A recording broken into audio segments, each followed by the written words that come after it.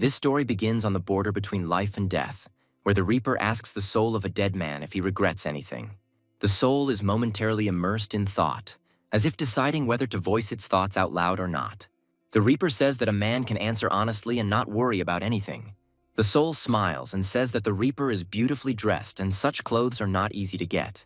The man asks if people of this profession always wear suits, but the Reaper does not understand what he is talking about. My soul says it's amazing to be in the company of such a stylish person on the day of my death. The Reaper starts laughing and says that he wouldn't call himself some kind of Death Reaper. The Reaper points to the soul and says that the man wore a suit like this before. The man's soul becomes tangible and we see a middle-aged man in an office suit with dark hair and eyes. The Reaper asks again what the man regrets, but the soul replies that he has no doubts. The Reaper asks if the man regrets becoming a sales agent. Initially, the man dreamed of becoming a businessman or wanted to teach physical education using his skills. However, this was only the Reaper's assumption, which the man immediately dismissed. The Reaper assumed that the soul was speaking this way because he was rejected from joining the national team in high school. The man had excellent skills, but he was excluded from the team after a serious injury. The Reaper said that such a thing would be regrettable, and the man thought about it. The man sighed and said that the Reaper really knew him too well. But after his injury, one of his friends won a medal and joined the national team, and he does not regret it. The soul said that if Taekwondo was his calling, he would have survived after 1 or 2 failures. The Reaper suggested that the man might regret that his father was deceived by scammers when he tried to set up his business, which resulted in a debt of $2 billion. The man sacrificed his youth to pay off this debt and never declared bankruptcy. The man said he had paid off the principal and interest 3 years ago, and it had taken him 14 years to do it. The soul noticed that the Reaper reads all thoughts, which means he should know for sure what exactly the man regrets. The Reaper approached the man and said that Mr. Jaren was indeed a very interesting person. However, he still wants to hear an answer from the man personally about what the biggest regret in his life is. Jaren closed his eyes and thought about how, at 27 years old, with only a high school diploma, he had made a very important decision. Jaren decided to sell imported cars, as at that time, foreign cars were just beginning to fill the South Korean market. He knew that he could make a lot of money in this job if he mastered the right skills. Ultimately, Jaren covered his $2 billion debt with sales alone. Then his father told him that a man should be the support of the family. A real father takes responsibility for his family and children. This is what makes him a real man. The father then told Jaren that a real man never lies, so he asked if his son trusted him. Jaren told the Reaper that sales had not taken off right away, so the man had to curb his ardor and learn to understand people. No one can get better just by doing. It takes experience to get to know people better, so Jaren had to develop this skill. However, while busily engaged in sales, the man lost sight of something. His father, for 10 years, dreamed of taking his own life every day because of guilt. He felt very sorry because that day he could only look at his son's back. However, with his illness, his father felt that he would become a burden to Jaren. The father said goodbye to his life and asked his son for forgiveness for this act. The father described all this in a farewell letter to his son. Now Jaren knows how to sell properly and could have gone very far, but his father would not have been able to see it. If only it had taken Jaren less time, the huge debt his father left him would have been completely paid off. Jaren wanted to show his father that their lives wouldn't be ruined by a mere $2 billion in debt. The man wanted to go over and comfort his grieving father, but he was unable to do so. This is what Jaren regrets most in his entire life. The Reaper asked if Jaren knew his mother was safe. Jaren found himself at this crossroads because he was in an accident. He was driving with his mother in the passenger seat, and Jaren remembers turning the wheel. Even though he regrets that he left before his mother, he is calm about her. He has a wonderful younger sister and her reliable husband. The Reaper placed his hand on Jaren's shoulder and told him to close his eyes. The Reaper said he would sacrifice something, so Jaren should try to do it right when he returns. There will be sanctions for violating the cause and effect relationship, but Jaren's knowledge and experience will remain with him. However, things like easy money, rising stocks, or a boom in the housing market will be erased. The Reaper warned that this could be unpleasant, so Jaren should not open his eyes under any circumstances. The Reaper said that this time there should be no regrets and wished Jaren a good life. Everything went dark before his eyes, but after a while, Jaren found himself in a room with tears in his eyes. The guy sat up in bed and rubbed his head, which hurt a lot. Jaren looked very young and already had an idea of what had happened. He was in the basement apartment in Daegu where he used to live with his parents. Now his mother was offering his father a game of Godori, but the man continued to lie there and sighed heavily. The woman said that he was putting on the show only because he was afraid of losing his money to her. She said that if the man continued to lie down, his muscles would go numb, but he never got up and asked his son for forgiveness. The woman continued to shake him and say that if he wanted to apologize, he should play 10 or at least 5 rounds with her. Jaren had been watching them from the doorway of the room the entire time and couldn't hold back his tears. At some point, his mother noticed him and asked why he was not sleeping yet. Jaren replied that he woke up because his mother begged him to play cards with her. The boy came closer and called his dad, but he didn't turn around and only asked for forgiveness. Jaren put his hand on his dad's shoulder and said that he didn't have to look at him, just listen. The guy said that $2 billion is a really big amount of money because of which his father is going through hard times. But as strange as it may be, Jaren feels that they are very real and he personally must return them. The guy is confident that he will be able to get them back, and it won't take much time. His father was crying, but he heard Jaren asking if his father believed him. The guy was confident in his words and looked at his mother. The three of them held hands, and Jaren said that now it was his turn to be his father's support. After a while, Jaren's mother asked him if it was time for him to go to bed because he had an interview the next day. The guy was confused, and his mother pointed to the suit and said that she had prepared it so that Jaren would successfully pass the interview. Now the guy understood exactly at what moment he was transported in time. The next day, the guy went to the interview by subway. The man standing next to Jaren on the subway car's phone rang. The stranger quickly answered the phone, and Jaren felt strange. The guy decided to take out his phone to examine it. Jaren felt a strange sensation as he held the phone he had had for many years. At this time, a month ago, his father's business went bankrupt. So Jaren headed to Daegu with only the clothes he had, as if he was being followed.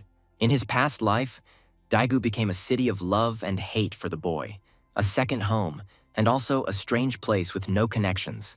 You couldn't imagine worse conditions to start a business, so it was painful for the guy. Now Jaren is back at the starting point, so he thinks that he met the devil on the brink of life and death. As the man said, part of the guy's memories seemed to have been erased, and some memories of the future were missing. Jaren doesn't remember stocks, or the real estate market, or even which company or technology could cause a sharp jump in stock prices. However, there is something that remains very clear in the guy's memory. Information about the cars was transferred exactly from the past life to the future. Jaren is very lucky because he now knows which car stocks are worth investing in. After some time, the guy successfully reached the car dealership. Jaren smiled warmly, introduced himself, and said he was there for an interview. The guy was met by a young man with brown hair and brown eyes. Jaren recognized him as Jae Hong-chol, but the brown-haired man was not happy to meet him and asked his colleagues if there was any meeting today. A girl named Na Min-hee confirmed Jaren's words and said that the branch manager and management were currently in a meeting, so the guy would have to wait. Jaren held back with all his might from greeting the guys, because at this moment, they still didn't know each other. To distract himself, the guy decides to look around the car dealership. On the wall of the hall, there was a large sign with the name of the salon, Taylor.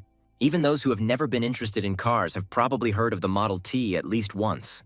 Taylor is a company whose name comes from its founder's surname, and although the company did not become a market leader, it made history thanks to the promotion of the Model T. In his past life, a week ago to be exact, Jaren had casually mentioned wanting to find a job. The guy called every luxury car dealership and said that he wanted to work for them, and the only place where they answered him with a smile and offered to meet was the Taylor Company. Jaren later learned that showroom managers dislike job calls because they don't come from customers. In addition, the company did not officially announce the recruitment of personnel, and the recruitment of personnel was carried out personally by the management depending on the situation. This is exactly how dealerships for imported cars operated in those days. Therefore, Jaren believed that his request would most likely be ignored. After a while, Min-hee called the guy and asked him to follow her. On the day Jaren called about the job, it was a stroke of luck that the branch manager picked up the phone. As the boy followed Min-hee, he couldn't shake the feeling that everything in the building was so familiar, but at the same time so foreign. Approaching the door leading to the glass office, Min-hee invited Jaren to come in. The guy looked around and couldn't remember if he had attended a meeting in a conference room in his past life. After being invited, Jaren entered the hall and greeted everyone. The manager said that the guy arrived very early, so his interview coincided with a management meeting.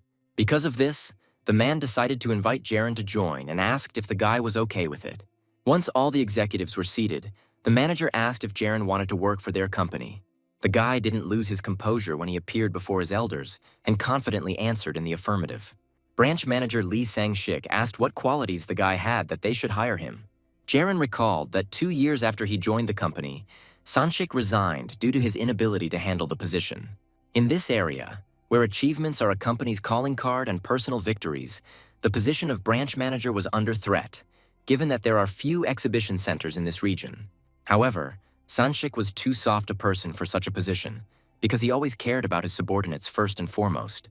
The real power lies with the team's leader, Choi Minho, a sales king and senior executive who single-handedly accounts for a third of Taylor's sales in Daegu.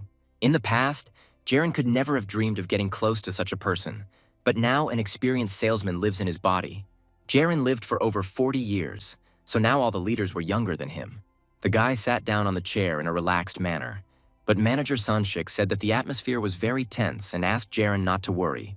Previously, Jaren had to sell himself in interviews to get chosen, but now the choice is his. The guy decided that it would be nice to become a branch manager for a long time and began his story. Jaren said that in the car market, the best buyers are those who need a car urgently. The guy is convinced that understanding and satisfying customer needs is the basis of marketing, and these words aroused the curiosity of the managers. Jaren said the current staffing distribution at the exhibition center is such that each team has 3 managers, when 4 would be needed. There should be 12 people in total, but now there are only 11. Jaren said the reason he should be accepted is because they are 1 person short. The guy looked at the managers with confidence and said that based on this, he should be hired. The managers were confused and asked how Jaren knew about the staff shortage. The guy noted that the branch manager called him and offered to go for an interview a week ago, and during this time, he decided to check how the company was doing. So after 3 days of research, Jaren counted 11 members of the staff, which seemed like an odd combination to him. Then the guy accidentally saw one of the teams participating in a meeting where only 3 leaders were present. Jaren said it dawned on him then that there was 1 open spot, but in reality, nothing like that happened. Yesterday, the guy was reborn, and all his knowledge is experience from a previous life. Minho asked the branch manager for permission to continue the conversation, and Sang-shik granted him that right. Minho said that you should keep a friend close but an enemy closer. The man said that even if there was a free seat, it didn't mean it had to go to Jaren. The company has not announced an official recruitment, which means there is probably a reason for leaving this position vacant. Minho is smart, but he's too obsessed with his own sales, so he creates rules in the organization that hurt others but keep him comfortable. In fact, the man doesn't care about the other workers at all, so it's strange that he showed such interest in Jaren. Minho said that they really need an employee, but not urgently. Jaren noted that for people on the understaffed team, there are some issues with constant overtime and a busy schedule. Employees have to frequently change shifts to get to morning meetings, and fatigue inevitably accumulates. Members of this team receive 25% less rest than other teams. Minho listened carefully to Jaren, but he didn't understand what exactly the urgent need for hiring the guy was. Jaren said the company needs a hard-working employee because he will be the last person they hire until someone leaves. From a management perspective, it is necessary to hire a hard-working employee who would allow them to relax a little, thereby increasing sales. Jaren said that it was not wise to go through such inconvenience while they were looking for the right person. Minho said that whoever this person was, he would have to do his job decently. The man said that if you don't put your all into it, it's easy to end up at the bottom, so it wouldn't be right to hire Jaren. Jaren interrupted Minho and said that he was misunderstood as he may not have expressed himself very clearly. The guy put his hand to his chest and apologized to Minho with a smile. The other executives were shocked because it looked like Jaren was accusing Minho of not understanding what he was talking about. The guy understands this perfectly well, but the years he lived in his past life give him confidence. They work for a trading organization, which means they are all subject to certain rules. The fight between Minho and Jaren is about to begin, and the one with the stronger character will lead the conversation. The main rule of a sales agent is not to despair and not to get tired of people. In addition, the final decision on hiring is made by branch manager Lee Sang-shik. Jaren decided to continue the conversation and said that he was talking about the process. If he said he would bring big sales to the company, no one would believe him, so he will not overconfidently promise results. Jaren just wanted to say about the efforts he will put in for the sake of results, but not alone, but with the help of his colleagues helping him. He counts on the help of his superiors who are working on solving difficult problems, and the branch manager who will become his reliable shield. Jaren says that with their input, he will be able to develop a strategy that will increase sales. Minho thought that Jaren was an ignorant boy who had never encountered the real world and was telling beautiful lies. Jaren could read his opinion on his face, but that was exactly the reaction he was hoping for. For Choi Minho, how much is sold is the most important thing, and the man is not at all interested in how exactly it was sold.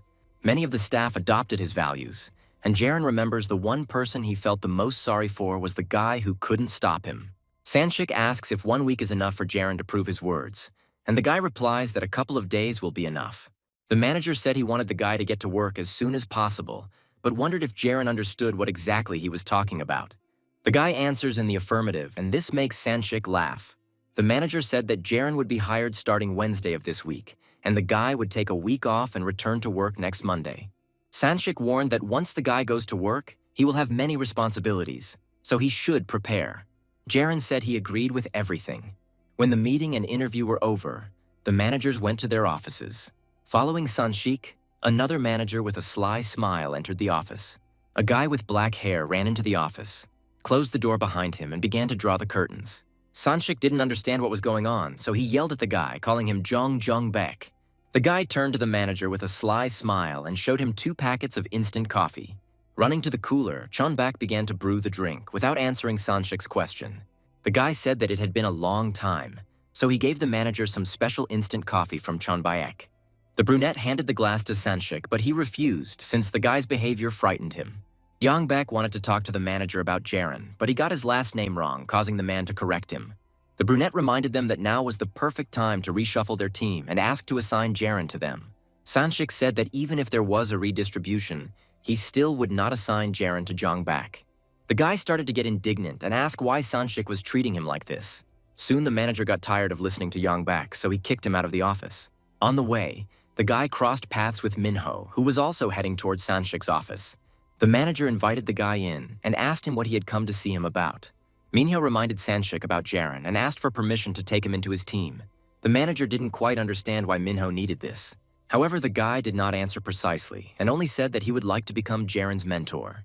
Sanshik recalled his recent conversation with Jung Baek when the boy was outraged that Jaren was decided to be ahead of Minho on team. The manager said that he understood the guy's confusion, but no matter what he said, it wouldn't change the fact that Minho was good. The way he trains his subordinates is admirable.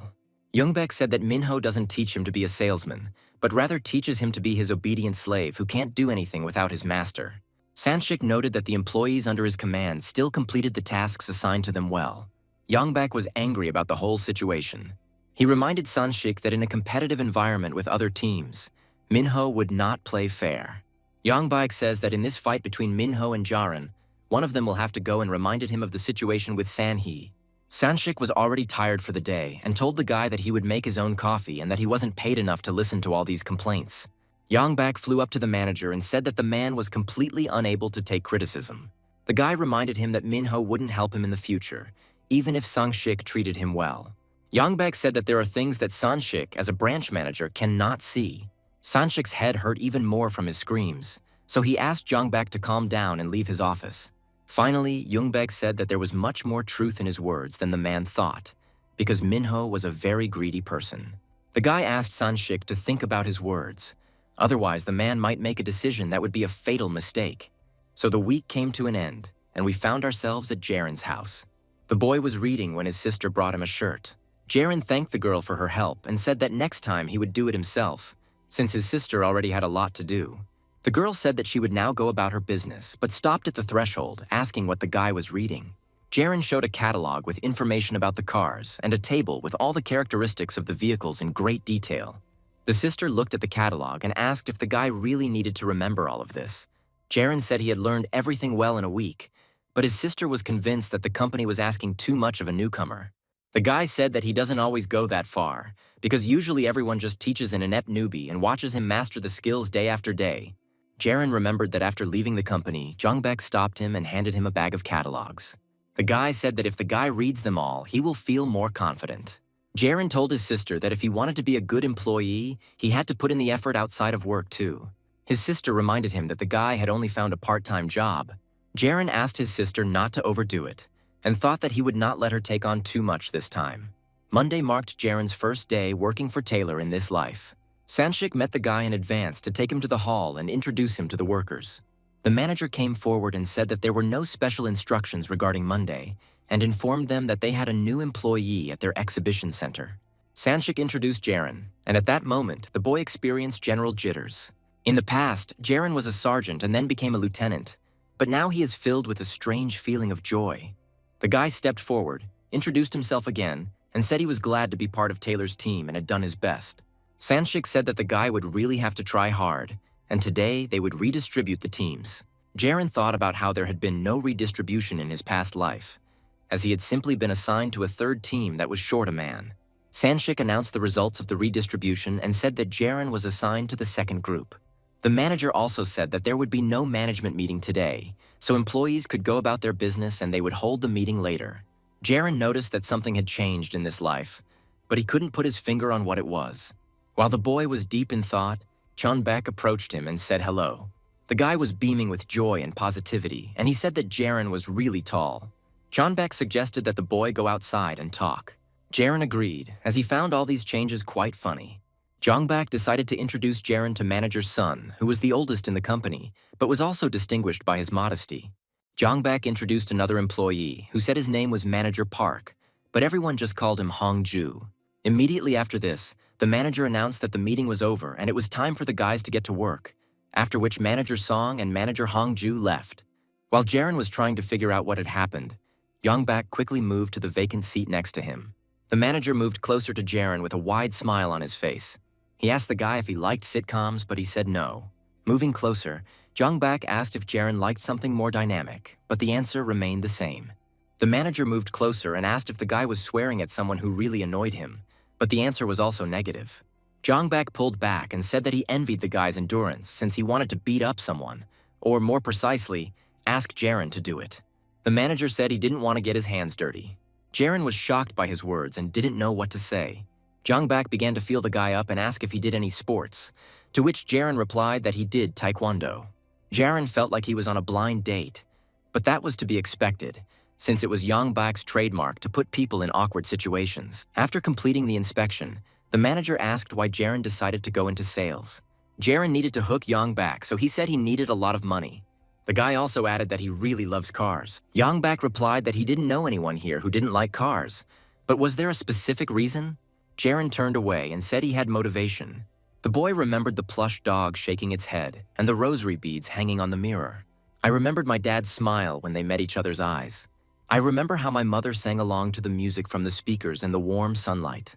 He remembered how his sister slept on his lap, and his mother said that the boy probably wanted to sleep too. The guy remembered the lulling sound of the engine, which made his eyes stick together.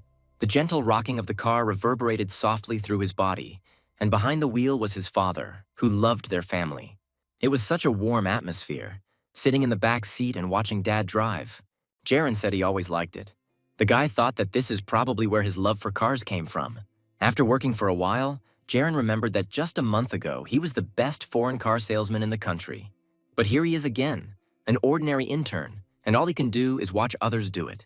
Jaren has only one request, that it never end. Now, more than ever, he feels his youthful body, clear mind, and psychological maturity. After some time, the teams gathered in a common exhibition hall. Jongbak said it was time to start RP.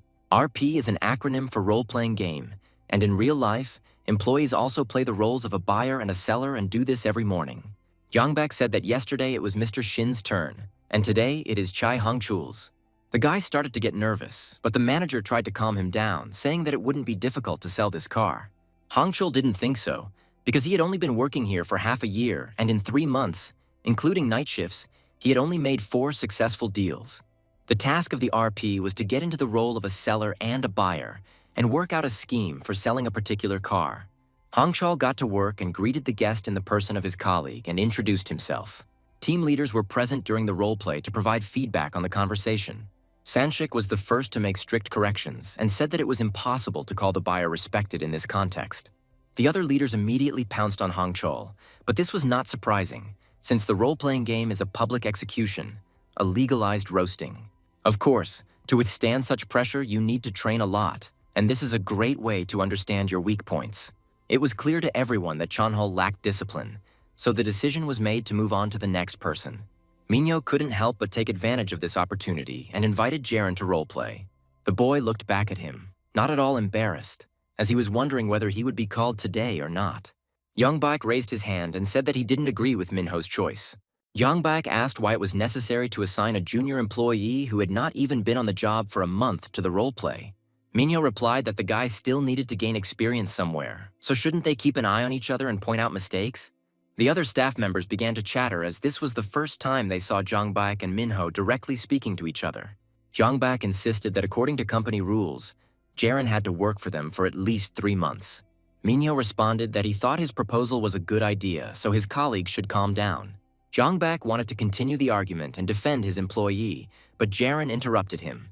The guy stepped forward and said he could handle it and asked what he needed to sell.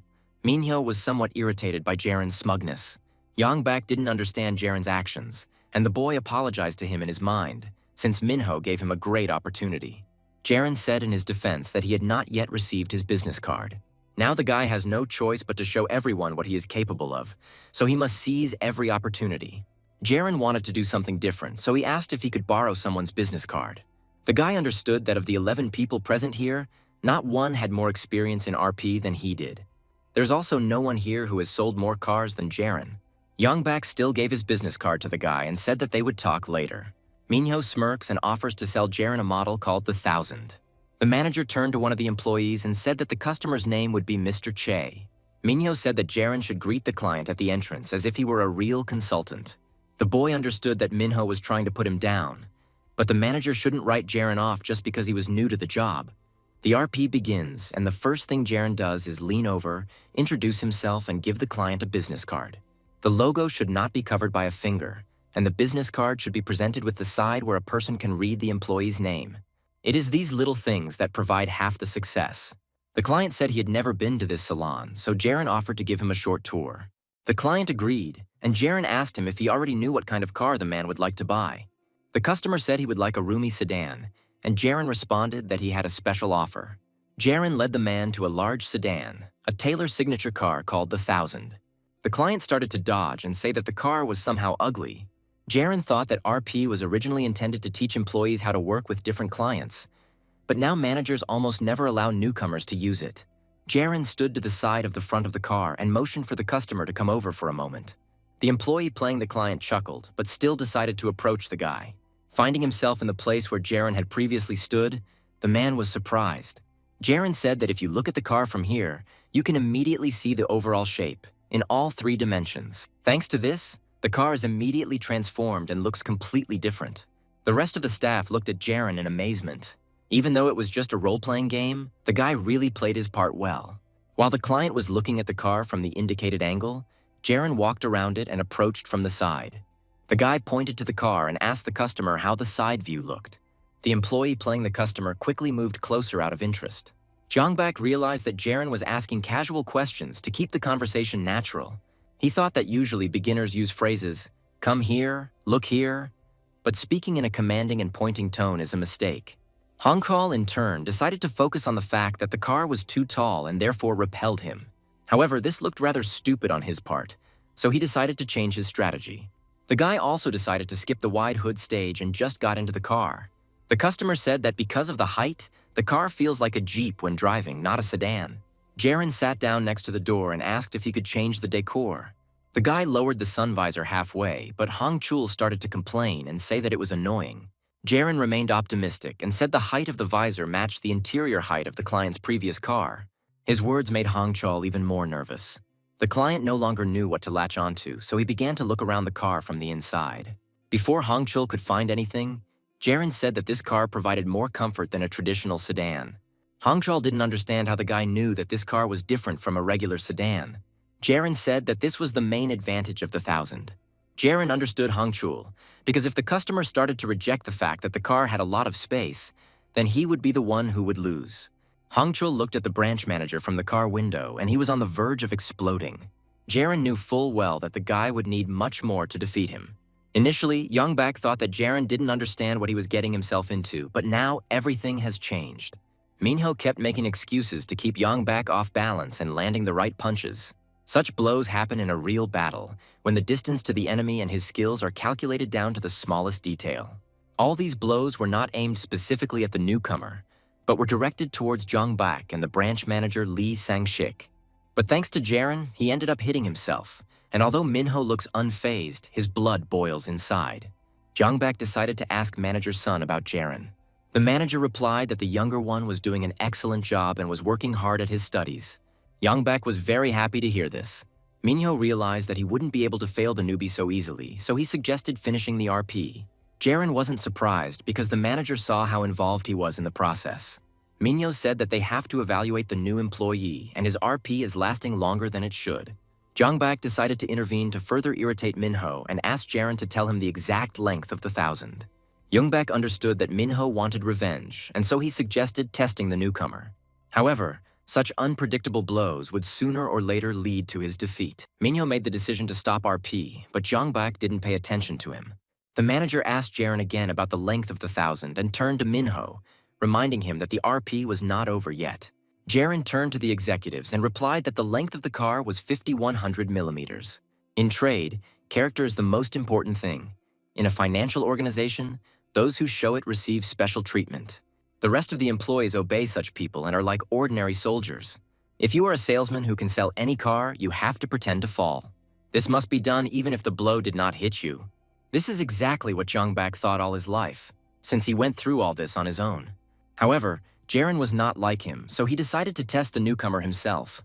Jongbak asked Jaren how long the Zeus of Daichin machine was.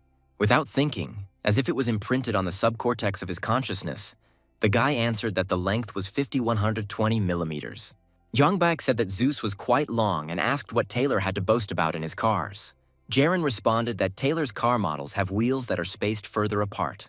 However, this answer did not completely satisfy Jongbak, so he asked for a specific number and Jaren immediately gave it. Jongbak asked what the advantage of wheels that are further apart is. Jaren says these cars have a larger turning radius, so they ride straighter, are more stable, and feel better. Jongbak was pleased with the boy's answer and praised him. The manager patted the newcomer on the shoulder and told him not to get cocky and to study other models of cars. After that, Jongbak glanced over his shoulder at Minho's expression. The man was definitely angry, because he realized that all these answers were hitting his pride. At this point, it was decided to end today's RP and return to work. As all the employees began to disperse to their places, Jaren was stopped. Jongbak patted him on the shoulder and gestured for them to step aside to talk.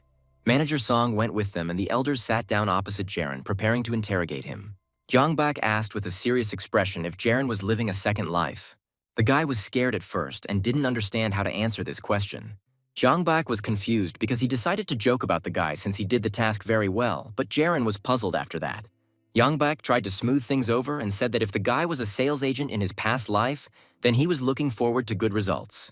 Jaren liked this guy in his past life too, so he also answered him in a joking manner that nothing like that happened in his past life. However, Jaren also showed a very arrogant demeanor, as if he was bragging about his knowledge. Therefore, Jongbak advised him not to behave like that next time. Jaren realized what the manager was talking about and apologized. Jongbak was confused for a second, as he thought that the newcomer would not understand what exactly he was talking about. Jaren understood all the comments perfectly, which made Jongbak laugh. The manager stood up, walked over to the guy, patted him on the shoulder, and told him to keep studying hard. After that, Jongbak let Jaren go and said that they would meet at the next meeting. After the newbie left, Manager Song approached the manager and asked if he should teach Jaren something. Jongbak asked why this was necessary, since the newcomer had already answered that he already knew everything. Sun didn't understand why the manager trusted Jaren, but he convinced him that all the new guy's shortcomings were already visible. Judging by Manager Song's reaction, Jongbak realized that the man still had no idea about anything. The leader said that Song acts like a bear, while Jaren is more like a fox, and not just a regular one, but a nine-tailed one. Manager Song reminded that the boss really doesn't like people who act like foxes. Jongbak always said that when he was drunk, but this remark made him angry and he hit Sun with the folder.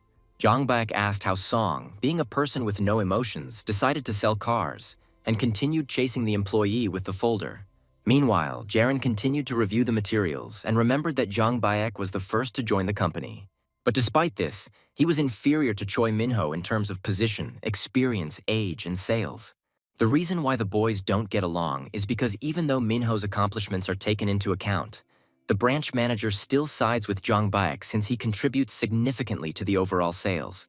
In addition, they both hate losing or showing respect to others. In his past life, Jaren never saw them interact, and in this life, he definitely doesn't want to get involved in their intrigues. Jaron thought about how he had made them think he was on Youngbak's side with his actions, but he had only done so because he needed money. Moreover, as a bonus, the guy can touch the cars that he adores. Jaron can enjoy the pleasure of driving, so in this life, he will work for his own pleasure. After some time, the guy remembered that he would soon receive his first salary. Managers usually get paid up to 1,000,000 won a month, but to get that, they have to sell something. And Jaron hasn't gone through the consulting stage yet, so his salary will be mediocre. But still, it was his first payment, so he wondered if he could buy good beef with it.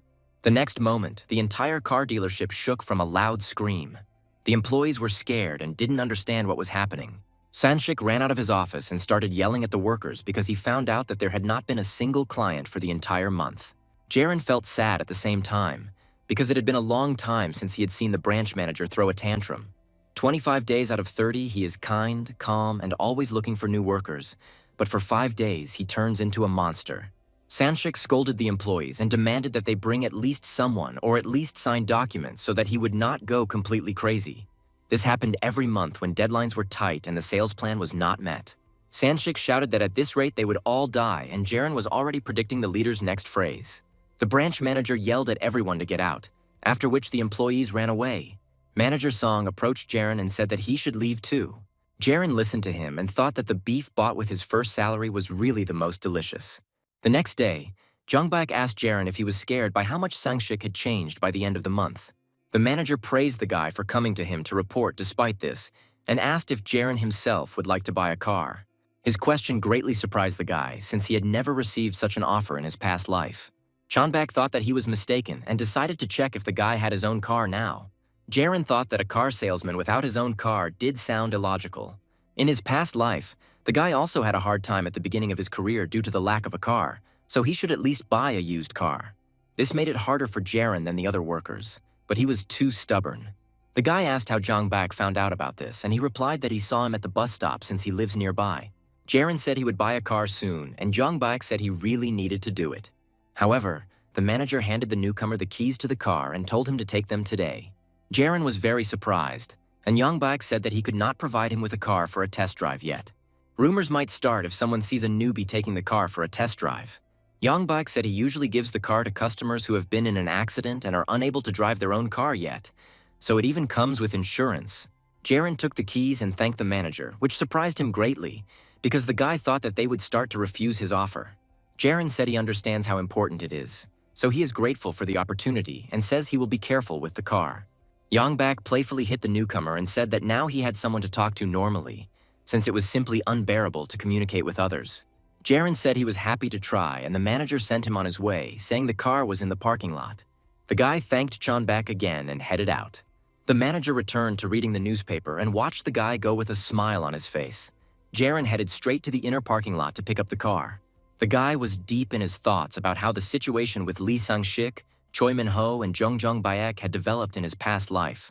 Branch manager Sanshik resigned after 2 years due to his failure to cope with his duties. Choi Min-ho immediately took his place, becoming the head of sales at the branch. Chonbak, in turn, stayed for another 5 years and did not leave the company. He wanted to be responsible for the 2 employees he brought here, Song Hyun-do and Park Hong-jip. Also, Yoongbak didn't let the wily Min-ho leave the company. This was not surprising, considering that Jongbak was very famous in this field in Daegu. Jaron got into the car and was surprised because, knowing Jongbak's carefree nature, he expected the car to be dirty, but it was quite the opposite. Today, Jaron is set to make his first deal in his new life. The boy went to the Doosan district in a car that Jongbak provided him with. At some point, the guy drove outside the city limits and was able to admire the beautiful landscape from the car window. After some time, Jaron drove into an expensive area. From memory, the guy found the right house and parked next to it. Jaron walked up to the gate and rang the intercom, but no one answered.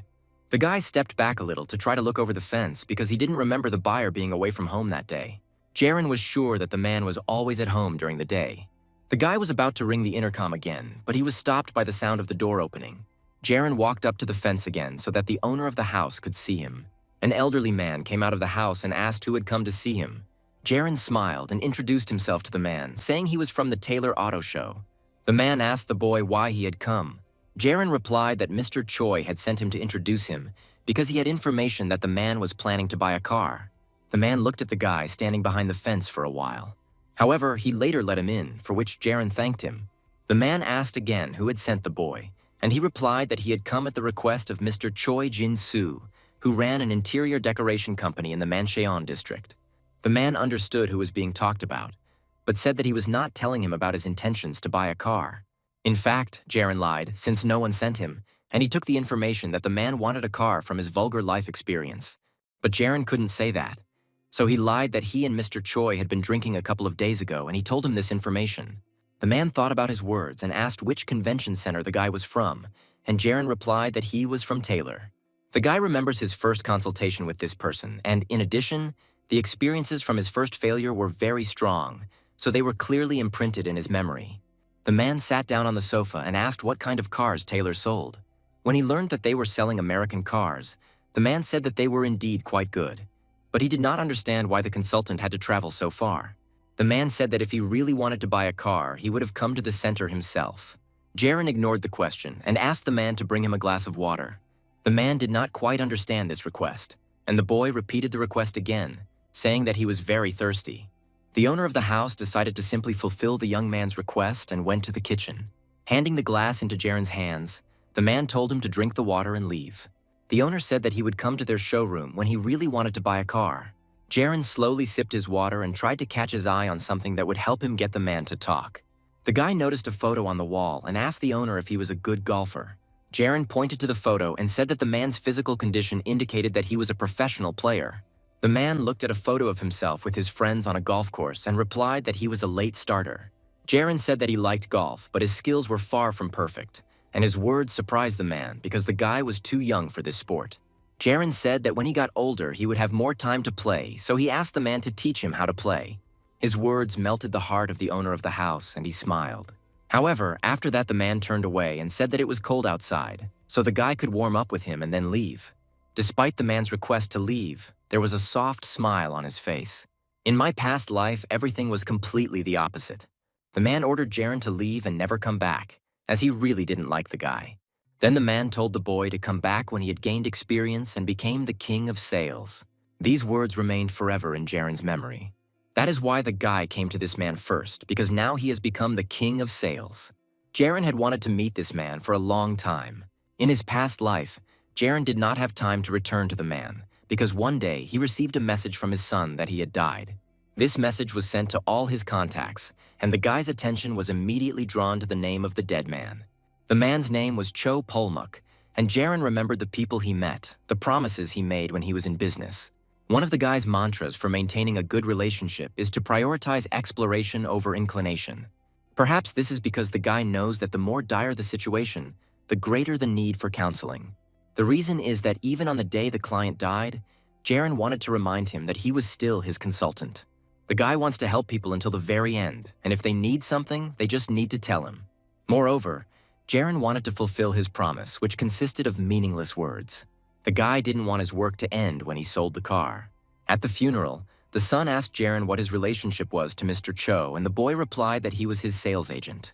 Jaren said he had advised the man on buying a car, but the son said he had never met him before. But after thinking for a bit, the man suggested that Jaren could have been from Taylor's company. Jaren introduced himself and said that he currently lives and works in Seoul, but the man could have heard about him from his father. The man then asked if the agent had become the king of sales, but Jaren replied that he still had a long way to go. Mr. Cho's son said that when he first heard about the agent from his father, it didn't make any sense. The man said that agents usually forget about their clients immediately after the deal is concluded. Then Mr. Cho said that if Jaren came again, he would change the car, but his son just laughed at him and said that would not happen. Mr. Cho's son asked Jaren for his business card because he wanted to meet him again and buy a car. Jaren reassured him and said that the man was not obliged to do this, as the promise was made to his father, and he came to meet him one last time. Mr. Cho's son was very upset and said that he should not have left his father alone in Daegu. The man regrets that he missed the moment when his father got worse and did not place him in the hospital. Thinking back on it now, sitting across from Cho Polmuk, Jaren was very happy. The man didn't understand why the guy was constantly smiling. Jaren replied that he simply liked the smell of the tea and asked if the man made it himself. Polmuk was surprised that the boy knew such little things, even though he was young, but Jaren said that he was almost 30 years old. Jaren remembered that when he first met the man, despite his harshness, he still felt a friendliness in him. In his past life, when he was a newbie, a guy would always come up to him and try to sell him something. Jaren kept repeating his memorized phrases like a parrot. But even taking into account such behavior, the old man treated him humanely and agreed to several consultations. But it wasn't because he was interested in Taylor's foreign cars, but simply because he saw how passionate Jaren was about his work. And although Polmak signed the contract anyway, Jaren still considers it his biggest failure, as he was never able to read the man's intentions. The man pulled the boy out of his thoughts and asked how long Jaren had been working and why he still didn't have a business card. Jaren replied that there was no need for that, because he believed that when Polmak wanted to buy a car, he would immediately think of it. The guy said that from now on he would be responsible for the man's vehicles. Polmak chuckled and asked where Jaren got so much confidence from. Jaren, in turn, thought about the fact that Taylor only hands out business cards with the status of chief agent after 2 months of work in the company. The guy said that Polmak, despite looking gloomy, never deceives people. Jaren had heard that the man always did business only with those he knew well, as it was difficult for him to find a common language with strangers. Polmak asked if the boy had received this information from Mr. Choi. Jaren answered in the negative and said that many people who worked with Polmak knew a lot about him. The guy said that if the man ever needed a car, he would really like to help him by becoming his sales agent. Jaren even said that he would become the sales king if necessary, which greatly embarrassed Polmak. The man took out a pack of cigarettes and said that the guy was talking too sweetly. Seeing that the man had decided to smoke, Jaren got up from the sofa and went to get an ashtray that was on another table. Polmak was surprised that the guy managed to notice where she was standing and invited Jaren to join him. The guy politely declined, citing the fact that he doesn't smoke. The man was about to continue the conversation, but then changed his mind and waved his hand, saying that he no longer wanted to talk to the guy.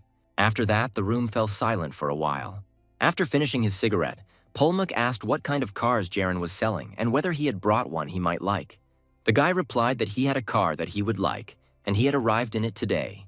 The man got up from the sofa and walked towards the exit, saying that he wanted to look at her. Jaren smiled at him and followed him. The men went outside to where the car was parked. Jaren remained silent and did not interfere with Polmak, who was inspecting the car from all sides at his own pace. The man also examined the inside of the car. After completing his peculiar inspection of the car, Polmak asked when Jaren would be able to provide him with the car. The guy remembered that the man was planning to play golf with his friends and offered to deliver the car directly to the golf club. Polmak got scared and jumped away from the guy, asking if he was a psychic. Jaren replied in the negative and said that he was a salesman who would soon become the king of sales. In fact, it wasn't that hard to figure it out. While Jaren was in the house, he noticed polished golf clubs standing in the corner of the room and a calendar with a date marked on it. But it is not worth denying that the guy remembers this from a past life, so pretending to be a clairvoyant is not so difficult. After thinking for a moment, Polmak said that it was cold outside and told the guy to bring the contract quickly since it was already getting dark. Jaren had prepared everything in advance, so it didn't take long. The guy explained in detail the essence of the contract and how to fill it out. Once the registration sheet was filled out, Jaren showed the man the sheet with the car's price and registration fee.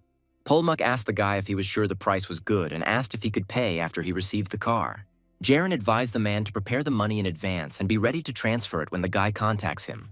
The next day, the branch manager continued to shout at the car dealership. Watching all this from the sidelines, Jaren remembered what Kubler-Ross had said. Now Sanshik was going through the 5 stages of accepting death. They included denial, anger, compromise, depression, and acceptance. Usually by the end of the month, the manager acts as if he is in the final stages of accepting death. But this time, it looks more like the stage of accepting anger. Yongbak came up behind Jaren and said that in this state, Sanshik would kill someone. After looking at the plan, the guy said that they were only 1 car short of completing the plan. Hongchul asked if the others thought Sanshik was exaggerating just because of 1 car. But as soon as the guy finished speaking, he was hit on the head with a fist. Sangshik said that if the guy doesn't understand anything, he should keep quiet, because after working in the company for so long, Hongchul still doesn't understand how it all works. One of the employees said that the branch manager goes crazy every month because of the back margin. Taylor's head office in Korea operates on a system where initial targets are set and back margin is only issued when those targets are fully met. Head office always sets high goals for salespeople and sales agents, so they rarely fail. The employee said that their car dealership does not sell more than 30 cars a month. Even if 20,000 cars are sold at 40 million each, with sales of 800 million to 1 billion per month, it will be approximately 2% or 20 million. Based on this, If a branch does not achieve quarterly, semi-annual, annual goals and so on, then about 100 million won per year will simply disappear. And the responsibility for all this falls on the shoulders of none other than the branch manager. Jaren listened to this and thought that the scariest thing was actually that this was how the work of a branch manager was being evaluated. The guy wondered if he remembered the current president of the Taylor head office correctly. Yongbak got tired of listening to all this and walked over to Jaren, leaning on him. The manager turned to his employees and asked if they really had nothing else. Manager Song and Kang immediately said that they no longer had even a hint of selling. Chonbyak rubbed his temples and asked himself what he expected from them. While the guy was trying to figure out what to do next, Sanshik snuck up on him from behind. The branch manager was angry that this team had nothing. Sanshik said that even their team leader sells at least one car a month.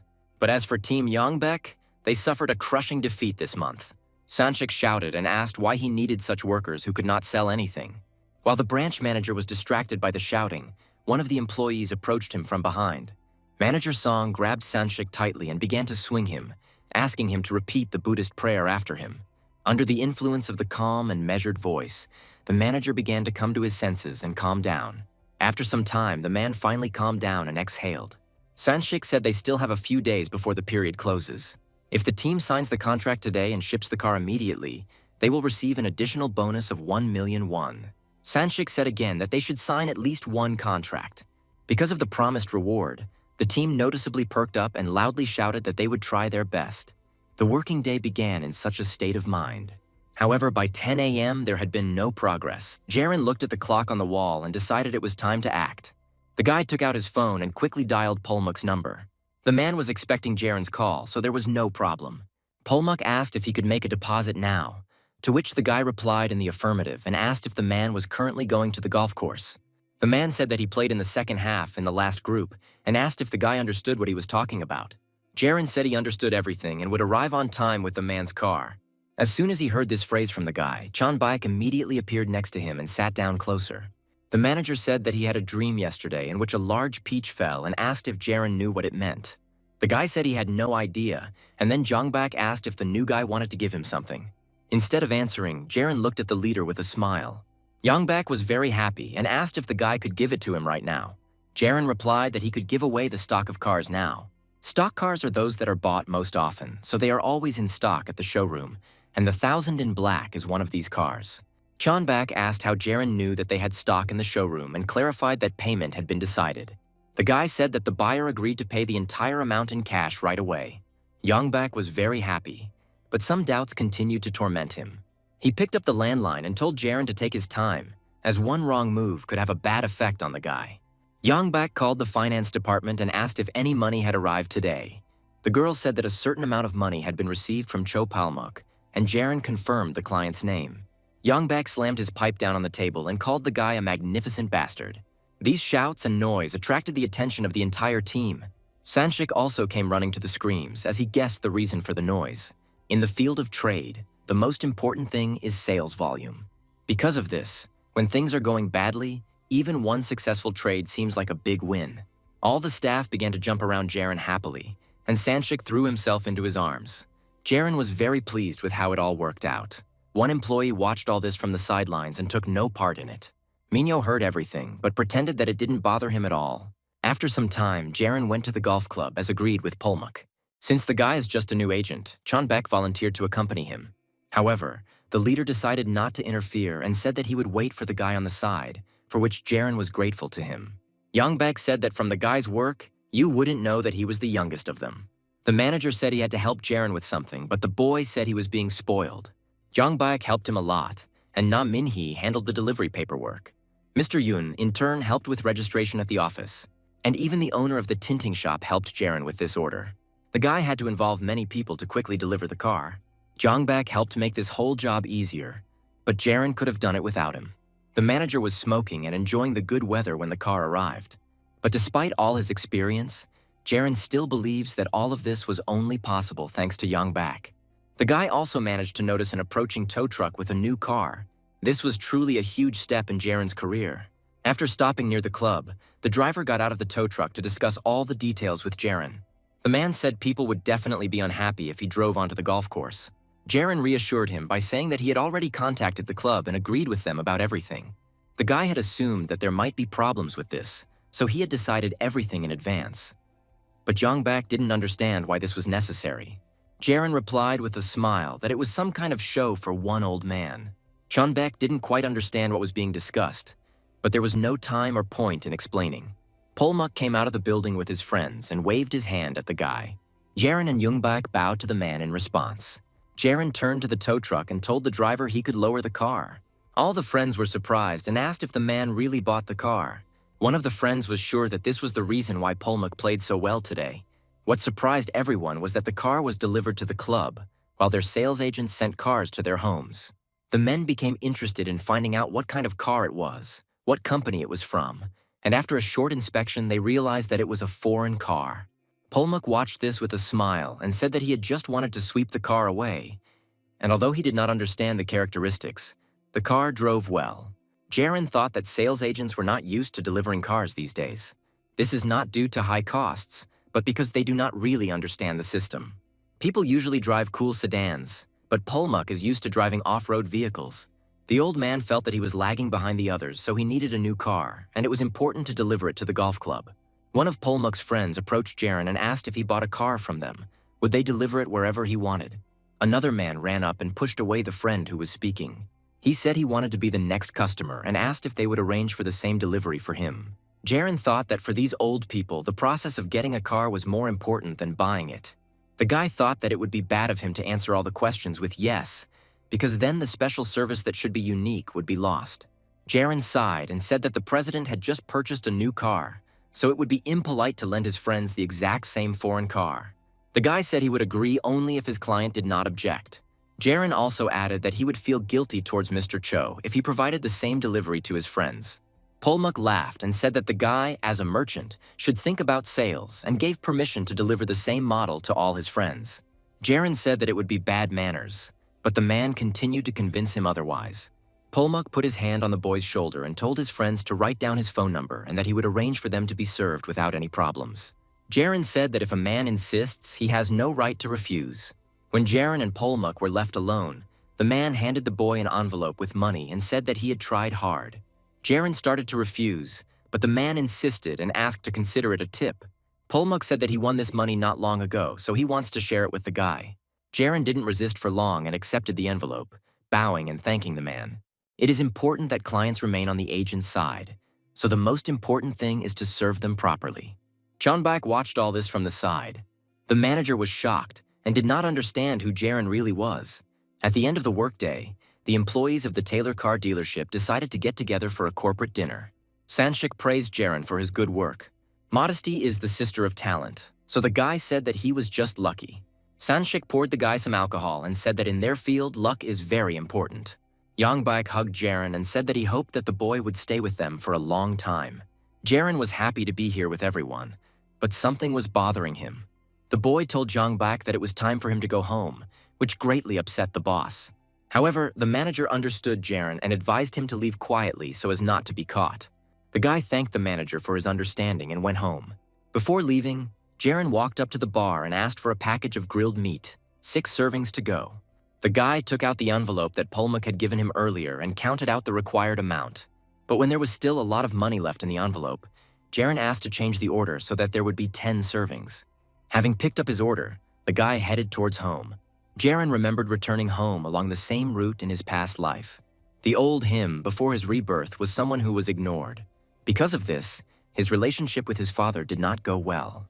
No matter how hard the boy tried to talk to him, eventually the father started apologizing and crying. Jaren felt like he was only making things worse for him and thought that his pretense might help. If they could get out of debt, then Dad could get his life back and be the man Jaren knew and respected. But the guy's thoughts at that time were too naive. Jaren was already approaching the house and thought that this was not the main problem. Through the window, the boy saw his mother and sister who were hanging out the washed laundry. As soon as Jaren entered the apartment, they asked the guy if he had eaten well. The sister immediately saw the bag of beef, and the mother asked where the guy got the money. The girls were very happy, and Jaren replied that he had earned money in his new place. The boy looked into the room where his father was lying and said that he was nearby. Jaren shook his dad's shoulder and suggested that they go and eat together. Unlike his previous life, the boy was able to pull the man out of bed and join them for a meal. Jaren thought about family being about getting together for dinner and eating. A family must rely on each other and sometimes be disappointed. They should sing together and encourage each other. Family should share sadness or loneliness. For the first time in a long time, the whole family got together and had a good time. After all, when one of the family members gets tired, another will definitely come to the rescue. No matter how hard the world tries to break them, they will always stand until the end and support each other. Even if they have to pay off a $2 billion debt, they will still be happy with what they have. That's the only way they will be happy, and Jaren doesn't need more than that. The next day, everyone started getting ready to go about their business, and the sister was the first to go to work. Mom looked out of the room and wished the girl good luck. Jaren caught up with his sister as she was leaving the apartment and offered to go together. As the brother and sister were walking down the stairs, the girl reminded them that the boy was supposed to have a day off today. Jaren replied that he felt better at work. The girl was surprised, and her brother asked if she was doing well and if she was coping with her job at the supermarket. The sister laughed and said that she had a part-time job at a cafe today. Jaren said he hoped there weren't any guys there just to look at the girl. The sister laughed at his words, but the guy said that she was quite pretty. People usually make fun of how Jaren is obsessed with his sister, but objectively speaking, she is quite beautiful. Before moving to Daegu, she trained to be a model. So even without makeup like now, she shines brighter than others. After some time, the brother and sister reached the shopping center.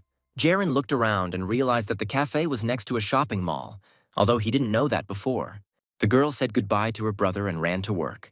As his sister waved goodbye, something made Jaren afraid. The guy quickly approached her and grabbed the girl by the hand. Turning her hand so that he could see her palm, the guy noticed abrasions and calluses. The sister pulled her hand away and said that everything was fine, just a little cracked skin. Jaren assumed that the girl often had to wash dishes in the cafe. His sister was surprised by his guess because she had not told him about it.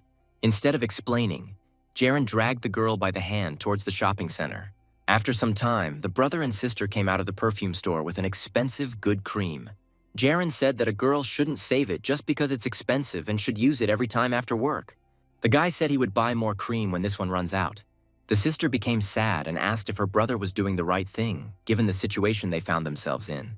The girl asked how Jaren could spend money so thoughtlessly on such expensive things. The guy got angry and turned away, replying that the cream wasn't that expensive. The sister asked where Jaren went, and he replied that he went to earn money. When the guy came to the car dealership, he was asked if he had received a message saying that he didn't have to go to work today. Jaren was met by the first team manager, Lim Jun-sub. The guy replied that he hoped to earn something while he was helping. Mr. Lim said he liked Jaren and recommended that he go and say hello to Minho. The guy didn't dare ignore the instructions, and there was no point in doing so. Jaren walked up and greeted the elder, who briefly returned the greeting. The guy didn't expect much warmth from him, but Minho didn't even move, showing with his whole appearance his unwillingness to teach Jaren anything. On weekends, one of the sales organization's deputies looks for new employees because they don't have a clear system.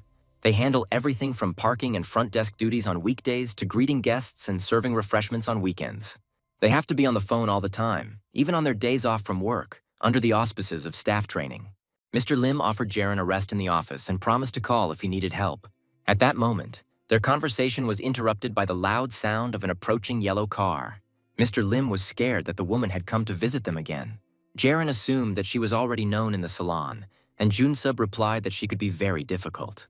Every time this woman comes to them, she takes the car for a test drive for the whole day and leaves. The client entered the salon and approached Jaren and Jun-sub. An elderly woman came into the showroom and said that she had heard that they had received a new foreign car. The client was very interested in whether she could take this car and take it for a test drive. Manager Lim responded positively to the woman and said that he would be there soon, and he began to lead Jaren out of the hall. When the guy was taken out of the hall, Jun-sub quickly ran to report everything to Minho. The manager reported that the old lady in white gloves had arrived again, but now it was Minho's turn, so the man didn't know what to do. Minho asked if the woman had her own sales agent. Manager Lim responded that the woman took cars for test drives so often that he did not have time to track her data. Jun-sub said that all the staff had already worked with her, except for the newbie. Minho looked up from his newspaper and said that Jaren didn't have enough experience yet. Manager Lim said that the guy had already successfully sold the 1,000, so he could handle it, considering that the woman never became their client. Jun-sub suggested giving Jaren the opportunity to interact with her so that he could learn how to design rentals. Minho sat back down and returned to his newspaper, saying that a man could decide for himself what needed to be done. Manager Lim told Jaren to simply provide the woman with the car and then calmly escort her out of the showroom. The guy agreed, but asked if he could give her a consultation since they weren't sure if she was planning to buy anything. His words angered Minho, and he said that the guy thought too highly of himself. The manager thinks that Jaren sold one car and got cocky, thinking that everything was so easy. Manager Lim tried to stop the conflict and said that Jaren did not know what he was talking about, so they would leave. After some time, in a separate room, Junsub handed the guy the keys and asked if this was his first experience with a test drive. The man said that he didn't expect anything special from the guy since it was his first time doing it. However, Manager Lim asked Jaren to avoid making stupid mistakes. Junsub said that the woman was already waiting for the guy and sent him on his way. Jaren remembered this woman, as he had already encountered her in his past life, before reincarnation. They met 4 months after the guy got a job at Taylor's salon. Jaren was very nervous because the woman drove for a long time without saying anything.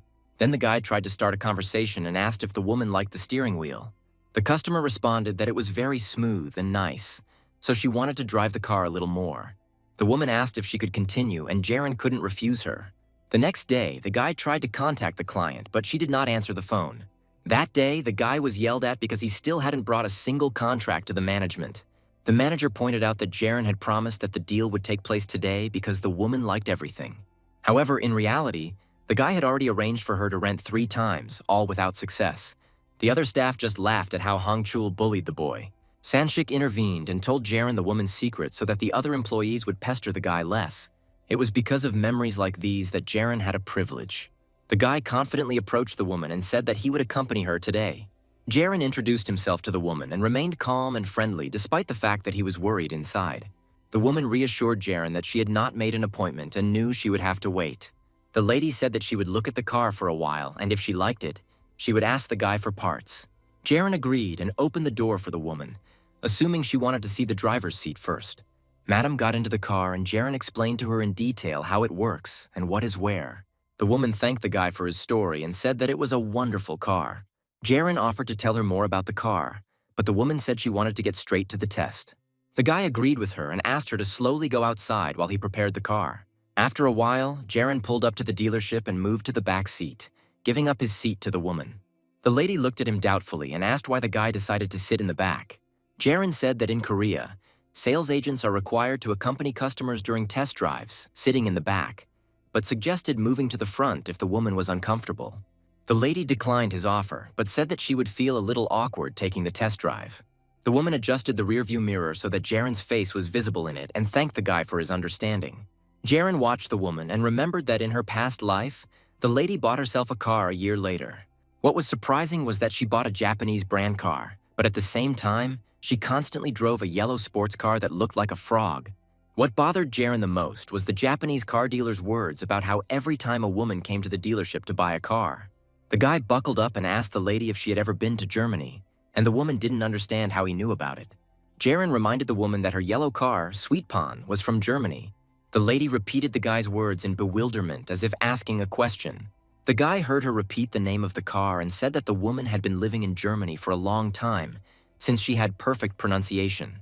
The lady smiled and asked if that was why Jaren had come to such conclusions, and the guy replied that it was also because of his driving style. The guy said that in the US, cars are often stolen during test drives, so showrooms allow their customers to test drive them for a very short time.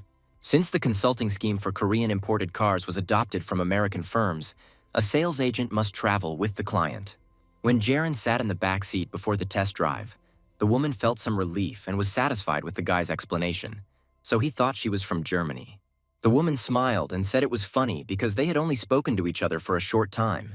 Jaren said that from now on he would remain silent until the madam herself started the conversation and she could take the test drive for as long as she wanted. The guy understands that this woman is a difficult client whose true intentions are difficult to understand. However, the reason customers come to the showroom is because they want to buy a car. It's a basic principle that's easily forgotten, but fortunately, thanks to his attentiveness, Jaren asked Madam the right question. Through natural conversation, they were able to understand each other, and the guy managed to find out what the woman needed. If Jaren hadn't explained his position, she might have thought that he sat behind her because he was too lazy to talk to her. The guy decided to give the woman the opportunity to relax and immerse herself in the sensations of driving without distracting her with conversations. Thanks to this, He was able to win over the madam and she began to give him hints. The woman began a test drive and drove out of the service station parking lot. Manager Lim, who was in the office, was shocked when he saw a car driving past the building. He couldn't believe that Jaren had allowed himself to sit in the back seat. Meanwhile, Jaren continued to oversee the test drive. The elderly lady he was accompanying was an ordinary person who immersed herself in the process immediately after the consultation. In other words, people visit the showroom again and again even after they have been rejected because they are not used to being rejected. They should be armed with complete confidence every time they visit, but why go through the awkwardness? Is this lady really doing all this just to change her car? After a while, the woman broke the silence and asked if she could turn on the music. Jaren agreed, and then the madam asked him to give her the disc from her purse. The guy carefully took out the disc so that the woman would not have to stop. After reading the title, the guy was surprised by the choice of composition and the fact that the woman always carries the disc with her. Jaren also decided to help put the disc into the player. A few moments later, a pleasant melody began to fill the cabin, and Jaren asked if the composition was aria in G major. The woman smiled and said that the guy was well-versed in the classics. Jaren said he knew the tune from a melodrama about two people who lived at different times and communicated via radio. The lady said that she also watched this film not long ago and remembers that this composition was really there. The woman assumed that if Jaren liked this composition, then maybe he liked another one, so she switched the music. The lady was right, as the guy immediately recognized the familiar melody. A few seconds later, Jaren and Madame simultaneously said the name of the composition, River Moon, Morning. They laughed together, and the guy was glad that the woman's songs were familiar to him. To become an experienced salesperson, you need to have a broad outlook, since you need to find common topics for conversation with each client. This is very important if the seller wants to establish contact and win over the customer. Jaren had definitely heard the song, but he couldn't remember where he heard it, so he couldn't continue the conversation. At some point, the melody changed its tempo a little, and at that moment, the guy remembered it. This composition was the opening theme for the film Perfume, and its title translated meant, a slight difference. Jaren smiled as he now had all the information he needed about this madam. There was one last question that tormented the guy. Why did the woman wear white gloves all the time? After some time, Jaren and Madam finished the test drive and returned to the showroom. As soon as they entered the building, the guy asked if the woman wanted any drink. Madame asked if she could go to the restroom for a moment first. Jaren agreed and said that he would wait for her here, and he thought that this was his chance. Now the guy will be able to find out why the woman always wears gloves, and while she's in the restroom, the guy made her tea. When the woman returned, Jaren handed her a towel and told her that there were no hand dryers in the restrooms at their showroom. The lady gratefully accepted the towel, and the guy noticed the many abrasions on her fingers. Jaren began to guess the reasons, but decided not to focus on it for now and said that Sweet Pond was a very good machine. The woman agreed with him and said that she liked the car so much that she even brought it with her to Korea. Jaren said that sales of the car dropped sharply in the 90s, so the company that made them decided to focus on producing sports cars. The woman's car was the first to use a lighter, water-cooled engine. In addition, a horizontally opposed engine was placed behind the driver's seat, achieving perfect balance. The lady said that the car was particularly attractive because of its flat, not too rounded design, and was so happy when she drove it in Germany. She said that even if you drive slowly, with the top open, there will still be a cool breeze. The woman remembered that it was a wonderful experience, but then her gaze became sad. Jaren suggested that in Korea, a woman does not feel as happy as she once did in Germany. The woman was impressed and did not understand how the guy knew what she really felt. Jaren realized that she was now ready to listen, and it was his time to tell the story. The lady in white gloves is not the kind of person who knows a lot about cars. However, the woman is a very sentimental and emotional person. Her yellow car means a lot to her, which is why it is absolutely forbidden to say anything bad about it. Now Jaren knows exactly what a woman wants. The car carries a special, unique national culture, and the character of brands from different countries differs. Jaren asked the woman about the national culture of Germany, since they carefully maintain the roads there. As in America, roads in Germany are not always straight, and roads in the center are usually clear with curved turns. Therefore, the national culture of German cars has two characteristics, one of which is firmness. German cars are made for German roads, and for maximum efficiency, they are given a strong rear-wheel drive. The woman thought about his words and found no reason to refute them. Madame closed her eyes and agreed with Jaren. There are indeed a lot of bumps in Korea, and the road is uneven here and there. Also, Korea has a lot of traffic lights compared to Germany. When the woman first moved in, she was very shocked. Madam said that after returning to Korea, driving no longer brought her the same pleasure. Jaren proposed a bet that driving a new car would bring the woman this pleasure. The guy asked the woman if she was comfortable on the test drive, and she said that at first everything was fine. Jaren pointed out that the seating position in this car is lower than in her car, which can make it feel a little awkward since the car itself is higher up. However, this will make it easier for Madame to see from the front, and she will feel more relaxed behind the wheel in Korea. Jaren also said that it would be convenient to put the cello in the trunk since Madame is a cellist. The woman was very surprised and asked how the guy knew this. Jaren said he thought of this when he heard the woman's musical tastes, and after he saw the abrasions on his hands, everything fell into place. Jaren said that instead of placing the cello in the passenger seat, as was the case in her old car, it would be safer to put the instrument in the trunk. This will be a good decision, because for a musician, the safety of his instrument is above all else. The woman covered her mouth with her hand in surprise and said that the guy had managed to understand so much about her.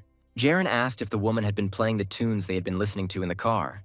The guy said that today was supposed to be his day off, but he came to work anyway and didn't regret it. He said there had been many wonderful moments today and thanked Madame for that. After a while, Jaren and the white-gloved lady finished their conversation, and the guy walked her to the car. As soon as the woman disappeared from sight, Manager Lim ran up to Jaren. The man said that the guy should not forget the rules for conducting a test drive and should sit in the front seat. Manager Lim shouted that this was not normal behavior and that Jaren should listen to what his boss told him. The man continued to shout that such behavior could harm the brand of their salon, but Jaren interrupted him and said that he had signed a contract with the madam.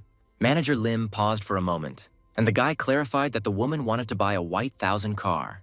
Jaren showed the contract and said the woman had made the down payment. Seeing the documents with his own eyes, Manager Lim froze and then screamed loudly. The next day was Jaren's official workday, so he came to work again. The guy went outside next to the salon to sweep with his colleague.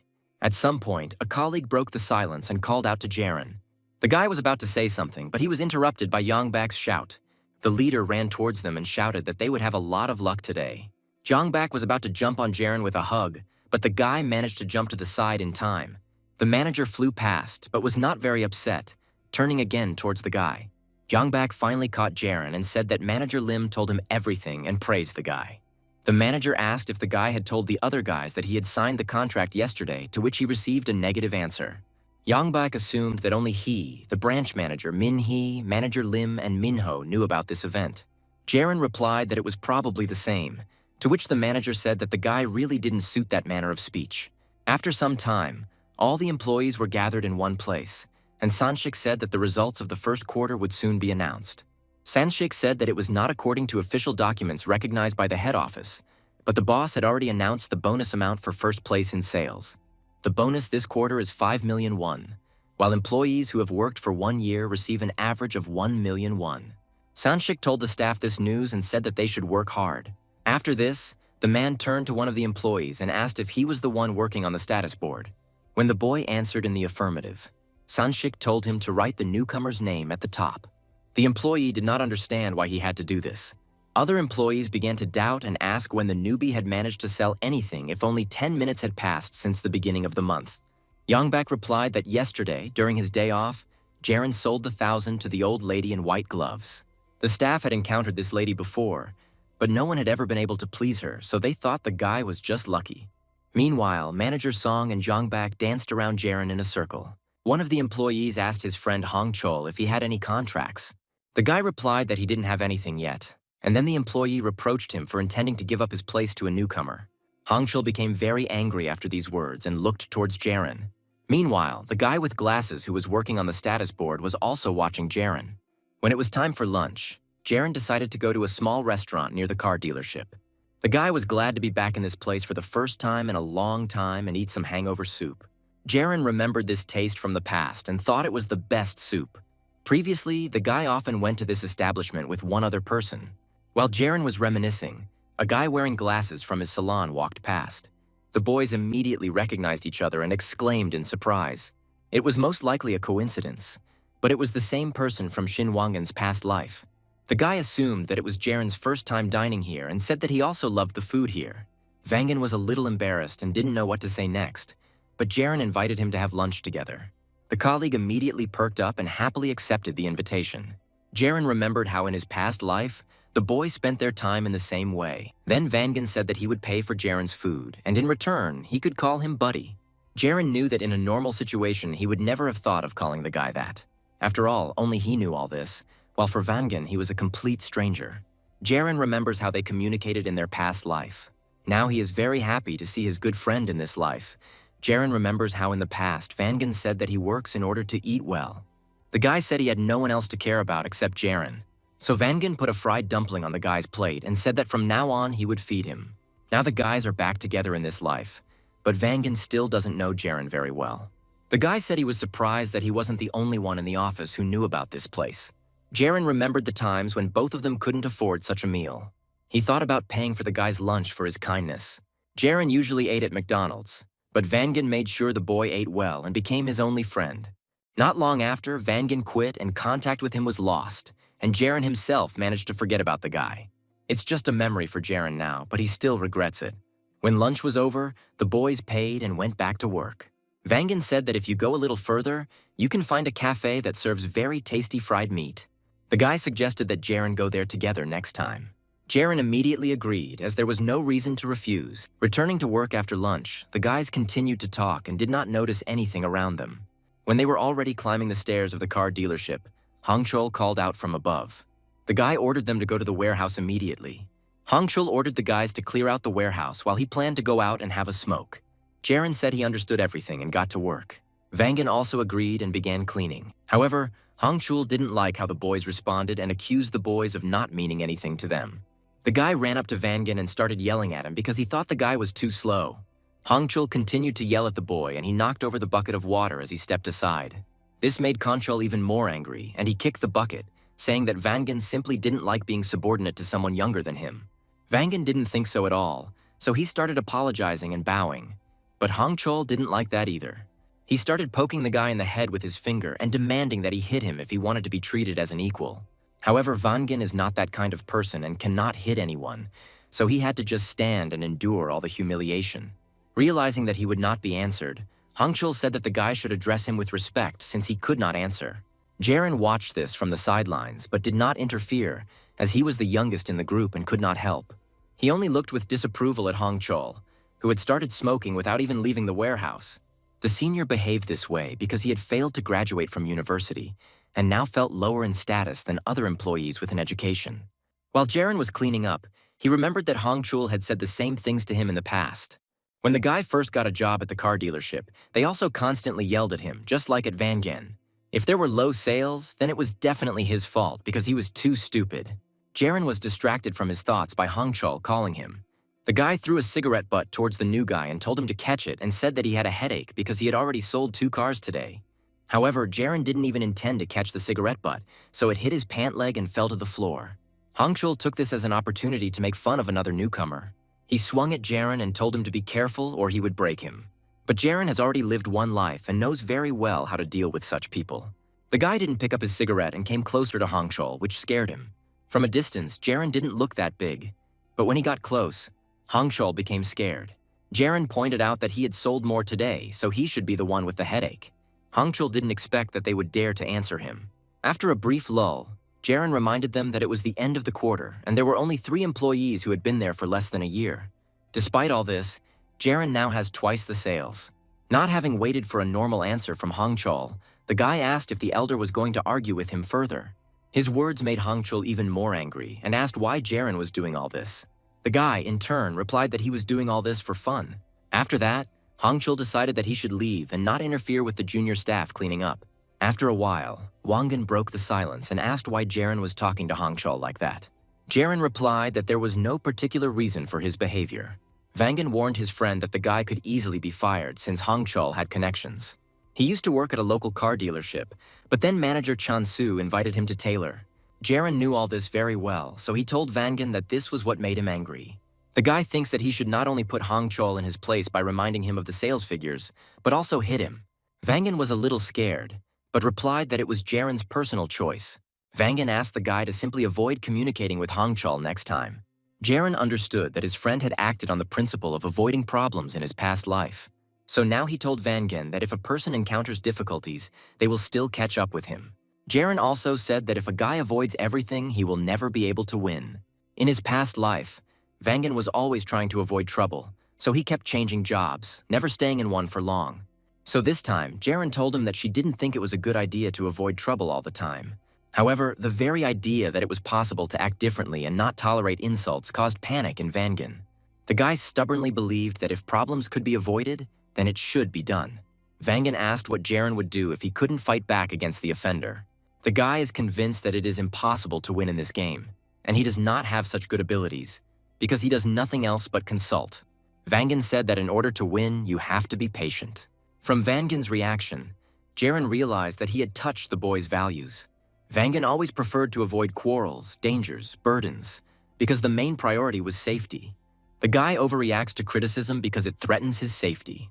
Vangan considered him a comrade, someone on his side, but Jaren rejected his values and this saddened him. On the day of their last dinner together, Wangan admitted that he could not stand it any longer. Wherever a guy goes, there are guys like Hongchul and manager Chang-Su. Vangan then cried and asked Jaren to never break off communication, and even if the guy wanted to eat together, he would pay for everything. Looking back on all the moments they spent together, Jaren always realized that the guy cared about him. So Jaren must, at all costs, help Vangan this time. The guy offered Vangan to make a bet, but his friend didn't understand what he was talking about. Jaren said that if he loses to Hongchul, he will do whatever Wangan tells him. However, if he does win, Wangan will have to do something. Jaren's stern gaze frightened the boy. Vangan tried to step back but fell backwards from fright. Jaren rose from the floor and extended his hand to Vangan, offering his help. Over the past 27 years, Vangan has paid for so many meals for Jaren that the guy can't even count how much they all cost, so he has to help his old friend out. Once the warehouse cleaning was finished, Jaren returned to the common room. Manager Lim met the guy at the entrance and praised him for his courage. Another employee said that Jaren still has a lot of energy and he is thrilled about it. Manager Song was confused and asked if Jaren and Wangan were okay. Jaren understood what was being discussed, because rumors about what had happened between him and Hongchul had already begun to spread throughout the company. The guy turned around and noticed Hongchul and Chang-Su gossiping and looking at him with a smirk. The boys were very similar in character, so Jaren didn't see anything surprising in the fact that they became friends. Jaren was distracted from contemplating this picture by Yongbak's voice. The leader drew attention to himself and asked the guy to come closer. Yongbak heard about what happened, but he wanted to hear everything from Jaren so that there would be no misunderstandings. Jaren decided not to go into details and said that he did what he thought was right. Yongbak said that the guy was in a very disadvantageous position. However, the director noted that everything turned out to be really funny. Even though Hongchul was senior in position and had more work experience, Yongbak was on Jaren's side. The manager said he hoped everything would be fair. Yongbak said that Jaren will definitely be in a high position soon. The leader also noted that if Jaren's comrade helps him, then victory will be his. Jaren, in turn, sharply rejected Yongbak's offer of help. Such harshness cooled the leader's ardor, and he asked why the guy refused. Jaren said that if he started this fight, then there would be discussions behind his back, so the guy does not want to burden his manager. The newcomer also noted that help could backfire on Chonbak himself. Jaren reminded that Yongbak wanted to put his name on the contract for the manager position, but that it might interfere with his rivalry with Minho. The manager was glad that the guy was worried about him. Yongbak sighed and said that Hongchul didn't know anything anyway. Chonbak is a leader, so it won't be difficult for him to sell at least one car a month. Since the manager's proposal was rejected, he asked if Jaren had any ideas. The newbie replied that the main idea was in the legs. Yongbak stretched his leg in front of Jaren's face and asked if the guy meant his legs, and Jaren confirmed his guess. The guy decided to go back to the roots of sales, because initially the business started with going door to door and making deals. Going door to door with business proposals is the most classic method. Online shopping and information is limited, so now is the time to enjoy some head-to-head competition. Yongbak asked if Jaren really intended to increase the company's foreign sales. In order to start working, the guy needs to get permission from the boss because in this life, Jaren could not learn this anywhere before. The guy had to learn everything from the technical characteristics of the cars, parts, history, and other competing brands of cars, to learning the skill of consulting. If you master all of this well, you will be able to enter the external sales market. There will be ups and downs, but this will allow you to constantly improve yourself and gain wide coverage. Jaren asked if this was possible, and Yongbak replied that he would find teachers for him within a week so that the boy could quickly enter the foreign market. After a couple of days, Jaren was able to begin implementing his plan. Since he had to look for clients in this area himself, rather than wait for them to come to the salon, the guy was patient. To get people's attention in the conversation, Jaren bought a couple of boxes of cold drinks. The guy headed to a place located in the west of Daegu. Jaren walked this time, so he sweated along the way. Jaren's target today was the Songso Industrial Complex. There are many companies that are well-known manufacturers of textiles and spare parts for cars and mobile phones. Most companies are second- and third-tier suppliers, but not first-tier ones. However, this industrial complex is known to Jaren as a gold mine of imported car sales that is simply not known about yet. The guy stretched to loosen his stiff shoulders and thought about how outside sales are a classic. Jaren also took into account that in the conditions of 2005, the sale of imported cars in the industrial complex is illegal. The guy pulled out his new business cards and said that now was the perfect time to act. Jaren was able to easily enter the Songso Industrial Complex where the workers were resting. The guy smiled affably, apologized for distracting the men from their rest, and introduced himself. Jaren said he was from Taylor's Automotive and he had energy drinks for men. The workers still didn't understand what was going on, and then the guy said he wanted his face to be remembered. Before the men could recover from what had happened, Jaren left the drinks on the table and left. The guy walked up to the window of one of the buildings and knocked. The man, with a clearly displeased expression on his face, opened the window and asked what they wanted from him. Jaren said the man had a hard job and he understood that everyone was busy, but asked for a minute. Jaren handed out flyers and business cards stapled together and 3 bottles of energy drink for each employee. The guy understood perfectly well that if a person does not want to listen to you, you should not waste time on arguments and coercion, but you just need to bow and quickly move on. Jaren acted on this principle and thereby drew attention to his person. The guy walked into the next room, introduced himself, and said that he brought energy drinks for everyone. One of the workers happily accepted the drink and asked what Jaren was selling. The worker was unable to get an answer from the guy, but his attention was drawn to a leaflet left on the table. Soon all the drinks were gone, so Jaren had to go to the nearest store. The saleswoman was very surprised and asked why the guy needed so many energy drinks. Jaren said he would buy more later, but the woman replied that the guy was now taking everything she had left. Jaren said he wanted to hand out bottles to every worker in the industrial complex and would be there tomorrow and the day after. So he asked if the woman could order more drinks. The saleswoman turned to the cash register to give her change and asked what the guy did for a living. Jaren didn't answer directly and just handed the woman his business card. While Jaren is actively engaged in external sales, his competitor, as before, works only in the salon. Changsu and Hongchul took a break on the roof of the car dealership and talked about Jaren. Changsu asked what the new guy had been doing lately, since he left early in the morning and came back before the end of the workday. Hongchul said that he saw the guy carrying a bunch of leaflets with him, so he was most likely distributing them. Changsu laughed at Jaren because no one would buy a car after seeing an advertisement. Hongchul was still angry at the newbie because he managed to pin him against the wall. Jaren acted like he was up to something, so Hongchul couldn't help but tell him everything. Then the senior told the newcomer to do sales, his main job. Hongchul understood that he would not win the ensuing argument, so he tried to change the topic to work duties. When Changsu heard this, he said that he should start betting already. Hongchul admits that he acted rashly, but that didn't give Jaren the right to act so arrogantly towards his elder. Hongchul turned the conversation with Jaren around and said that it was he who suggested the bet. The guy said that the newbie was very embarrassed after his words and said that he did it out of pride. Changsu said that if you need to put someone in their place, you need to do it with dignity. But Jungbaek started doing strange things, like his whole team. Hongchul said that it would never have occurred to him to go outside before his shift. So the guys feel like something is brewing. Meanwhile, Jungbaek came to the office of the branch manager Sanshik and told him that the salon was betting on newcomers. Sanshik was very surprised and assumed that there was a quarrel between the employees. Chonbaek was calm, and while making tea for himself and his boss, he said that a fox cannot fight a mongrel. Sanshik realized that Jaren was called a fox, and Jungbaek said that the newcomer was not an ordinary fox, since it was unknown how many more tails he was hiding. The branch manager didn't understand why Jungbaek started speaking so highly of the newcomer. The guy replied that the 2 cars that Jaren had already sold were not just a coincidence or luck. Jungbaek said that Sanshik almost made a mistake because he almost sent Jaren to Minho's team. Sanshik said that the guy shouldn't worry about Minho, since it was Jungbaek who would have to take over the position of branch manager. However, at the moment, despite all efforts, no one is currently considering anyone other than Minho for this position. Jungbaek said that no one has yet been able to rise above Minho's team, but no one is stopping them from trying. Sanshik slammed his palm on the table and said that no one but Jung Baek could do it. However, to do this, the guy himself will have to become an ace, and he will undoubtedly succeed. Jung Baek was a little surprised by such a strong reaction to his words and called Sanshik a friend in a frivolous manner. The branch manager took a sip of coffee and told the guy not to call him that, because it sounded strange, to say the least. Jung Baek asked if he really couldn't call Sanshik his friend. The guy said that every day is a crisis for him, and when he says this, he feels better.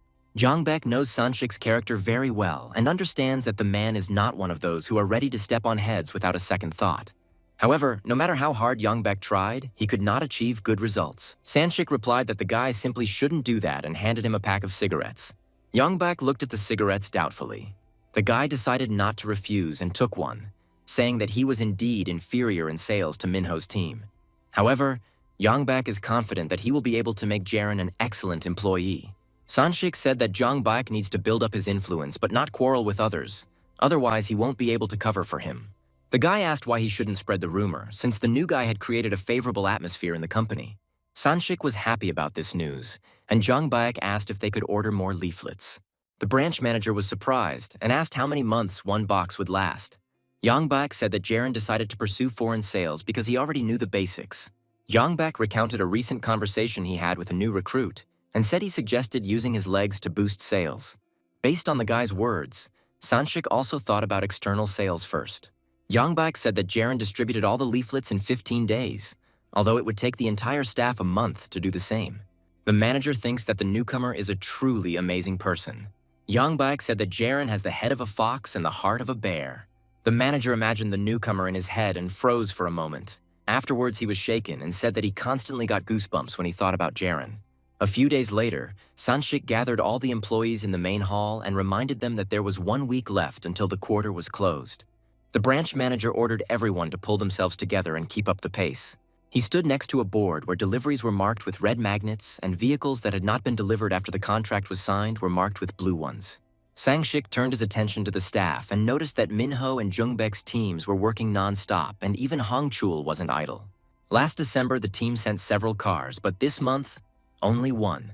However, now they have again reached 2 units per month. Despite Sanshik's dislike of competition, the salon has created an overall atmosphere of hard work. Hongju noticed that the branch manager was smiling, which made him scared, and he told Manager Sun about it. Manager Song missed Sanshik's speech, so he only just remembered that it had been almost a month since the betting on newcomers began. Hongju's manager said that the overall performance was good, so everyone kept their composure and said that Hongchul had 2 points. Manager Sun was more interested in Jaren's results. Vangan watched what was happening from the sidelines and did not interfere in the conversation. As the workday drew to a close and it began to get dark outside, Jaren returned to the salon. He was tired and thoughtful, as he had spent the whole day and the whole month on his feet. As the boy was climbing the stairs, Hongchul met him at the top and called out to him. Hongchul asked where the guy had been for a month, and it would be better if he helped out in the office rather than wandering around doing nothing. The elder said that because of Jaren's actions, Manager Shin Wangan would have a hard time. At that moment, Vangan happened to be nearby and overheard the conversation. The guy didn't want to be used as leverage against Jaren, so he decided to intervene. Vangan said Jaren does a lot more than him, even when he's still in the salon in the morning. However, Hongchul didn't like the fact that Manager Shin interfered in his conversation. As soon as Hongchul turned towards Vangan, he fell silent. The guy started making fun of Manager Shin again, while Jaren was collecting leaflets in his backpack. The newcomer was about to leave again, but Hongchul noticed this and called out to him, asking where he was going to go again. Jaren calmly turned to him and said that he still had things to do. Hongchul couldn't understand what kind of business the guy could have at such a time. Jaren replied that he needed to hurry because he had a test drive planned. Hongchul was angry because today wasn't even Jaren's workday, so there was no talk of any test drive. The newcomer replied that he had received permission from team leader Jung Baek because there were meetings scheduled for other employees. Jaren turned around and headed towards the exit, not intending to waste time talking to Hongchul. This calmness and arrogance on the part of the newcomer made Hongchul very angry. Out of anger, the elder's hands began to shake. Hongchul shouted at Jaren as he left that business didn't work that way. The newcomer stopped and turned towards the elder approaching him. Hongchul pointed his finger at Jaren and said that even if he handed out 100 flyers a day, it wouldn't attract a single customer. Hongchul said that the guy's behavior only lowers the level of the brand in the eyes of buyers. Jaren glared at the elder and told him to save those words for the next dinner when the month was up. The newbie said that this month he will become the best.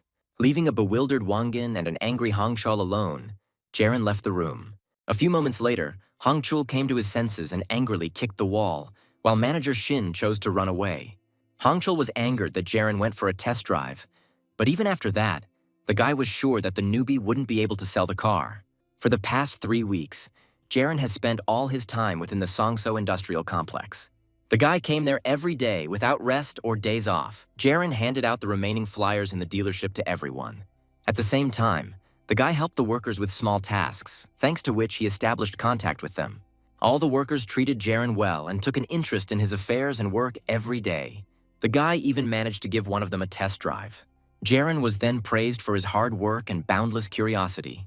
The boy continued to drive the car that Chun-baek had given him for temporary use, so the workers paid a lot of attention to it. Director Kim looked at the trunk and said it could hold several golf bags, and Jaren said it could hold 6. The man thought the guy was joking, but Jaren began to assure him that there was no point in him lying.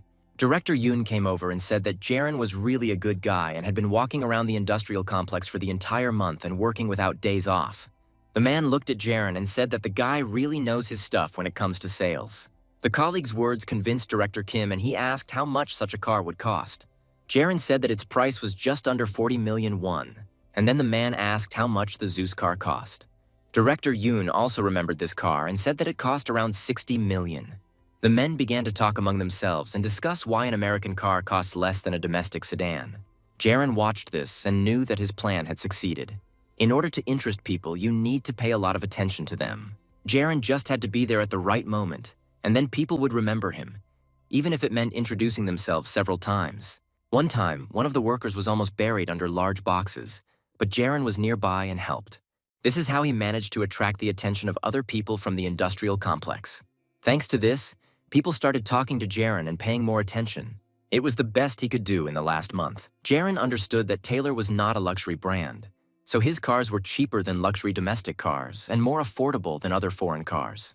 In addition, Taylor cars have a more luxurious exterior and are more spacious than cars in the same price category.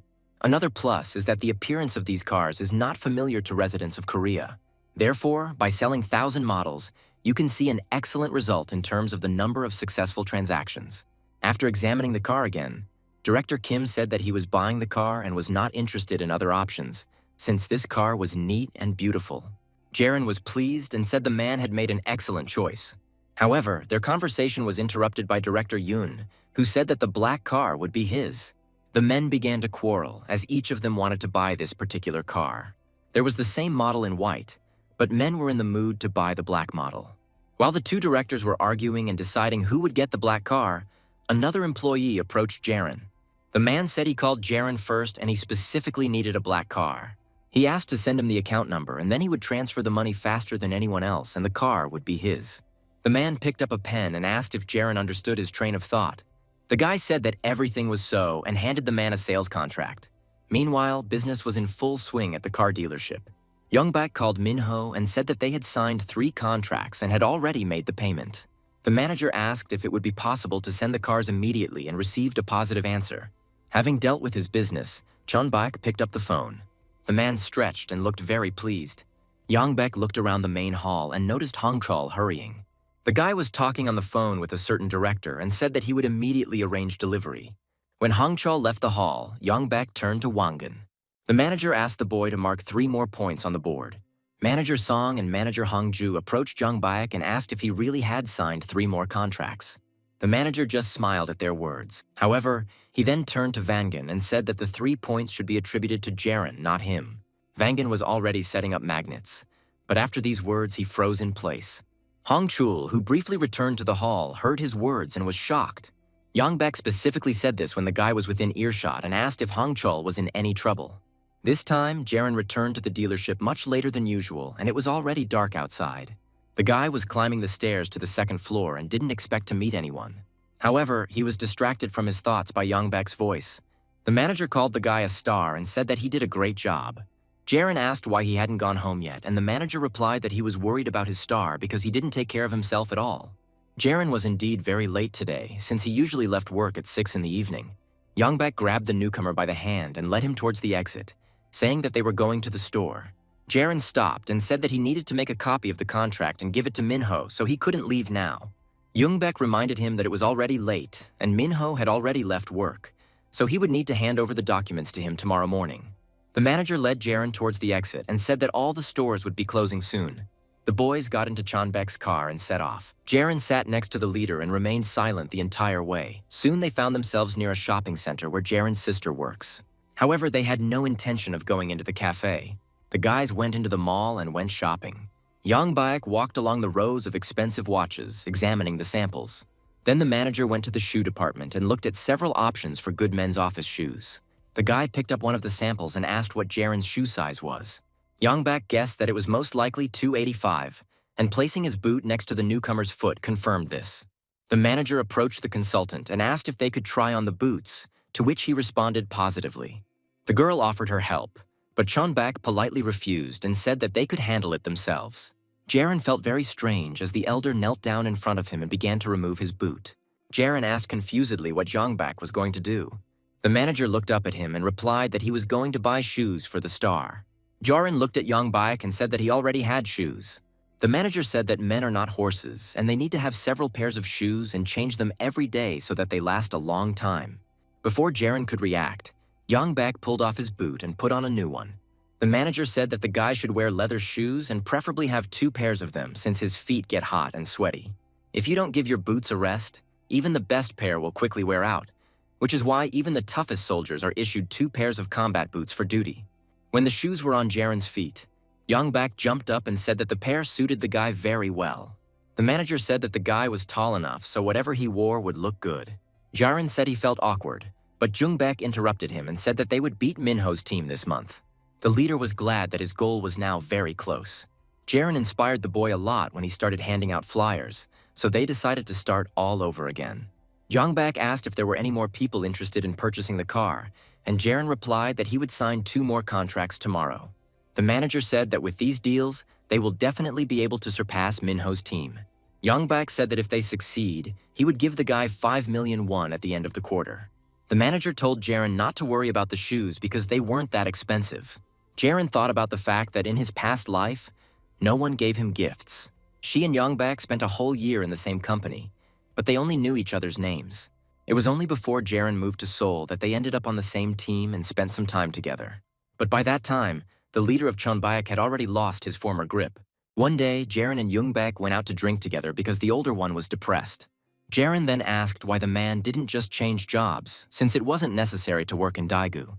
Yongbak replied that he couldn't leave because Manager Song, whom he brought to Taylor, didn't even have an official place of residence.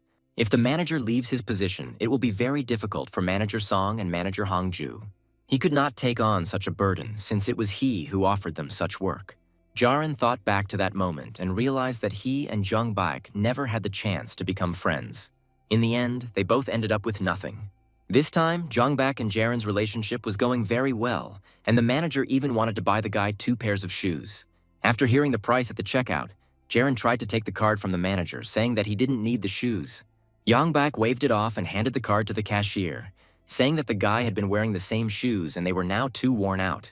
The manager said that if the guy continued wearing them, at this rate his fingers would start sticking out. Yongbak said that the appearance of a manager at an imported car dealership is very important, as it is their appearance that creates the brand's image. Once the purchase was made, the girl packed the shoes into bags and Yongbak handed them to Jaren with a smile. The younger one thanked him, but the manager took the bags again and said that the boy should first take off his old shoes. Yongbak said that they would leave the old shoes to be repaired and Jaren would go in the new pair. The manager pulled out a new pair of shoes and crouched down in front of Jaren again to help him put them on. The boy stopped for a few moments and asked why Yongbak was so kind to him. The manager replied that he could clearly see the guy's efforts, but Jaren didn't understand what exactly he was talking about. Yongbak said he constantly sees the rookie running around like a madman. That's why his shoes became so worn out in a short period of time. The manager also noticed that the guy had already received his first salary, but still hadn't bought new shoes, and there was probably a reason for that. That's why Yongbak wanted to take care of the guy, and as a manager, he has to spend money on a junior worker. The manager patted the guy on the shoulder and said that there was nothing strange about it. Yongbak asked if Jaren understood him, and he answered in the affirmative. with a slightly embarrassed smile on his face. Before the younger man could react, the manager grabbed the old shoes and ran to the workshop to have them repaired. Jaren looked at the buildings of the shopping center and thought that his previous life was like hell. More than anything, the boy didn't want to go back to those terrible times. Now Jaren is 29 years old again. After everything he had been through, the guy began to slowly recover. However, not everyone did as well as expected. The next day, Hongchul had to report to his supervisor Minho. The boy apologized to his elder, and the elder asked what exactly he was asking for forgiveness for. Hongchul knew he was losing to Jaren and said he was willing to take responsibility for it. Minho asked how the guy was going to do this and whether he would give him another promise that was not backed up by action. Hongchul tried to shift the blame onto the manager and said that the man was the one who started sorting things out with Jaren. Minho slammed his fist on the table and said that Hongchul couldn't answer for his words and was now asking him for help. The manager reminded that it was he who pushed the guy into this position, so he should win this argument. Minho was angry because he helped Hongchul, but now he is unable to sign a single contract. The manager asked how he was supposed to trust him now if he didn't know what to expect from him. Minho said that Hongchul has no choice but to work harder. When the conversation was over, Hongchul left the office and thought about the leader's words. He didn't understand what to do next, because it was Minho who suggested this whole idea to him. A leader should take care of his subordinates, but Minho quickly changed his attitude towards the guy. Hongchul wondered if he had really made a mistake. While the guy was thinking about what happened, he saw Jaren and Vanjin. Jaren immediately noticed the guy and looked in his direction. Hongchul's expression changed dramatically as he blamed the newcomer for all his failures. The upcoming verbal altercation was stopped by branch manager Sanshik, who ran out of the office and shouted for everyone to pay attention to him. Sangshik said that the boss is going to come to Seoul the day after tomorrow, so everyone should adjust their schedule for the next day. The staff began to panic and say that this was the end for them all. Sanshik asked why they were so upset because this time things were going very well for them. Watching all this happen, Jaren was reminded of the real President Taylor. The man's name was Hong Seong-hak, and he was a key figure in Taylor's company in Daegu. Seong-hak is a tycoon with 7 showrooms with the largest number of cars among the Taylor brand. The man is the general director of the company Hinshin Motors. He is also the youngest grandson of Hong Hong-sin, the owner of Hong-sin Enterprise, which is the largest company in Korea. In addition, Seong-hak is a staunch supporter of the superiority of the strongest and richest, considering himself the chosen one. Jaren sighed heavily, realizing what awaited him in the near future. A couple of days later, it was time for a corporate dinner, which the director was supposed to attend. The atmosphere, unlike the previous dinner, was subdued. One of the senior staff members asked why Minho wasn't with them. Manager Lim replied that the supervisor was delayed due to delivery.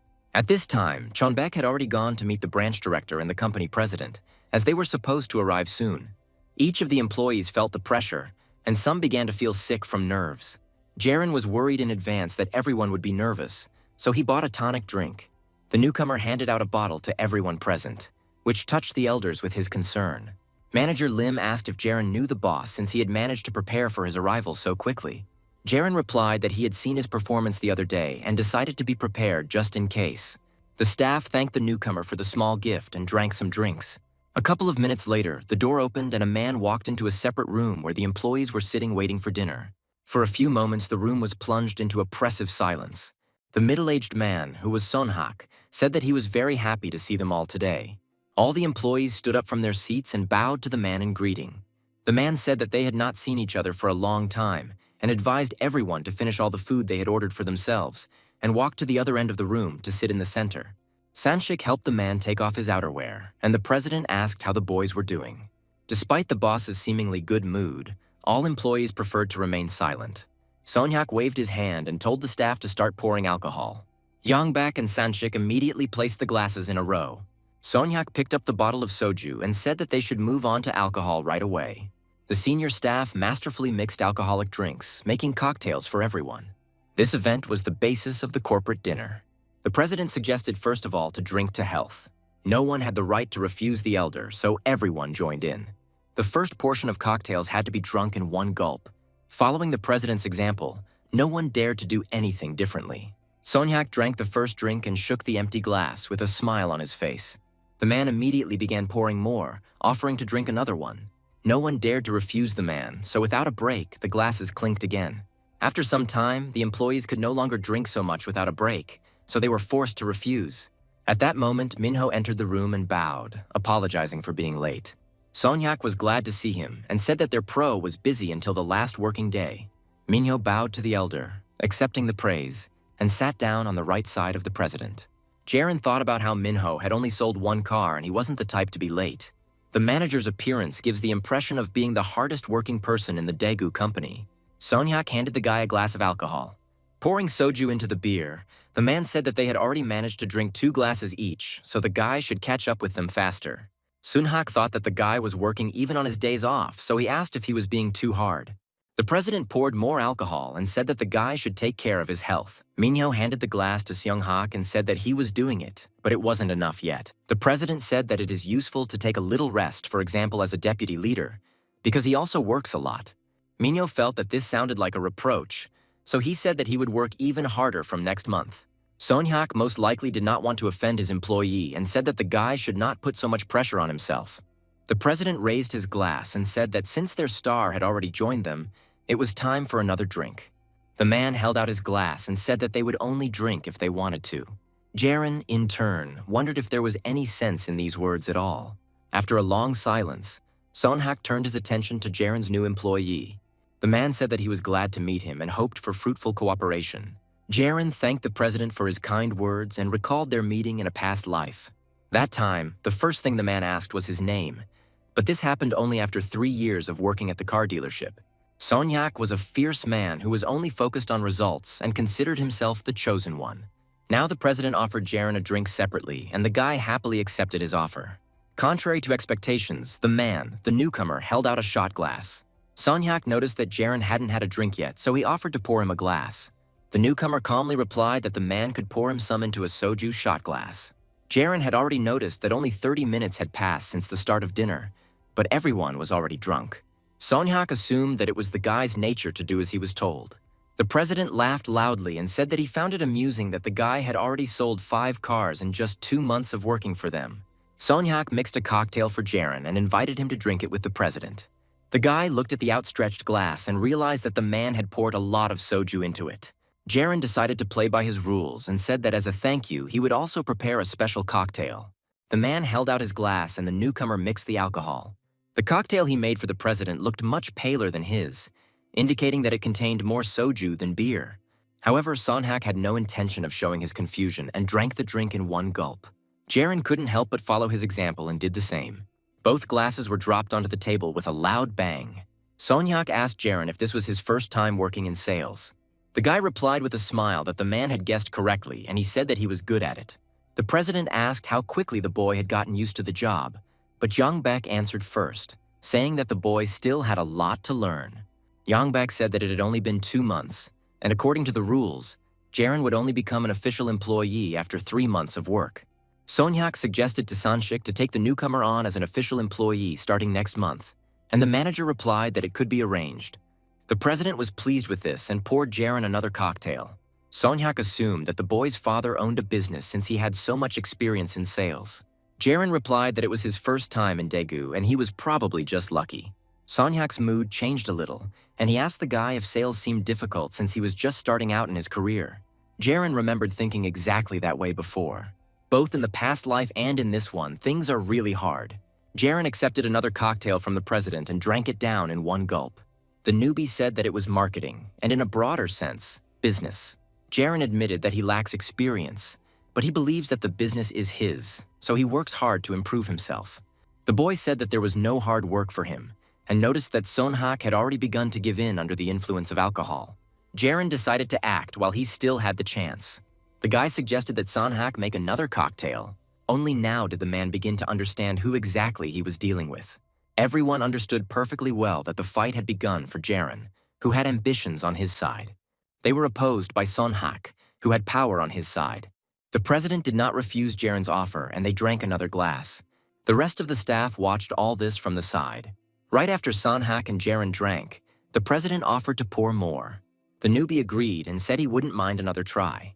At first, one offered to pour, and they drank.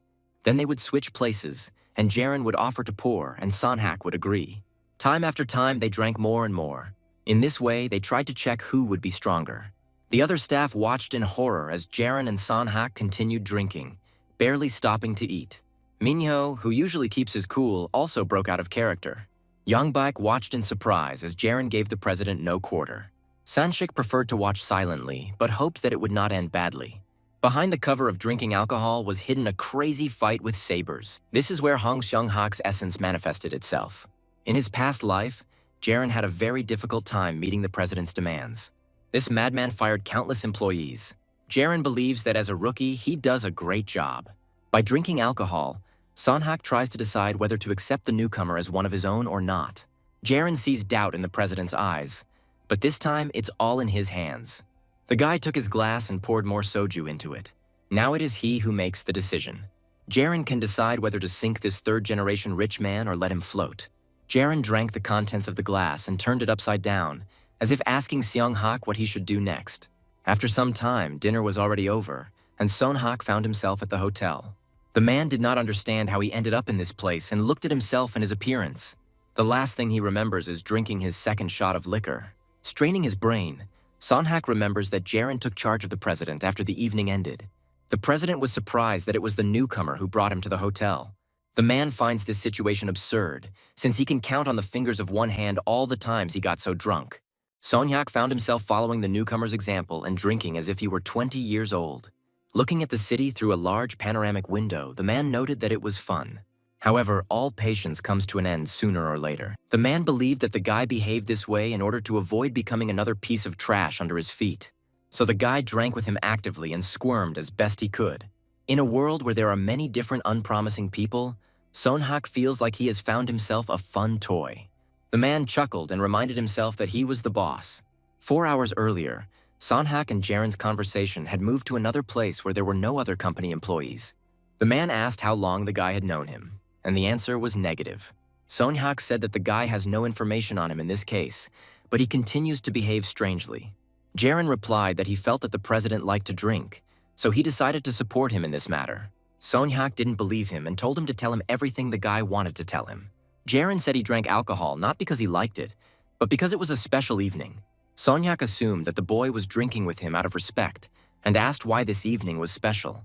Jaren said that if you time it right, you can get answers to all your questions. Seong-hak didn't understand the real reason for the guy's behavior, and he also didn't understand why he liked all this. Jaren said that there is a special time when everyone is free to speak up, but when no one else can, it is his turn. Seong-hak picked up a cloth napkin from the table and asked if no one really wanted to talk. The man asked if he could speak or if it was his time to remain silent. Jaren reminded that Seong-hak had paid for this entire expensive banquet. That's why a man can't just leave without having a heart-to-heart talk. Seong-hak put a napkin on his face and said that he really should have said something. Usually the man says something nonsensical and asks employees to save money, but now he feels awkward saying such things. Seong-hak turns to Sanshik and says that starting from the next corporate event, all meetings will be held in a dinner format, without alcohol. The president looked at Jaren and said that it didn't apply to him since the guy was now his drinking buddy and asked if the guy thought about the consequences when he spoke to him. Jaren replied that perhaps that was the case, and then Seong-hak said that the guy, although a newbie, thought like a seasoned professional. At that moment, Jaren said something the man never expected to hear. Seong-hak's eyes widened in horror. Jaren said he acts this way because the newbies are the most desperate. Now the man is standing in the hotel and understands what the guy was talking about. When Seong-hak was just born, he was already that youngest. His grandfather was Hong Heung-sin, who was also the founder and leader of one of the 8 largest companies in Korea. In 1973, the company acquired Hansa Life and rapidly expanded its business into finance. The company also bought out a transport and logistics company and acquired an internal transport network and an insurance agency.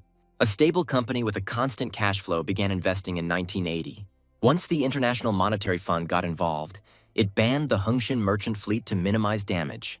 In the early 2000s, the company acquired J-Card and became a sales leader. And today, the company has achieved tremendous success. Hungshin has become one of the largest conglomerates in Korea. The entire history of the company is reflected in the phrase, "The winners take all." Hong Seong-hak's father dominated this Hungshin race, surpassing his older brother. As a result, the defeated eldest son was expelled from the family. Seong-hak's uncle was excluded from the fierce battle for the throne. However, Seong-hak himself was forced to participate in it already at birth. His family's rule was, if you want to survive, you have to win. Success had to be achieved by any means necessary, since income was the main position. All this weighed on Sonhak's shoulders from birth, throughout his childhood, and still doesn't let go. Now the man sat in a dark room in one of the hotels in Daegu and understood all this perfectly. Sonhak looked at the flame of the lighter and thought. Having extinguished the flame, the man realized that he wanted to die. But he understood perfectly well that it would be too useless and he could not do it. Sonhak can't give in to his weakness. The next day, the car dealership continued to operate. Jaren went outside early in the morning to sweep the entrance area. The guy remembered very well how the race for power in the Hanshin family ended. In this battle, the eldest son of the family, Hong Seong-gil, won, and Sonhak went to extreme measures. The bloody purge was repeated for 2 generations, and Sonhak was found dead early in the morning. This bloody purge will definitely go down in car sales history, and in Jaren's memory for sure. Sonhak was not a good person. For him, employees were just numbers. But he was a good boss. After the Hanshin Motors Company was handed over to the eldest son, the incentive system was replaced by a discount system, which drove out employees. At that time, Jaren had already moved to the office in Seoul, so it didn't affect him. However, all his acquaintances who remained in Taylor in Daegu must have suffered from the new order. Jaren is confident that he can introduce a new system where everyone can improve, and the guy has to do it.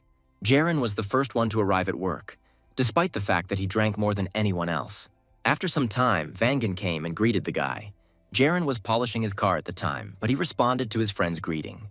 Vangan walked into the salon and left his things aside. The guy immediately noticed that Jaren had new shoes, so he hurried over and took a closer look at them. Jaren held his leg out so Vangan could get a better look at the shoe, and his friend said it looked great on him. While the guys were talking, another employee tried to quietly go deeper into the salon, but the newbie noticed him. Jaren greeted Hongchol and said that the time was 7 o'clock, 40 minutes. Hongchol asked the guy what difference it made, and then corrected himself by addressing him formally. Jaren said he was coming at 7:20 minutes, so manager Che wouldn't be able to come earlier. Hongchul took on a disrespectful tone again, and Jaren put him in his place. The guy said that if he surpasses Hongchul this month, then manager Chai will have to tone down his ardor. Hongchul realized that he was not in the best position, so he hurried to hide on the second floor. Vangan looked at the guy leaving and asked if the guys had really agreed to come early in the morning. Jaren said that they talked with Hongchul after the company dinner. Wangan was surprised that manager Chai was actually going to fulfill his promise. Jaren remembered that he and Vangan had argued about something earlier. The guy with glasses sat down next to the car and began to help wipe the wheels and said that he remembered everything. Jaren asked if the guy had done what he had asked him to do. Vangan was shaken, but he replied that he did everything as his friend told him. Jaren opened the car door and got inside to continue cleaning the inside. The guy asked what Vangan was thinking about when he went to work early in the morning. Vangan replied that he wanted to go home and decided that when his colleagues arrived, he would not talk to them, would quickly finish preparing the hall and sit down at his desk. Jaren thanked him for his honesty and asked if the guy didn't have a single positive thought. Vangan smiled and said that he had one good idea. The guy said that the most fun thing today was cleaning, but Jaren didn't understand why he decided that. Vangan said it was sunny this morning, and when he wipes the hoods, they shine so beautifully and he really likes it. The moment the guy wipes the dust off these beautiful hoods, it's as if he starts to hear the cars. Jaren was surprised because he thought the boys were close because they lived together for a while. However, the guy had never seen Vangan in such a state. Vangan assumed that Jaren also loved cars, as he saw the boys stroking the car and smiling. Jaren himself didn't expect this from himself, despite the fact that this had happened to him before. After thinking for a bit, the guy suggested that Vangan conduct a diagnostic together. The guy was a little embarrassed and asked if it was necessary to do this right now. Jaren replied that he definitely would, as he wanted to check something before starting work. The guys immediately began to inspect the engine, opening the hood of the car. Jaren and Vangan decided to role-play to practice on the model. Jaren asked why there was no engine cover, and Vangan replied that it was an advantage of American cars. Jaren said it was more of a simple economy thing as the engine would be loud. Vangan interrupted him and said that the engine sounded amazing. The guy said that you only need to start the car to understand that it is not a noise but a heartbeat. Vangan started chattering and praising the car and the build, and began to look like a fanatic, not a consultant. Jaren was so shocked that at one point he asked manager Shin to calm down. Wangan fell silent the moment he heard Hongchul's voice calling out to them. Manager Che ordered them to finish cleaning quickly before they opened. Vangan took the chance to continue cleaning and escape. However, Jaren caught him by the shoulder and said that they would meet again during lunch break. When it was time for lunch, the boys went to their favorite place again, Jaren asked if Vangan had ever spoken about revolutionary beauty to clients. The guy admitted that when he was on duty for the first time, he was truly delighted. Wangan overdid it and scared the client a little, but Hongchul and Changsu pulled him aside. The boys were very angry with him that day. Vangan didn't know how to behave in business, so he disgraced himself while on duty. Jaren said it happened because the guy was trying to control his impulse. Vangan admitted that he had never talked about cars before, so he was out of his mind. Jaren noted that the guy did well when they ran the diagnostics. Vangan said that when he plays a client, there are no problems. But when he starts thinking about the car, suddenly something bursts out of him. Vangan's problem is that he is too hasty when speaking and does not notice the client's wishes. The boy liked cars since childhood, so he thought that this job would suit him best. However, Vangan did not think about the fact that in this job it would be important for him to be able to talk to people. So lately, he has been thinking about quitting. Jaren said that the guy shouldn't quit. He needs to learn how to talk to people properly, because he has a huge amount of knowledge that he is ready to share. Jaren understands that Vangan has enough skill and tenacity, and what matters is the direction they are moving in.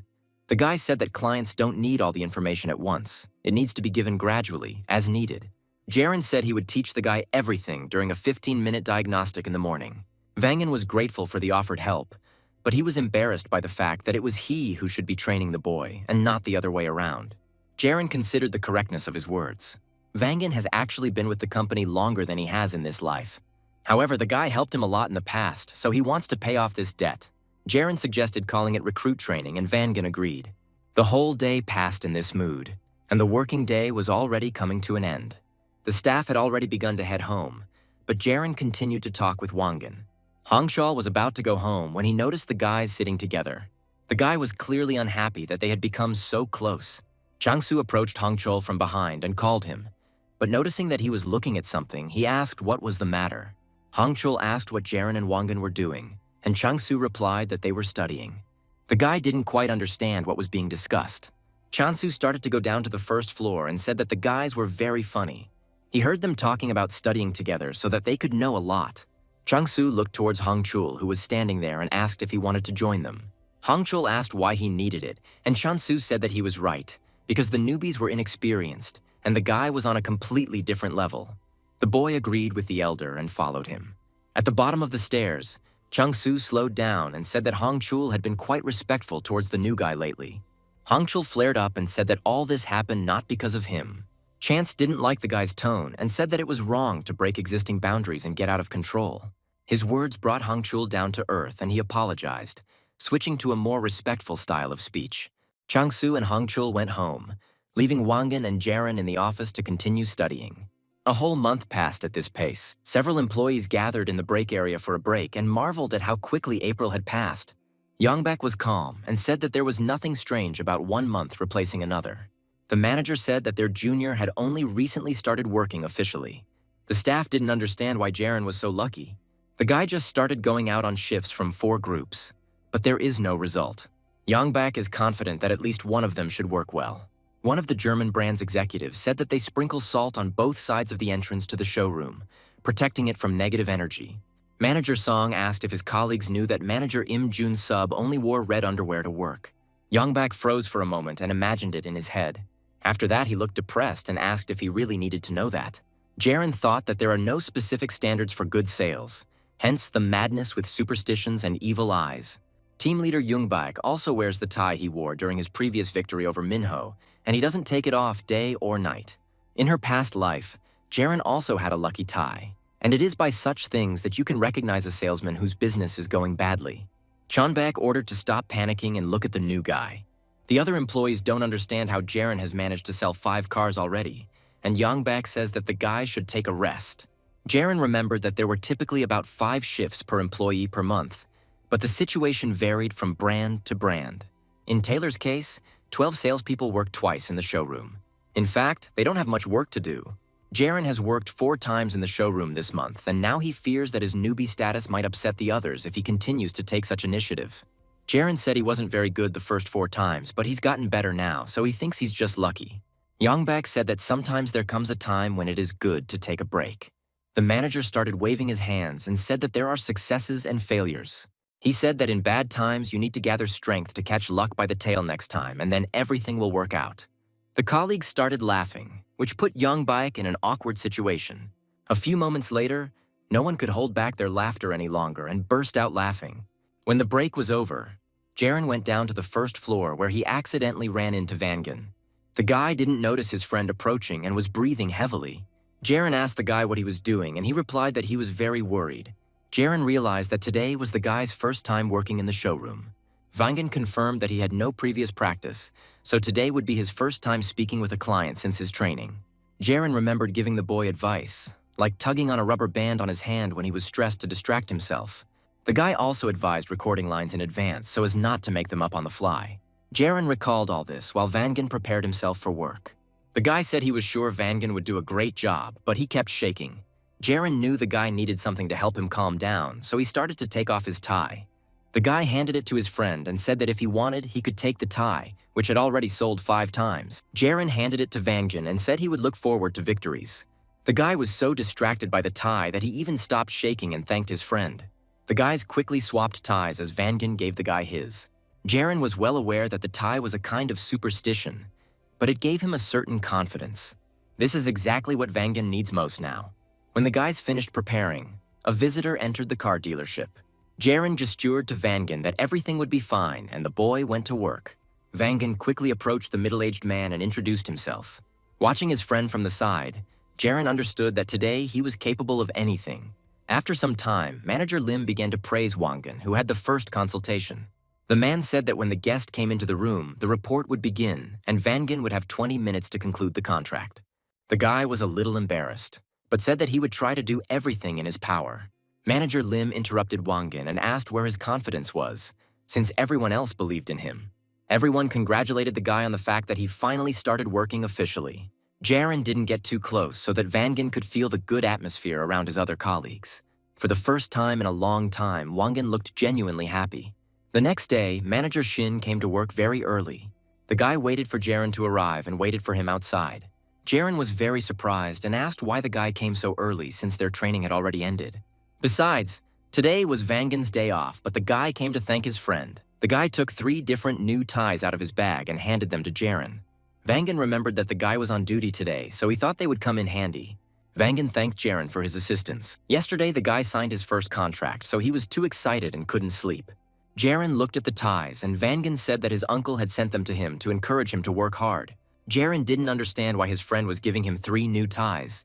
Vangan apologized that they weren't charged with luck like the one the guy gave him yesterday. The guy thought he should give Jaren something valuable as a thank you, so he brought ties from his loved one.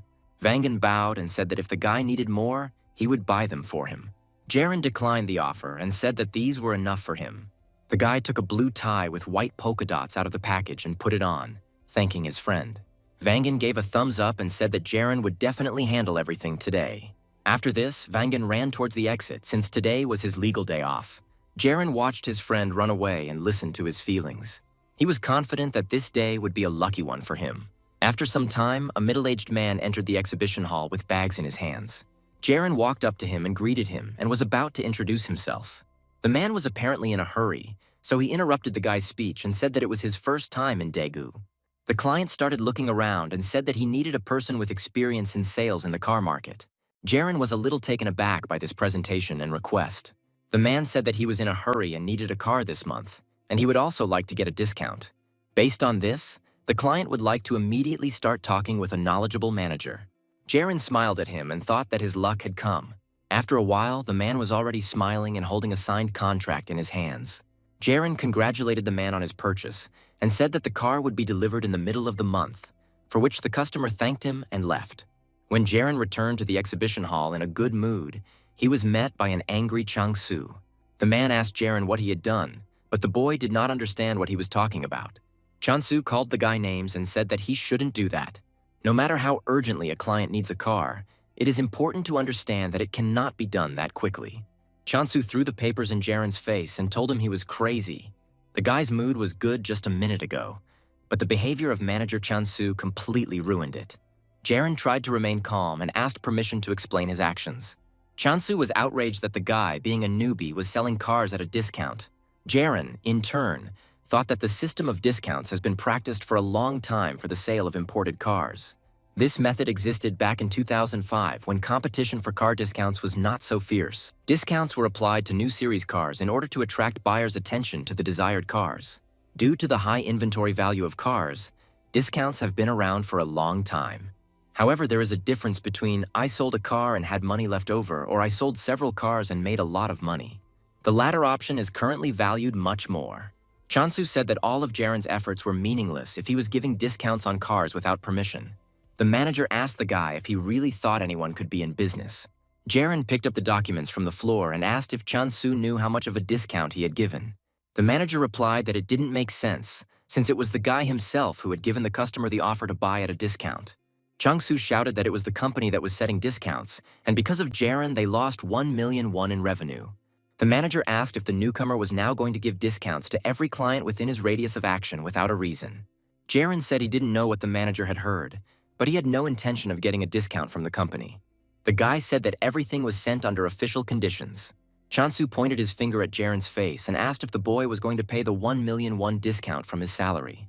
The manager said that at first glance he understood everything about the newcomer, that he only pretends to be smart and then gets into bad situations and ruins the company. In the company, everyone works for their own benefit, and because of this custom, the mood of the workers was very bad. Jaren didn't think that looking out for his own good was bad. Although there were many such sellers at that time, Park Chang-soo was a third-rate seller. The man did not make any special effort to satisfy the client. His goal has always been solely growth in the market. It is these qualities and goals that make Chang-soo a third-rate salesman. However, Jaren was a salesman with a lot of experience, so he found a loophole through which a discount was made. The guy asked if Chang-soo knew that if a person has 3 or more children under the age of 18, there is a benefit for registering a car. Manager Pak replied that the engine of this car was more than 3,000 cubic centimeters, so the discount could not be applied. Jaren replies that according to this rule, there really shouldn't be a discount, but there is an exception. For SUVs, a 50% discount is provided regardless of engine size. Many sellers are not aware of this rule, which is why customers cannot get such a discount. After Jaren puts Chang-soo in his place, he needs to be very careful to avoid making mistakes. Manager Pak felt so ashamed that he froze in place and did not know what to say next. Jaren should have taken advantage of this situation and informed the manager of all the nuances.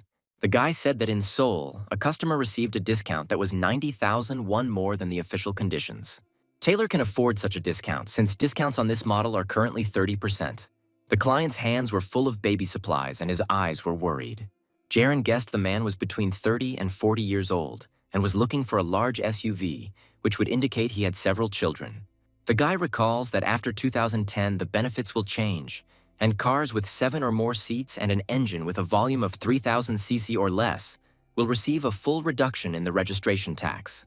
However, at present, there are no conditions for a full reduction, so only a 50% discount can be applied, since the displacement of this machine is large. But at this time, there is no limit on this measurement. Chansu was shocked that Jaren, a newbie, dared to teach him.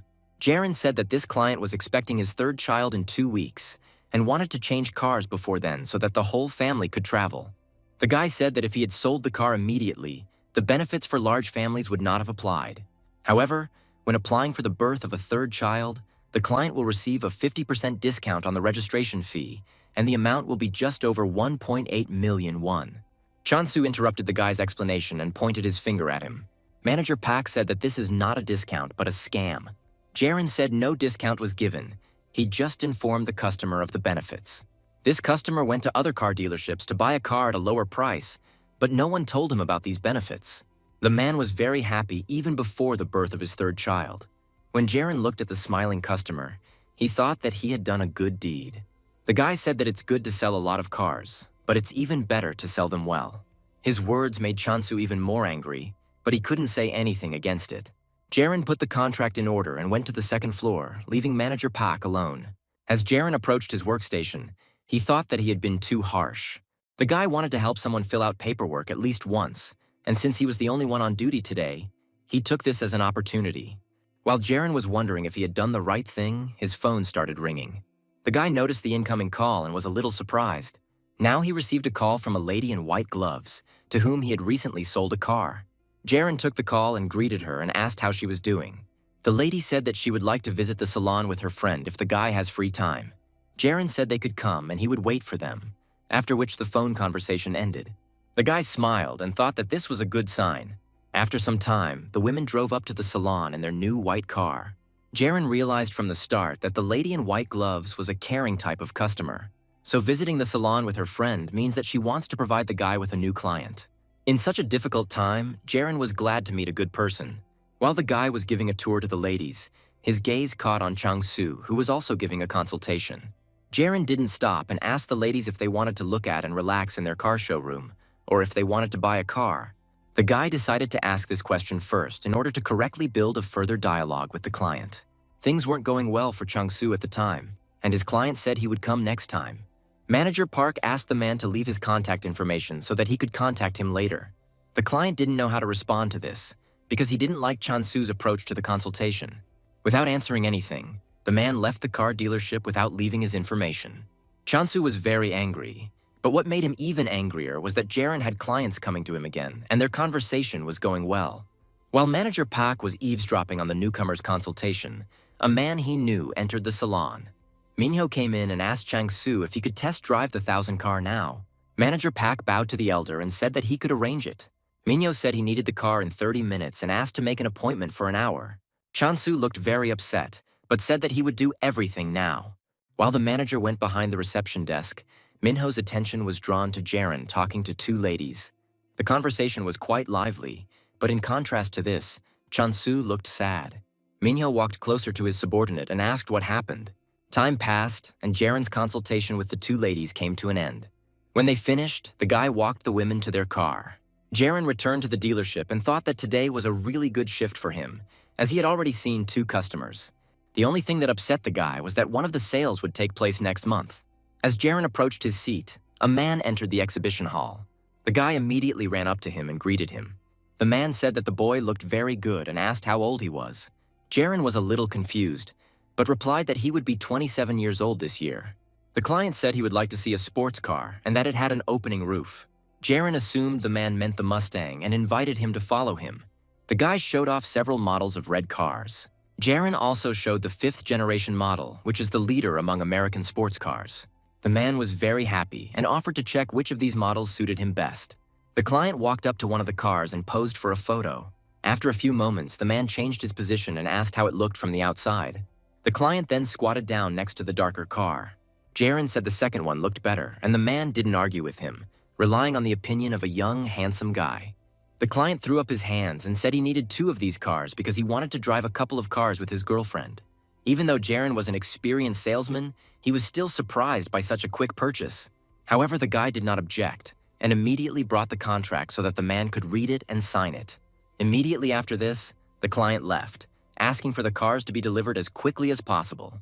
Jaren didn't even have time to understand what happened, and Youngbak, who had managed to arrive at work at that time, thought the same. The manager laughed and asked the guy what just happened. Chonbak praised the guy and said that it was a great result to sell 2 cars in one day. Jaren corrected him and said that he had already signed 4 contracts for this shift.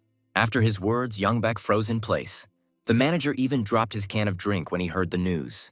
Jaren calculated that 9 cars had been sold in the last 3 months, with a total profit of just over $4,000. The guy understands that imported cars are becoming more and more popular. If Jaren takes advantage of the surge in demand, he will be able to pay off his $2 billion debt. In his past life, after becoming the king of sales, the guy spent 80% of his profits on paying off debt. 10% was spent on clients and the remaining 10% on the guy and his family. But this time, he wants to invest the money in something more interesting. In this life, the guy will give 70% to pay off the debt, 10% to the client, 10% to the family.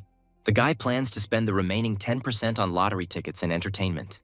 Due to the results obtained in the following month, Sanshik was very pleased. The branch manager said that spring had finally come to their salon. Sanshik said the performance board was bright with colors, with the second team doing especially well. The branch manager said that over the weekend, the team leader sold 1 car and Jaren sold 4 without any problems. Chonbak confirmed the information and said that one of the cars will be included in next month's reporting, as it will be delivered in early May. Minho interrupted everyone's joy and said that he was thinking about the newcomer all the time. The man asked if Youngbak should be teaching him. The manager did not understand the accusation against him and asked what it all meant. Minho said that he personally saw many people go astray, so he worries about the guy. Jaren is a new employee, but he is very smart since he decided to postpone one of the sales to the next month. But Minho was worried that he was taking on too much. Jaren remembers that the sales bonus system is designed so that the coefficients increase for 1, 3, 5, and 7 contracts. If you sell 1 car, you can get 1.5%. If 3, you get 1.8%. For 5 cars, you get 2.3%, and for 7 or more, you get 2.9%. The second type of incentive provides a bonus of 1 million won and is given for exceeding the plan for each past month. While the bonuses are carefully designed, the incentive structure works very well for Jaren. However, Minho took this as inappropriate behavior from a newbie because the 4th car was due to be sold this month. Minho also reminded about another contract that was signed with a successful guest. The man said that there might be problems with delivery, which would lead to the termination of the contract, so it was worth sending the car that was postponed until next month right now. Yongbak was furious because the client just fell out of the sky, so they were just lucky. Common sense says that it would be more profitable to deliver the car next month, but Minho still insists on completing the order this month. The risk of cancellation is indeed high, but Yongbak is confident that everything will go well. The manager indicated that the car could not be delivered earlier due to the allowance for large families, since the client's 3rd child had not yet been born. Yongbak said that if this discount is not given, they will lose their advantage over other competitors, and the baby's birth is not expected until May 10th. The manager asked innocently if they should refuse the customer a discount in that case, and after his question, Minho looked at Chang-soo angrily. The guy realized that his fault was that he had not notified his manager about this in advance, which had put him in an awkward position, so he turned his head away. Yongbak suggested that Minho try to personally induce labor this month so that he could hand over the car in April, but Sang-shik put a stop to the idea. The branch manager asked what they had done in front of him and asked Minho if he was the boss here to act like that. Sang-shik pointed out that the team leader sets the departure dates, so Minho has no right to interfere in this matter. The man also pointed out that Minho was demanding not only that the delivery date be rescheduled, but also that the location be changed, which was unacceptable. Sang-shik was very angry that the man was exceeding his authority with his demands and asked if he should continue, to which Minho responded with an apology. That day, it wasn't just Minho who got into trouble. Yongbak also received a reprimand from the branch manager, but in his office, not in front of all the employees. After this meeting, which started well but ended in a scandal, the atmosphere in the office became tense. Manager Song could barely hear the screams coming from Sang-shik's office and was a little sad.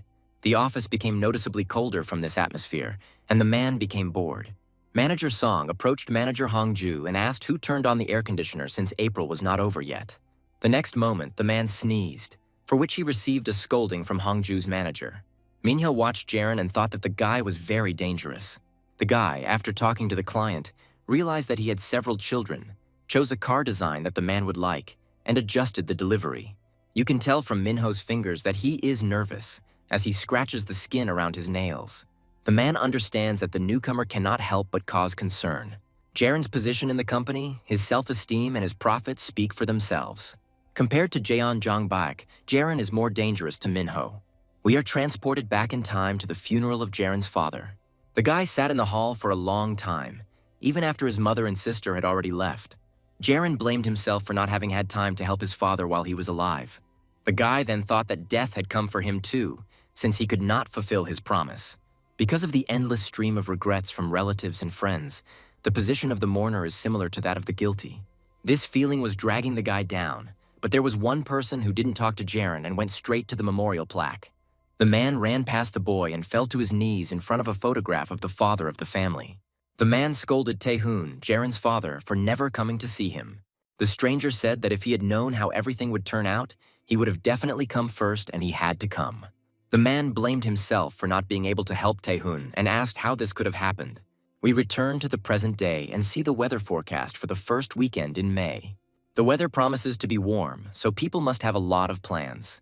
The average temperature today is 21 degrees, and Jaren is currently heading out on business. The guy regretted what he couldn't do in his past life, so he came to one specific place. The building that had Salmon's paint job written on it should definitely have been his uncle. Jaren walked into the warehouse and asked if there was anyone inside. A few moments later, the guy's gaze caught on a man standing at another entrance to the warehouse. It was the same man from the memories from the funeral. Jaren walked closer and introduced himself, saying that his father's name was Lee Tae-hun. The man was hesitant at first, but then he recognized the boy as the one he had seen when he was still very little. Uncle said that they hadn't seen each other for a long time, as they had completely lost contact, and asked how Tae-hun was doing. Jaren said that his father was doing well, and then the man offered to follow him. The uncle took the boy to a room set aside as an office to talk without being distracted by anything. The man asked if Jaren had come to invite him to his wedding. The guy replied that he didn't come for that reason and began to take a pink briefcase out of his bag. Jaren put the briefcase on the table and pushed it towards the man. The guy said that he came to pay his uncle back for everything. The man's eyes widened because he thought that Jaren would never know about what happened. Uncle suggested that the guy first deal with urgent matters, since he knew about Tae-hun's situation. The man said that the boy could put this matter off and repay the debt little by little whenever it was convenient. Jaren said that even if it wasn't urgent, 100 million was a lot of money.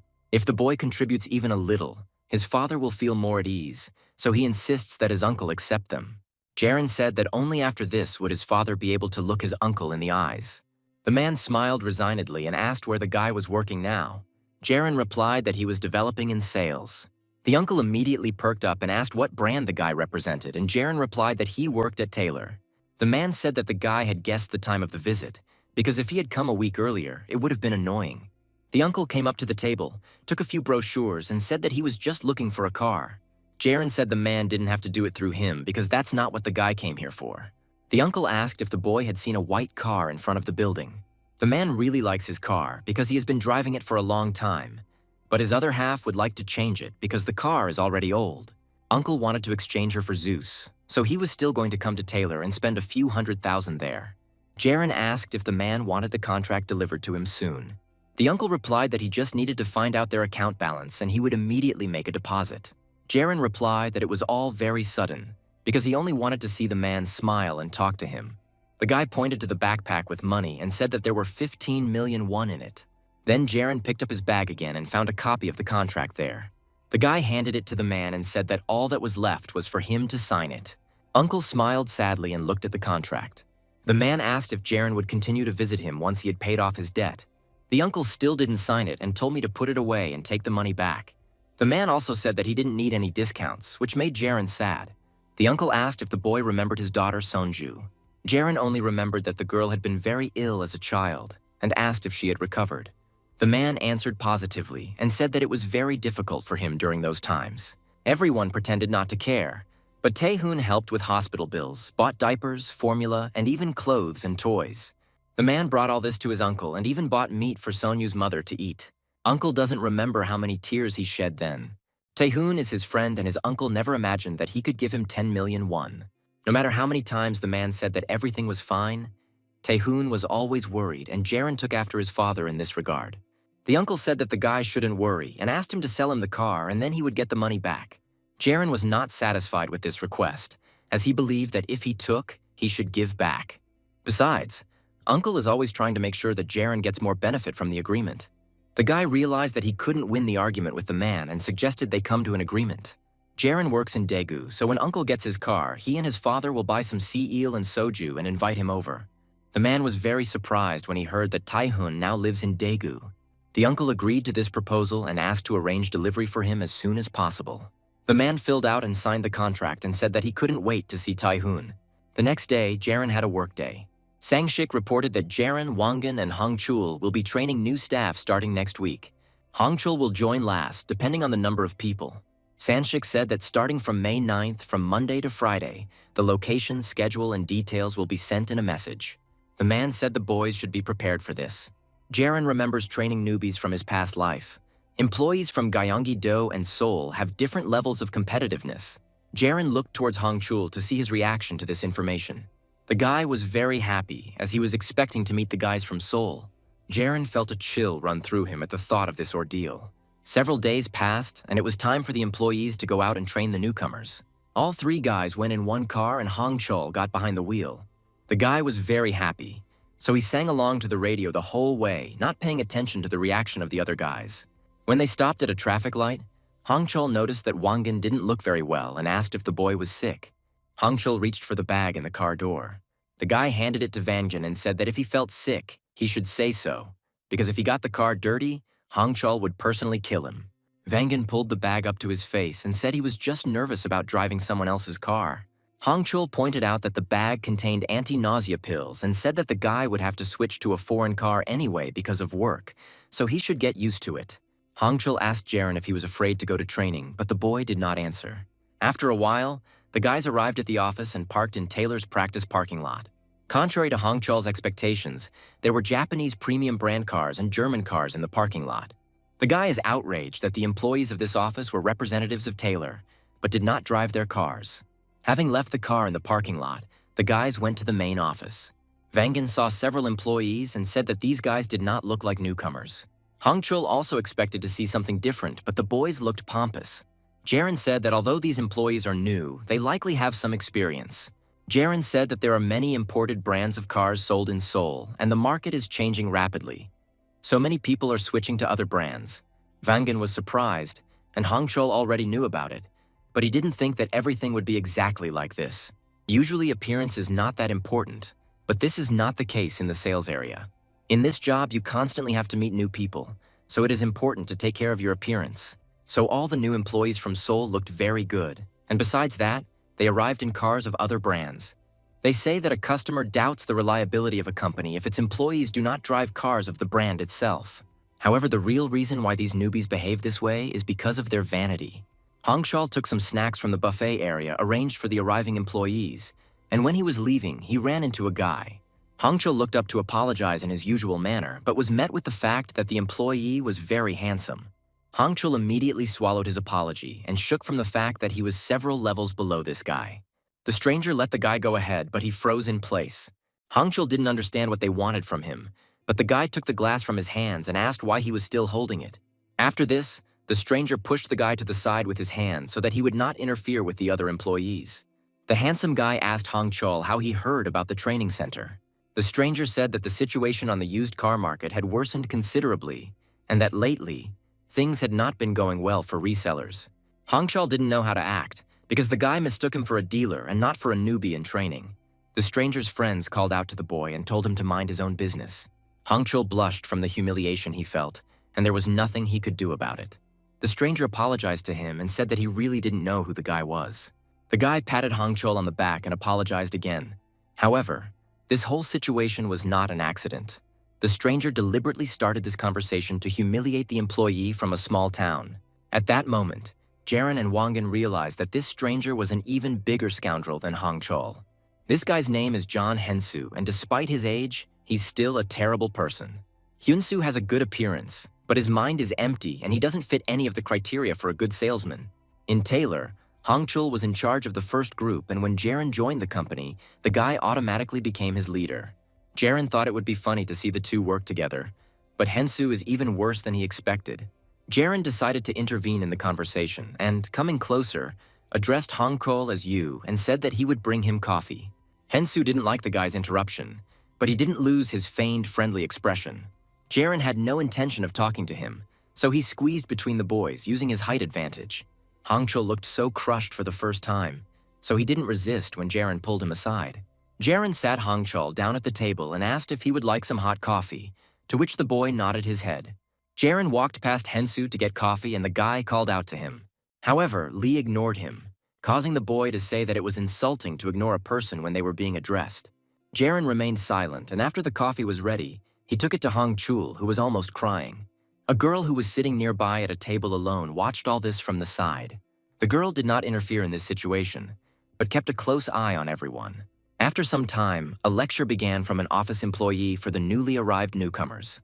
The employee said that Taylor was a pioneer in the automobile market, and that Model T cars could only be afforded by the upper class. The man said that Taylor was a leader in popularizing cars, so it was something to be proud of. Even this employee sensed a bad atmosphere in the new team, but he was already used to it. The man said that every person knows exactly what he wants. The instructor said that his friend was looking for a car and he liked the Taylor brand, so he asked to be provided with a consultant he could trust.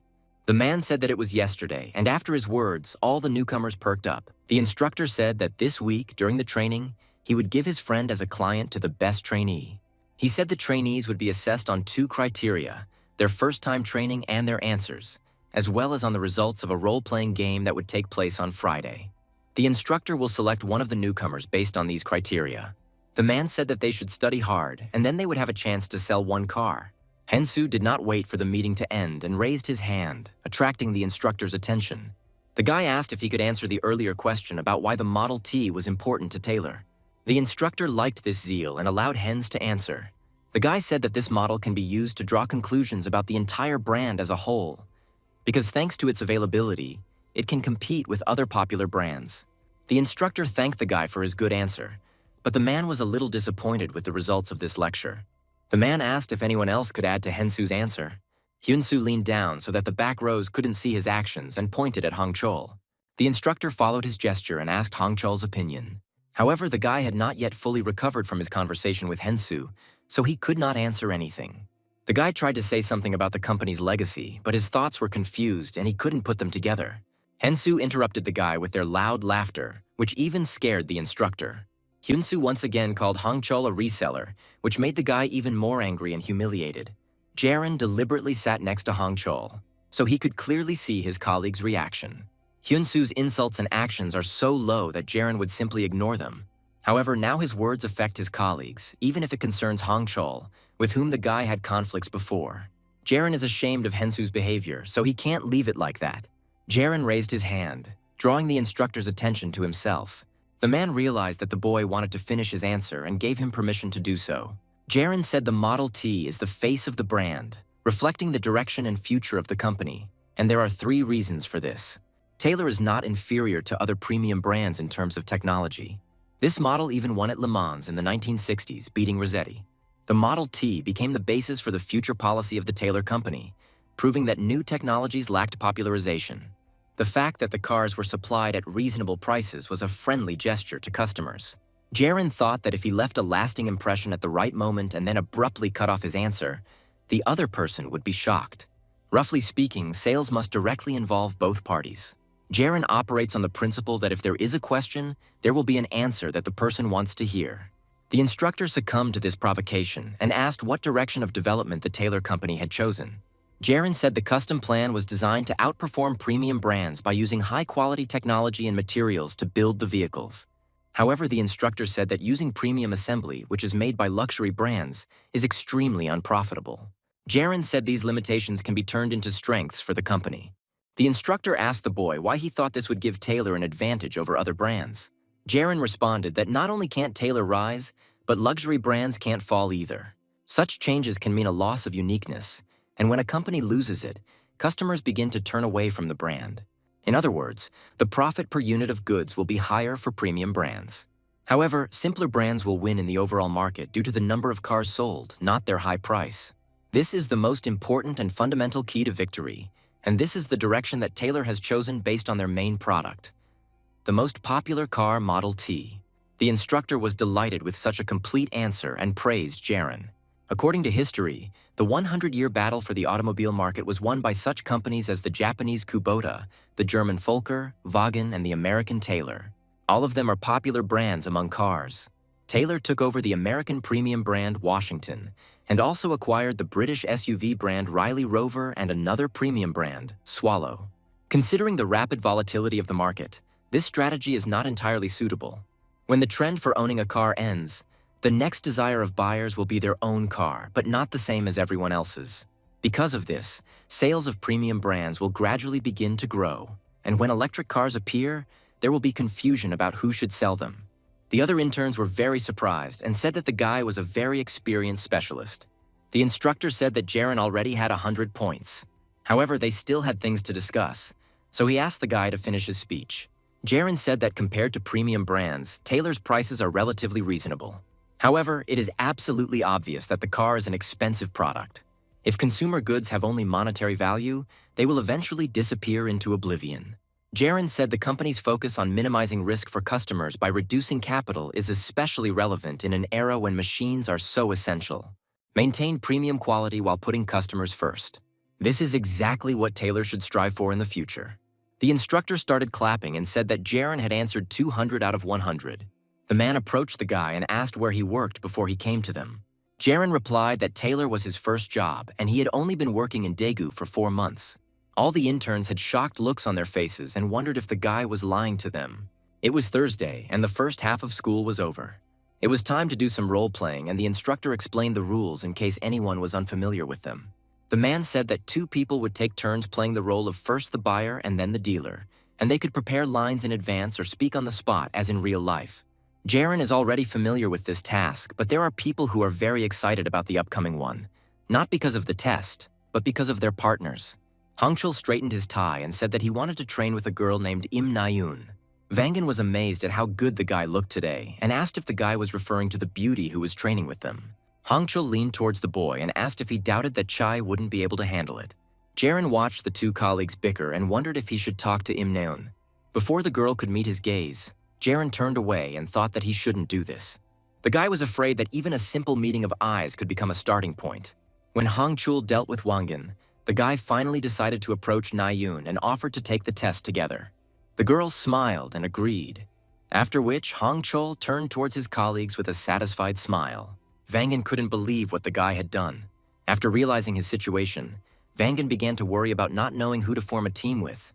Since he couldn't form a team with Jaren because they were from the same branch, Jaren pointed his finger at a guy with short curly hair named Kim Jae-jin and asked what his colleague thought of him. Jaren noted that Jae-jin was very calm and attentive during training, making him a perfect partner for Wangan. Vangan agreed with his friend's opinion and asked who Jaren himself planned to be on the team with. The guy replied that there was one person he had chosen from the very beginning. Vangan asked who they were talking about and did not notice how John Hensu crept up behind him. When the guy made his presence known, Vangan became very scared and jumped to the side. After some time, the teams were divided and Vangan and his partner had already completed their test. The instructor praised the boys and said that they played very realistically. The man wrote down the grades in his notebook and looked at the next team. Next on the list were Hongchul and Na-yoon, who were already ready to begin. Hyunsu approached Jaren and said that there were no girls like Na-yoon in the village. The guy was delighted with the girl's facial features and told his testing partner sitting next to him all about it. Seeing that Jaren was not reacting to his words, Hyunsu asked if the guy liked the girl's appearance and type. The guy said that if Jaren moved to Seoul, Hyunsu would teach him a lot, but now the guy is very silent, unlike Monday. Hyunsu said that Jaren chose to be a pillar, but that doesn't change the fact that the guy is good at selling and asked how the guy even does sales being so uncommunicative. Everyone was distracted from Hyunsu's interrogation by the beginning of Na-yoon and Hongchul's test. Na-yoon was now acting as a customer and asked why it was so hot and asked for a seat with ventilation. The girl said that the Zeus car does not have seat ventilation, so she does not know if it will be comfortable in such a car in the summer. Hongchul was confused because they hadn't discussed this question initially, but the girl decided to ask it. The guy admitted that in the summer this car might be a little uncomfortable, but it's not that bad. Hongchul said that seat heating is more important, but they will work on it in the future. Everyone was shocked by the mistake the guy made, because you can't respond to a customer's complaints by making a comment, thereby acknowledging the inconvenience of the car. You can't immediately reject what the buyer says, but you can't unconditionally agree either. Hensu asked if there were any seats with ventilation and if everything was okay with the client's head. After a while, the training ended, and the boy and the girl bowed to each other. Na-yoon told Hongchul that she didn't remember what they had prepared, so she had to improvise. Hongchul was exhausted and confused by some of the girl's questions, but said that everything was fine. Jaren understood that Na-yoon was lying and did it on purpose, because only the first place would be given a contract. Therefore, the girl is ready to do anything to achieve her goal. Jaren remembers this from a past life, when he also fell for her tricks. The girl gradually gained Jaren's trust so that he would start to treat her well. She then started asking to have Jaren's sales credited to her name so she could get a bonus, citing that she was a little short of her own sales. Na-yoon played on the guy's feelings to lure him into her net. Jaren didn't even have time to notice how he found himself under the influence of this beautiful girl, who was actually like a snake. The guy recalled that in 2015 he worked at the Horsch company and was just beginning to establish himself as a salesman. That was when Jaren met Im Na-yoon for the first time. Behind the girl's sweet face, there was hidden a wild drive from competition and an inexplicable thirst for money. Without a second thought, Na-yoon would destroy her opponent's strengths, even if it meant going to extremes, even if it was selfish. At the same time, the girl did not think about or realize the true reason for her egoism, which made her a very difficult person. Now we're back to training the trainees, and the instructor says there's one last pair left. The man pointed to Jaren and Hensu and said it was their time to start. The first one was Hensu, who acted as a dealer, and Jaren, in turn, was a customer. Hensu greeted the client and said that he wanted to show him the hottest model at the moment. The The guy introduced Jaren to the 1000 model and invited him to come closer to the imaginary car. Jaren calmly walked to the right place. Hyunsu clapped his hands and said that the guy looks like a cover artist and makes a good impression. Hensu said the 1000 is a fairly large car, so some people seem to get lost in its background. But the dealer pointed out that the car was a perfect fit for Jaren. Jaren thought that Hensu was acting very talentedly and relying on consumer passion. A person is controlled by emotions, not reason, so the guy praises the client, inspires and stimulates. Hensu asked if Jaren had a girlfriend or if he was married, but the guy answered negatively to everything. Hensu was amazed that such a handsome young man was single and asked what kind of car the guy had now. Jaren replied that it was a domestic compact car, and Hensu said that was the whole point. The dealer said that the only thing that can solve any of the customer's problems is the 1000 car. Jaren noted that Hyunsu's voice was well-trained and clear, like that of an announcer. The customer asked the tire size for this model, and Hensu replied 18 inches. Jaren leaned over and pretended to point at something, asking what the number was. The client asked what kind of engine the car had, because it is very important to him, as he likes the engine to purr like a kitten. Hensu noticed that the instructor was taking notes and told Jaren that it didn't really matter how many cylinders an engine had. The dealer said that engine fill is a very subjective thing, and the customer will understand this when he tests the car. Jaren was surprised by this phrase and asked what the acceleration time of the car was. As Jaren suspected, Hensu has no idea about the car he is selling, having never dealt with customers who don't like his methods. The guy never studied properly and only worked with those over whom his natural voice and appearance allowed him to dominate. It was precisely the poet that details were never important to Hensu. In RP, the client's role is also assessed, but mainly they look at the dealer's competence. However, how the client can make things more difficult for the opponent is also important. If, like Nayun, you ask an awkward question under the guise of a mistake, that also counts towards your grade. Jaren must act strictly within the framework of his chosen client role and not bombard with questions, not compare with other brands, and not scold the interlocutor if he cannot answer. The type of client that Jaren chose and began to play is a reasonable person. The choice fell on this type because he is the complete opposite of Hens. After 10 minutes, it was time to switch roles, and now Jaren was acting as the dealer. Hensu wanted to take it out on the guy, but no matter what he did, Jaren didn't give in. Soon, the client gave in and accepted the dealer's point of view, shaking with anger. After this, there was applause and congratulations from the instructor. The man was very glad that they had such a talented young man like Jaren among their ranks. The instructor thanked everyone for a job well done and said they would take a 15-minute break. Hongchul, Jaren, and Wangan went out onto the roof to get some fresh air. Hongchul was very happy to see Hyunsu defeated. Wangan thought that he knew this feeling very well. Wangan saw his colleague take out a cigarette, reminded Hongchul that he and Jaren did not smoke, and said that they would wait for him inside. Manager Chai caught Wangan and said that they should be there to show everyone the power of unity in the Daegu branch. Jaren thought that he already had enough guys around him since they ate and slept in the same room all week. Hongchul was cheerful and said that he enjoyed the courses because they became closer to each other. At some point, Jaren gave in to his pressure and smiled. However, a second later, his expression changed. Behind Hongchul, the guy noticed Naeun approaching them. The girl approached the guys and innocently greeted them. Hongchul blushed and perked up, greeting Naeun back. The girl bowed to him and came closer to Jaren. The guy turned away, thinking that he followed everyone into the smoking room because he hoped not to run into Naeun that way. The girl said that the guy played RP very well and she wanted to meet him from the very beginning of her training, but only approached him now. Naeun asked if she could use a friendly form of address for Jaren since she would be 23 this year and everyone here was older than her.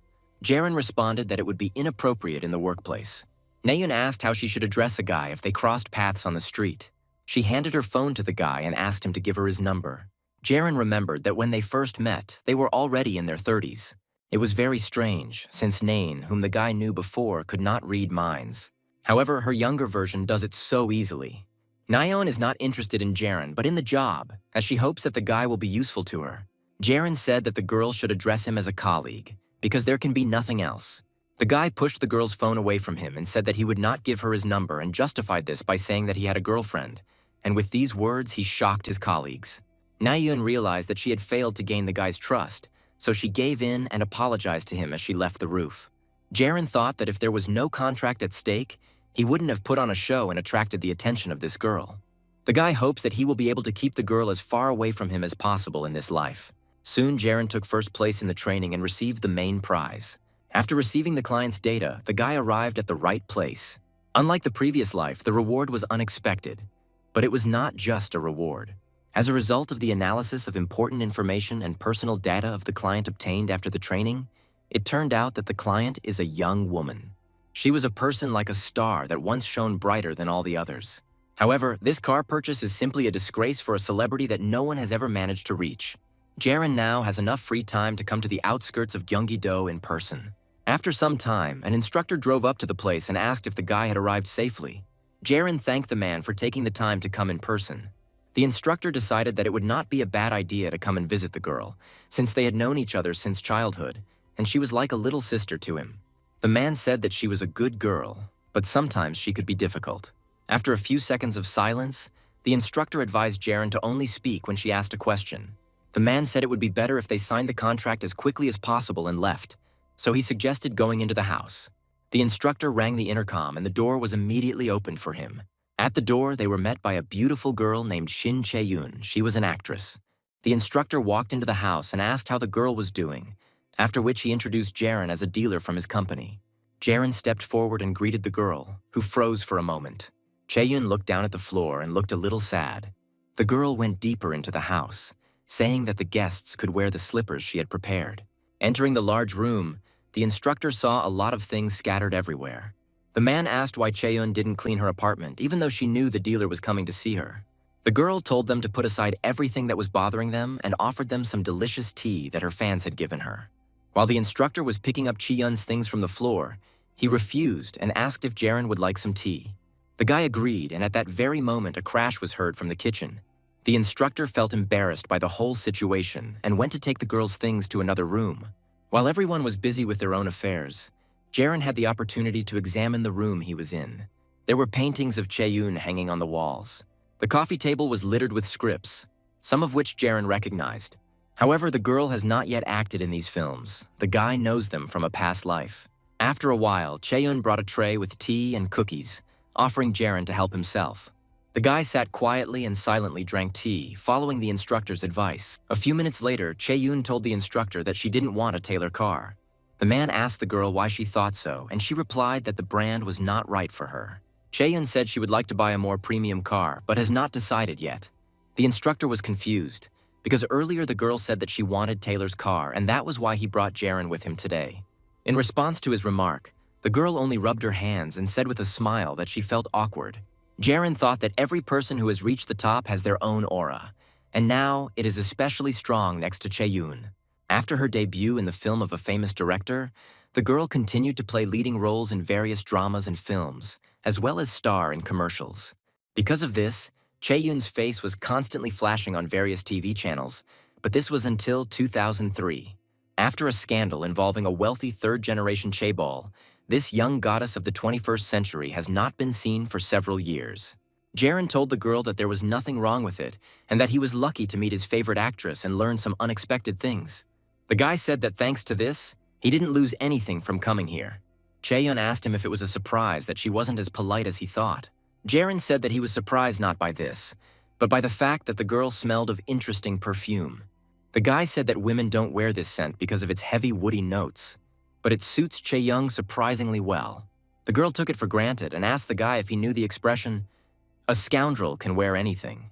Jaren replied that that might be the case, but the fact that it was Shin Chae-yoon's own perfume made it even more special. The girl crossed her legs and said that the car was not that important. Chae-yoon asked if the guy meant that it was more important who was driving the car. Jaren smiled as the girl understood his train of thought. After that, everyone laughed and the atmosphere in the room became more relaxed. However, the girl then said that the car still matters, since people are used to judging by their clothes. Chae-yoon asked what they would think of her on set if she came to Taylor and if they would say behind her back that she was a loser. Jaren asked the girl if she thought that if she arrived in a different car, the whispering behind her back would stop. The guy's words hit the mark, causing the girl to get angry. Jaren said that he initially wanted to offer the girl the 1000 model, but after meeting in person, he would recommend her an SUV. The guy thinks that a large and heavy SUV that creates a unique feeling of strength and confidence would suit Chae-young well. Jaren said it doesn't matter where a girl rides, it's how she does it. The guy understands that now the girl is playing a role that is already familiar to her, from which it is already uncomfortable to leave. Jaren knew very well that when they try to break you, you have to show even more strength. The guy suggested that Chae-yun put aside these images of a young goddess and first love. The girl replied that the guy was talking nonsense. Chae-yun said that it was easy for the guy to say all this, but she had no reason to listen to him. Jaren realized that this wouldn't convince her otherwise, so he reached for the stack of scripts. The guy put 2 scenarios in front of the girl, time for 2 and a face. Chae-yun asked what he was doing, and Jaren replied that the girl couldn't decide between the 2 projects. The girl's eyes widened, and she asked if the guy worked in the film industry. Jaren replied in the negative and reminded him that he was a car salesman. The guy said that of all the scripts lying on the table, only these 2 were picked up most often. Jaren picked up one of the scripts and asked if he could look at it. The girl did not stop the guy and gave her consent to this. If Jaren remembers correctly, the scandal with the rich man had died down during the 2-year hiatus, but the ambitious comeback film turned out to be a box office flop. After this incident, the girl became a completely mediocre actress, and this was a film. Time for 2. On the other hand, The Film Face is an unconventional action film that was ahead of its time, grossing $7 million and catapulting its stars to fame. Lee Mi-jin, who played the lead character, was criticized for her performance and found herself at the center of a major scandal a few years later. Jaren offered his humble opinion on the 2 scenarios. Chae-yun listened to him carefully and asked what movie the guy would choose. Jaren replied that the girl would look great in any of these projectors. But there was one thing. The guy said that Chae-yun had the experience of her first pure love, but after the scandal with the chaebol, she returned to this role again. Jaren doesn't think this role will be successful, and rather on the contrary, it will turn people against the girl. The guy said that there is one major car brand that was previously known for making strong and powerful cars, but now they are on the verge of closing down completely. The company ignored design trends that changed in the 90s and lost its original image due to overexpansion and quality issues. Jaren asked the girl if she knew what the fundamental problem was that led to the collapse of this company. The guy answered himself, saying that the company was unable to present itself to customers in a new image. Jaren said that in show business, where image is everything, sooner or later the time comes for a new image and the girl has a chance to make it happen. Jaren said the issue isn't whether it's better or worse, fit or not. Actress Shin Chae-yoon is not the type of first love. Jaren said that the girl is an actress first and foremost. No matter what the box office receipts, the face is the only option the girl has now. Chae-yoon looked at the guy menacingly. Noticing this look, goosebumps ran across the instructor's body. The girl asked if Jaren realized that he was crossing the line. The guy said that he understood that he was meddling in something that was none of his business, but he spoke from the heart, as a true fan of hers. Chae-yoon asked if he really thought she didn't have a clear image. Jaren responded that once an image is assembled, it is not so easy to erase it from the public's memory. The guy understood that the truth is not always convenient, but it must be accepted. Jaren told Chae-yoon that no matter what it was, if people couldn't delete her image, then she could try to rewrite it. This is a great chance for Chae-yoon. Even if she doesn't become a top star, the public will recognize her as a real actress. The girl said that it all sounded very nice, but it was easy for Jaren to say, but she would have to put her career and her life on the line. The guy nodded his head and said that he understood her concerns perfectly well. Chae-yoon suggested making a bet because she thinks it would be unfair if she agreed to the movie just because Jaren said so. The girl said that if the movie the guy chose flopped, he would buy her this car at his own expense.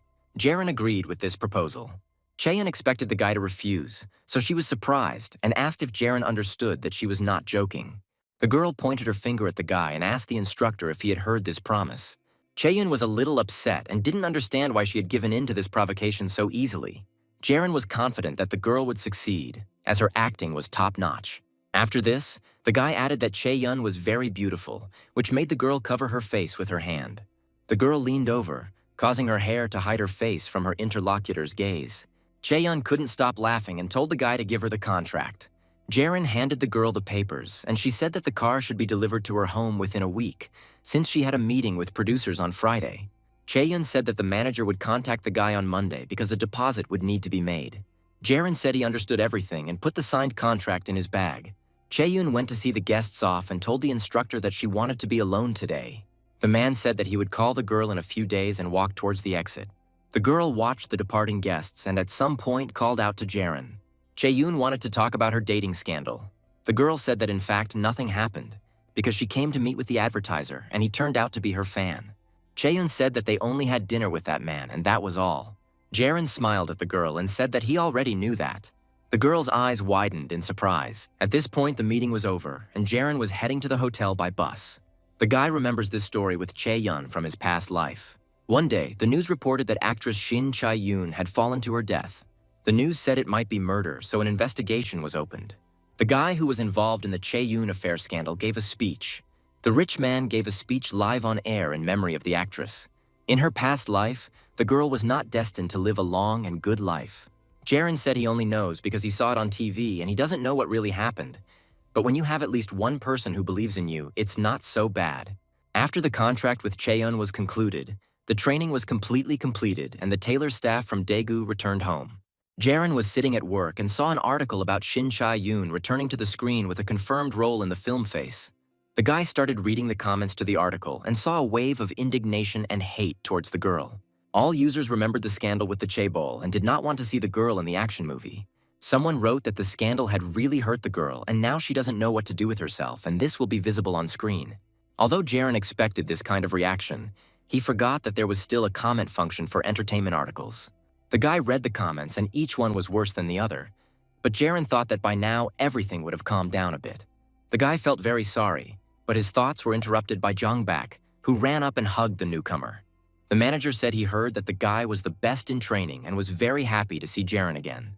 Jongbak continued to hug the boy tightly and ask if he would miss him, and Jaren in turn said that the manager was apparently doing well.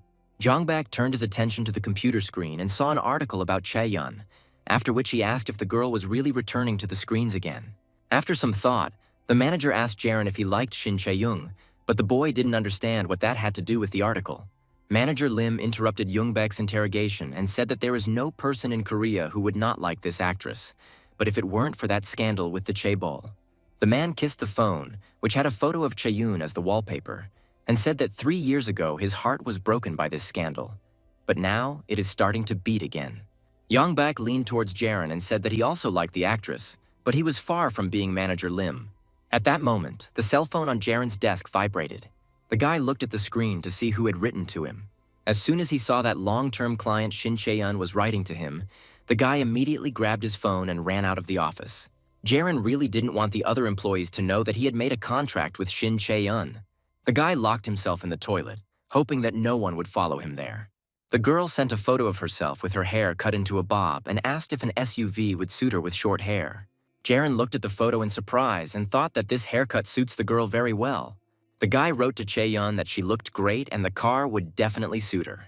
Jaren was a little shocked that the girl sent him a photo so suddenly. In response to his message, the girl wrote that she was irritated, so he shouldn't answer her. Jaren didn't understand why Chae-yun was in such a mood and didn't know whether he should respond out of politeness, ignoring what the girl wrote. The guy wrote that he answered sincerely. The girl's return will be wonderful and many fans support her. The girl wrote back that she didn't care, and the guy immediately realized that she had guessed that the guy had read the article. Chae-yun says she doesn't care, but Jaren can clearly hear in her words that she can handle it. After a few moments, the guy decided that it was time to rename the girl's contact. After some time, as Jaren and Chae-yun had agreed, the car was delivered. The girl looked into the trunk and saw a chair there, after which she asked what it was. Jaren said it was a gift because his business method is to give all his customers gifts with delivery. Chae-yun understood his idea, but she had no idea why the guy chose a chair. Jaren suggested that he might be needed on set. The girl asked if it was for outdoors and added that in the summer her skin would dry out in the sun. Jaren said he has a set of parasols, and while he's no movie expert, he tried to choose his gift wisely. Until now, the girl has acted in films that focus on emotions and preferred to wait inside. But this is an action movie, so it will be useful for Chae-yun to stay on the set and observe the process. The girl said that from Jaren's words, it could be assumed that he had worked in this field all his life. Chae-yun asked if the guy always pretended to know everything and said something like that with a confident face. Jaren smiled and replied that it was just professional deformation. The girl told the guy to take all these gifts since she had no need for them. Jaren didn't listen to her and closed the trunk of the car. The guy said he couldn't take the gifts. However, it is up to Chae-yun to decide whether she will use them or not. The guy handed the girl the car keys and wished her good travels and success in the upcoming filming. Jaren bowed and wished the girl all the best. After that, the guy turned around and went about his business. At some point, the girl asked him to stop. A few minutes later, Chae-yun handed the guy a glass of cold drink. The girl said that Jaren can decide for himself whether to drink it or not. The guy looked at the glass and thought about how he could communicate with Chaeyoon if she had such a character. That day, Jaren had another delivery to make to a father of a large family, and he showed the best reaction to the unexpected gift. The man was very happy, and Jaren said that he noticed earlier that the man did not yet have a car seat for the baby. The guy said that although such chairs are not so common in Korea, in America they are considered so safe that they are enshrined in law. Jaren offered to help unpack the chair right then, and the man happily agreed. The guy talked about all the conveniences of this model, both for the child and for the parents. The father of the family looked at the gift with joy and said that he had never seen anything like it before, and asked how Jaren, being unmarried, knew all these little things. Jaren based his knowledge on doing a little research on the internet. The guy demonstrated another useful function of the car seat, which should ensure the safety of the child during trips. The man was very happy with such a gift. Before that, he thought that he would have to quickly wean his older child off the car seat, because due to the piled-up troubles, he and his wife did not even think about buying a new seat. Jaren was once the man's reaction, but that was not the whole gift. The guy said that the delivery of a wheelchair compatible with this chair was slightly delayed, so it would be delivered directly to the man's home in the next 3 days. The man said it was the first time he had been so touched by a gift, and said he had never heard of anyone receiving such a gift from a dealer when buying a car. Jaren smiled and said that this gift was for the man personally, as a client. His words went straight to the client's heart. The man grabbed his heart and promised that he would never forget this. He grabbed Jaren's hand and said that he would definitely bring him new clients, as many as he could, and anyone who wanted to buy a car. The man promised that he would recommend Jaren to everyone in the future. The guy said that he was very happy about this and wished the father of a large family all the best. However, Jaren did not expect that the very next day, the man would begin to fulfill his promise. The man brought his university friend Park Seong-soo. Seong-soo said that he had heard a lot about Jaren, and this was the first time he had heard his friend praise the salesman so much. The men walked into the room, and Jaren handed out offers of cars, beginning the consultation. Seong-soo looked through all the proposals for a long time, but still didn't say anything specific. The man's face expressed extreme indignation. A friend asked him if everything was okay, and Seong-soo replied that everything was described in great detail. The man has been looking at this car for a long time and sees that everything is indicated correctly, but he does not know if he really needs all this. A friend said that the guy always doubts everything, so he constantly misses good opportunities. And then Seong-soo follows him around and whines that he should have listened to his friend because it would have been a good decision. The man said that he was very meticulous in choosing a car, so Seong-soo should believe him. Seong-soo was scared by his friend's reaction and said that he believed him. The friend said that it was not enough to just believe his words. The man had to sign a contract. Sosnu dodged the guy's blow and said that he would sign everything right now. From the men's behavior, Jaren realized that they were really good friends, since Seong-soo does everything the man tells him to do. A few minutes later, Jaren took the signed contract and said that the car would be delivered at the end of May, and he would definitely contact Seong-soo when the exact date was known. Seong-soo thanked the guy and said that he would look forward to it. Since the consultation was taking place at Seong-soo's place of work, Jaren and his friend went about their business, leaving the man alone. Seong-soo looked at the contract for a while and didn't know whether he should make the purchase and make the payment or not. Jaren told him that since they came through a recommendation, he would give them an additional 2% discount. Seong-soo was convinced that you can't trust anyone 100%, so it's worth making sure that Jaren's words are true.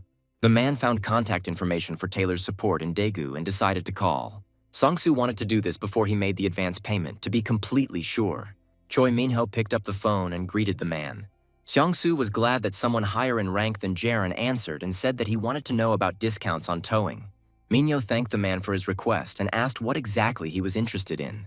Seong-soo didn't know how to explain his question exactly, and Min-ho recommended telling him everything from the beginning so that he could have a full understanding of the situation and find the best solution. Seong-soo began to talk about the consultation and the 2% discount provided. Min-ho wrote everything down on a piece of paper and asked if the man had had a consultation in Seoul, since there was a big discount there at the moment. Seong-soo answered negatively and said that the consultation took place in Daegu. Min-ho asked the name of the dealer the man had spoken to see if he could give him an additional discount. Seong-soo said that he worked with Lee Jaren, and Min-ho's face immediately changed.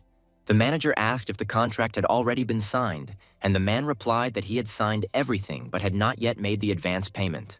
Min-ho suggested that they meet Seong-soo in person now, as he could make the man a better offer. Jaren, in turn, sat at his workplace and waited for a message from Seong-soo. Much time had already passed, and the man should have already made the first payment.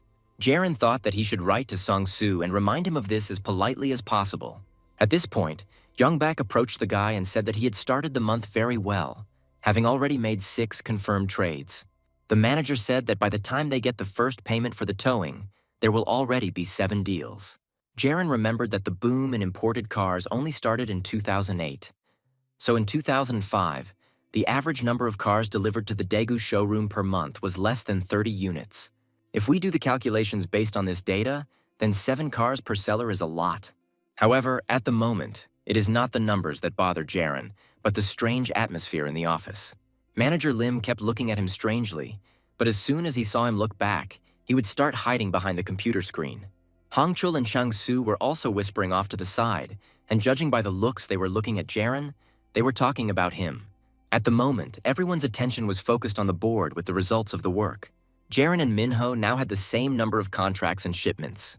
Everyone has observed the results of a new employee who has been working for less than 6 months, but whose results are comparable to the results of the best employee. Youngbak looked towards the board and said that they had caught up with Team 1. The manager said that if Manager Song and Manager Songju pushed harder, they could even surpass them. It was only after the boy had said these words that he remembered that he was not in a position to say this. Youngbak made fewer sales than Jaron this month. The manager told his subordinates that no matter what, they should not forget who was in charge here. Youngbak told Jaron that this is how the sales department is structured, because the main thing is not to forget about the hierarchy, even if the results are higher. The manager believes that the guy will find his place, and he believes in him. Jaron agreed with his words, reminding him that it was not for nothing that Youngbak called him a 9-tailed fox. The manager patted the guy on the back and said that everything was so, because his little fox was reliable as a clock. Youngbak packed his things and said that he was going to a client after lunch, so if he was delayed, Jaron could go home without waiting for him to return. The guy bowed to the manager and said that he understood everything. Jaron was lost in thought about the situation with the client and didn't notice the man approaching him. Only after they spoke to him did the boy come to his senses. Minho asked why Jaron didn't greet him. The guy couldn't answer that he was talking to another person at that moment, so he simply asked for forgiveness, saying that it was his mistake. Minho asked if the conference room was occupied, and Jaron replied that it was free. Chief Choi told the boy to follow him. Jaron had a bad feeling about things, and it rarely let him down. Minho entered the room first and took off his jacket. The man pulled out his chair and sat down opposite Jaron. Manager Choi asked the boy if the name Park Seong-soo was familiar. Jaron sensed that something was wrong and responded positively, indicating that the man was his client since they had entered into an agreement. Minho didn't like that the guy dared to call Song-soo his client. The manager slammed his fist on the table. The man said that Jaron was too arrogant because he sold a few cars, and if he continued like that, he should quit. Jaron didn't understand the reason for Minho's change of mood and asked if the manager had signed a contract with Sung-soo. The man replied that he had not only signed a contract, but unlike the guy, had already received an advance payment. Jaron realized that Minho had simply stolen his client and argued that the contract only came into effect after the buyer made an advance payment. Chief Choi said that Seong-soo is not Jaron's client, but a client that he missed, and Minho took him for himself. Yesterday, a man talked a customer out of sending an advance payment to Seoul and asked how Jaron could do business like that and send a client with whom he had already signed a contract to another city. The man decided that the newcomer was getting cocky because sales came easy to him. The leader looked at Jaron and asked if he was right in what he said.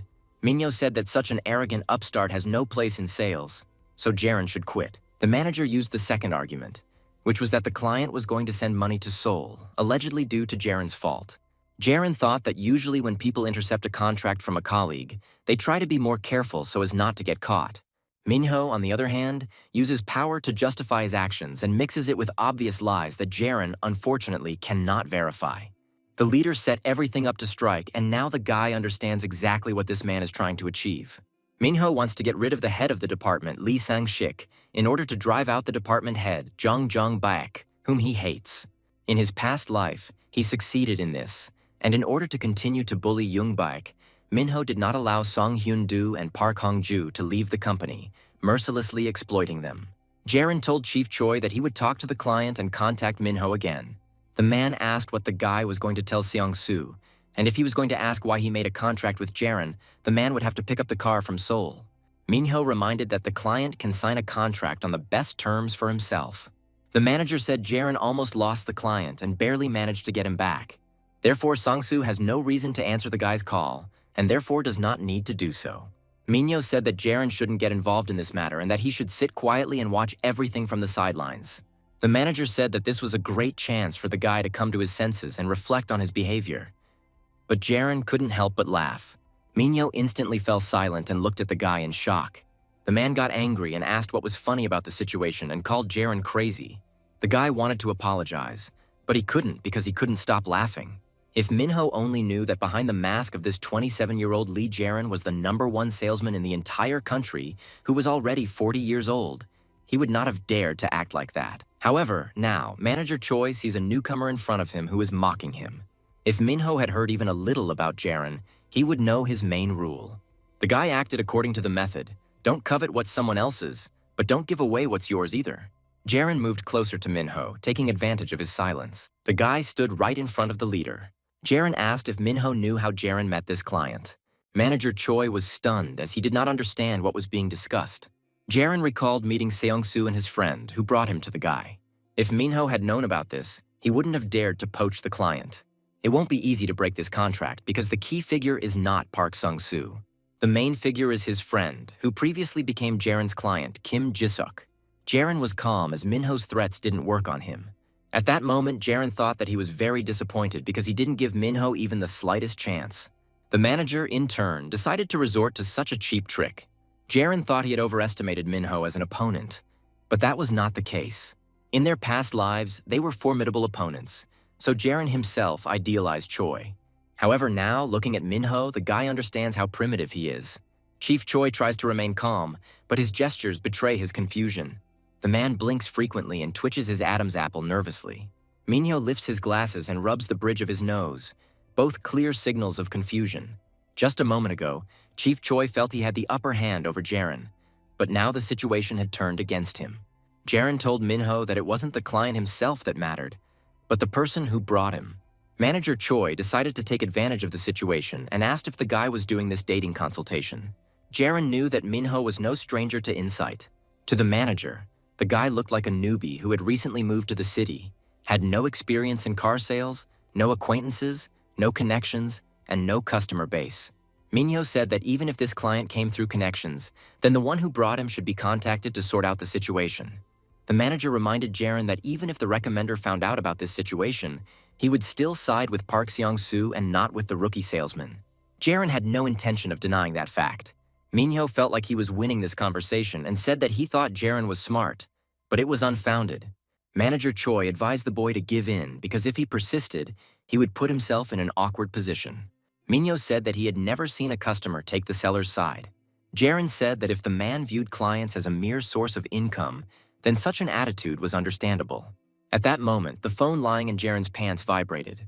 The guy smiled as he realized who the call was from. Jaren told Minho that he would try to fix this situation no matter what. Manager Choi warned again that the guy would only make things worse for himself. Jaren replied that he shouldn't worry about him so much since they weren't that close. The guy decided that this was the right place to end the conversation and headed towards the exit of the negotiation room. Jaren pulled his phone out of his pants, about to answer the incoming call. Minho followed his example and was about to make a call as well. Jaren accepted the challenge and asked Ji-seok if he received the stroller and if it was in good condition. The man thanked the guy for the gift and said that his wife was over the moon. Ji-seok said that even his father-in-law praised him for his choice of car and said that they would definitely come to Jaren again. Jaren said he was happy for the man and asked if he had some time for an important conversation. Ji-seok agreed to the meeting, and after some time, the men met in a cafe to discuss everything over a cup of coffee. The man listened carefully from Jaren about what happened to his friend. After hearing this, Ji-seok became noticeably sad and began to apologize to the guy for what happened. Jaren began to calm him down and said that this could have happened to anyone, and that it did not mean that the man was to blame for what happened. Ji-seok was angry and said that this could only happen to Seong-soo because he couldn't believe his best friend even when everything was laid out for him. Jaren listened calmly to all the man's lamentations. After his speech, Ji-seok bowed to the guy and asked for forgiveness for this situation. Jaren was a little surprised by the man's reaction. The guy said that he didn't want Jin-seok and Seong-soo's relationship to deteriorate because of him and said that everything was fine with him. Jaren understood perfectly well that the seller and the buyer always have different goals. The seller must work according to the rules, and the buyer only needs to adhere to his terms. There is a certain morality, however. The wishes of the buyers always come first. The seller may try to put his own interests above moral standards and recommend the car at any cost. However, a bad deal will bring stress, and a good one will only bring money and no long-term cooperation. But Jaren wants sales to become an art in his hands. Jaren's words calmed Jisuk down a little, but one question kept bothering him. The man asked if the manager really knew that Song-soo was being advised by another dealer, but still entered into the contract. Jaren chuckled and said that everything pointed to that. After this, Jisuk became even more angry at Minho. The man stood up from his seat and told Jaren to follow him. The guy asked where they were going, and Jisuk said that they were going to Song-soo's office to put him in his place and scold him for what happened. The man grabbed Jaren by the hand and pulled him along, assuring him that he would talk to his friend himself. Despite the fact that the road took quite a while, Jisuk did not calm down at all, so he burst into his friend's office with a loud scream. At that moment, Seong-soo was talking to the leader Choi, but was distracted by his friend's shout. The man said that he was a little busy right now, but when he saw who Jisuk came with, he fell silent. Jaren made a miserable face, as if he was ready to cry on the spot. Seeing this, Minho became furious, but did not dare to speak in front of the customers. Jisuk flew up to Song-soo and asked when the man would get rid of this bad habit. He asked his friend if he really didn't trust him so much that he started asking questions to everyone. But Seong-soo tried to calm him down. Seong-soo tried to appeal to Minho because the man guaranteed him that there would be no problems. Chief Choi stood up from his seat and tried to pull Jaren aside to talk.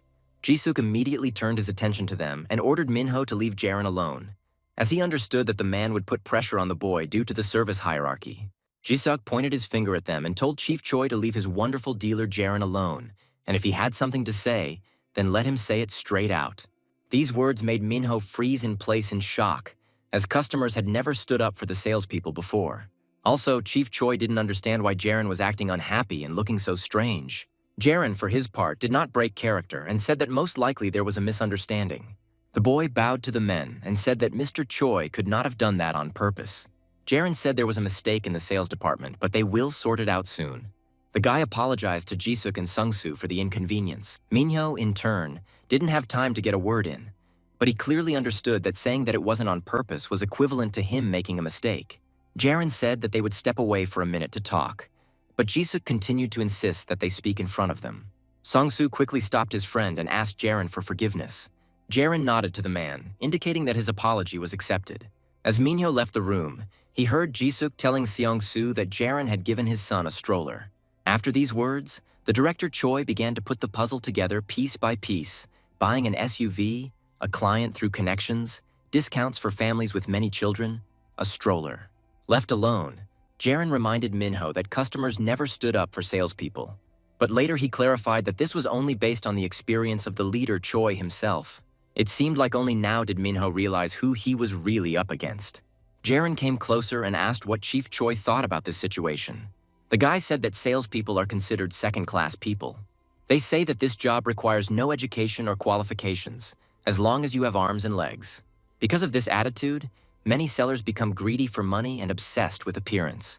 However, Jaren is proud of his work because it is not other people who make them second-rate, but themselves when they behave inappropriately. The guy looked at Minho seriously and said that he didn't consider himself a second-class person. Chief Choi kept his gaze fixed on Jaren. He asked the guy what Jaren thought he should do now. The guy said that the manager should go now and apologize properly, because that's the only way to show that he is not a second-class citizen. Hearing such words from a person who was below him in the hierarchy was too offensive for Minho. The man looked at the boy angrily and said that there would be nothing wrong with being second-rate for once. Jaren understood that in front of him stood a proud man, full of empty boasting, but he let it slide because they could not understand each other. The guy said that so be it, but next time the boss won't get off so easily.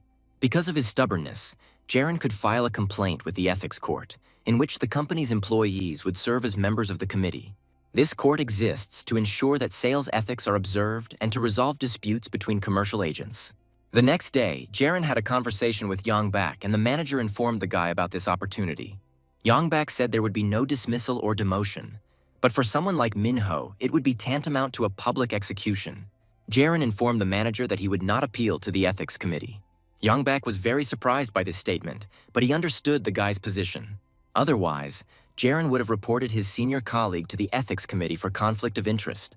The very fact that such a thing happened would be a huge stain on Jaren's own reputation.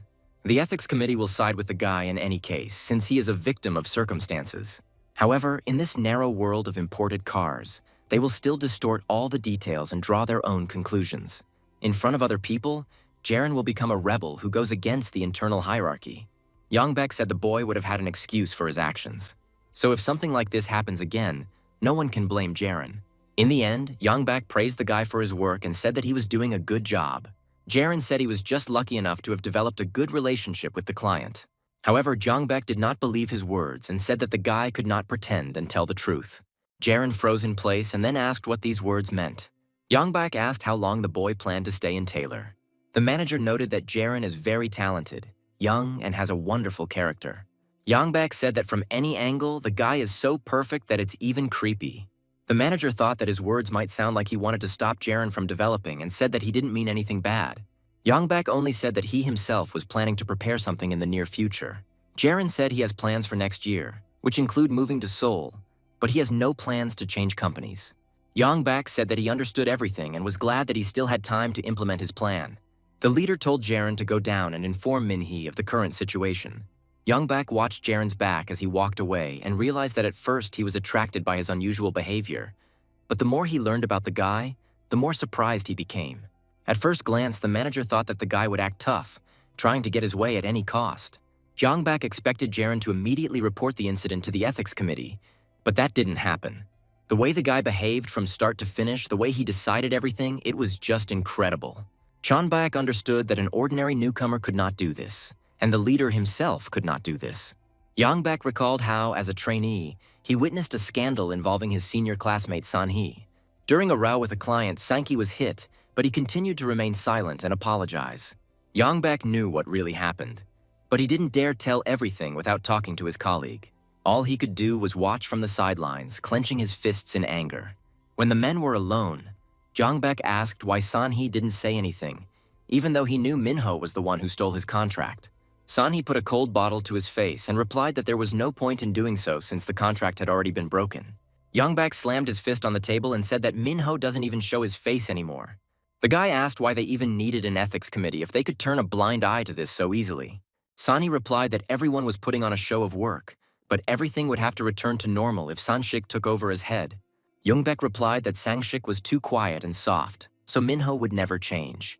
Sanhee said with a smile that Minho was good at selling cars, and that was the most important thing in their business. Sanhee admitted that he admires Choi's tenacity in sales. The man said that Minho would soon become a star, and he and Yongbak would start to have a rivalry. But Sangshik knew how to manage people, so he would support them. Yongbak was angered by the words that Sangshik would support not only him, but also Minho, and asked what all this meant.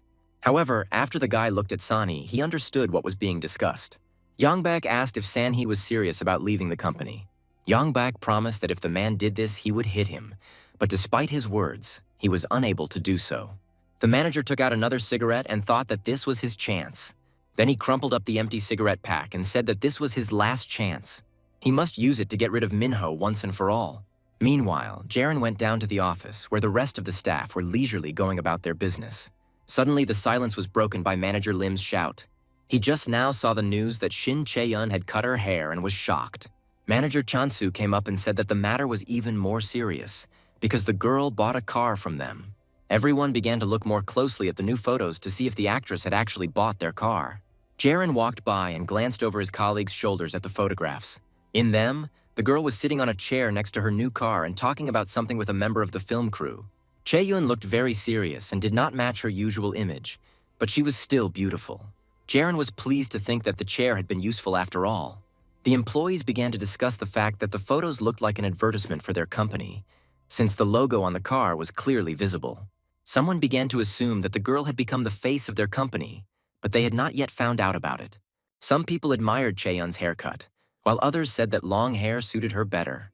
However, everyone was expecting the release of a new film in which the girl would appear in a completely new image.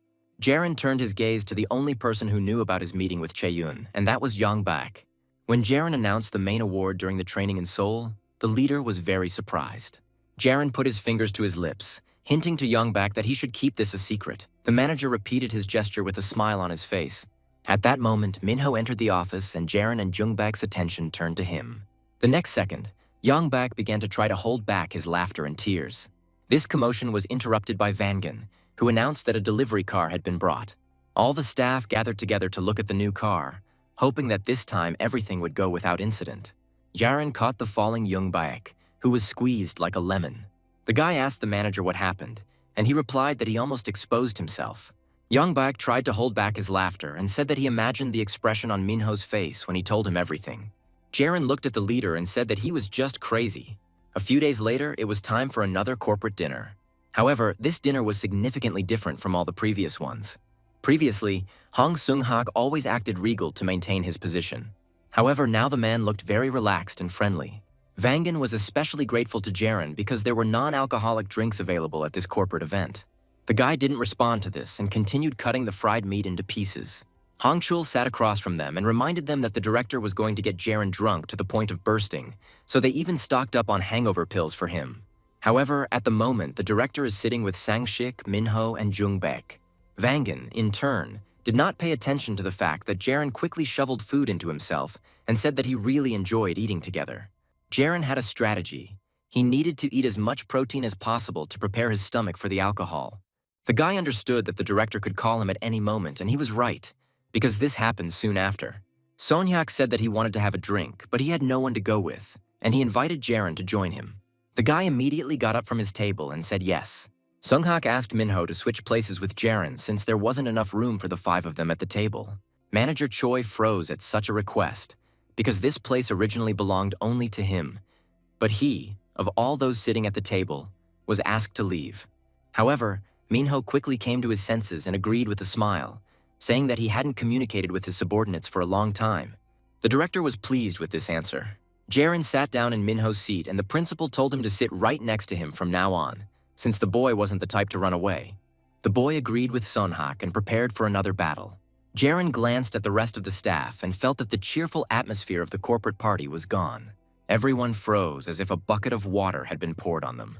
Jaren felt many cold gazes on his back. This was caused by a strange and uncharacteristic decision for Sonhak, as a person who valued results above all else.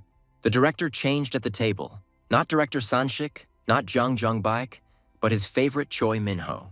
Sonhyak handed the bottle of soju to Jaren, inviting him to begin. The guy was already preparing for this and, like last time, handed the director a glass. However, Sonhak stopped him and suggested that they switch to glasses, as they had an important topic of conversation. Jaren agreed and handed over the stack, and the director praised him for successfully completing the training. The man was pleased to hear about this at the board meeting, and the guy said that he tried. Sonhyak drank his first glass and remembered that Daegu had won first place this month. The director suggested that the results would have been even better if Jaren had not taken a week off due to training. The boy bowed and thanked the man, promising to work even harder in the future. Sonhyak laughed and asked if he had confused Jaren with those words, and he agreed with him.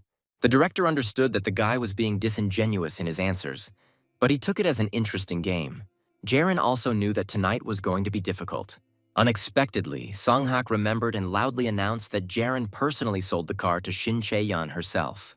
From the reaction of the employees, the director realized that no one knew about this and asked Jaren if the girl was really harsh in communication. Everyone froze in anticipation of an answer, and the guy said that he had not personally met the actress and had only dealt with her manager. The director just laughed at his answer and said that he already knew everything. Sunhak said that the only thing they were talking about at the head office was how Jaren sold Shin Chae-yeon's car. Jaren preferred not to look back at that moment, as manager Lim was going through all the stages of anger there. The guy closed his eyes and told Sonhak that he didn't like to talk too much about clients. Sonhak poured another glass of soju and asked if this secret even concerned him, as the director. Jaren replied that he does not work for the company, but for the benefit of the clients. The guy looked at Sonhak seriously and said that clients come first for him. The director assumed that Jaren was acting this way because he was not his client. The man asked if he should also buy a car from the guy so that he would try even harder to please him by making sales. However, Jaren said that every client is different and not everyone can be pleased. Jaren and Sunhak talked like old friends, not hesitating to make some pretty crude jokes, which greatly frightened Sanshik and made Jungbak laugh uncontrollably. Soon, Sonhak said that he couldn't wait any longer and gave Sanshik a card. telling him to pay when everyone had eaten their fill. The director stood up from his seat and stood next to Jaren. The man beckoned the boy to follow him, saying that they would continue their conversation elsewhere. The director answers Jaren in the same place where they drank last time after the corporate party. The man ordered stronger alcohol for himself and his boyfriend. Sonhak asked if it was quiet enough in this place. Jaren took a sip from his glass and said it was almost too quiet in here.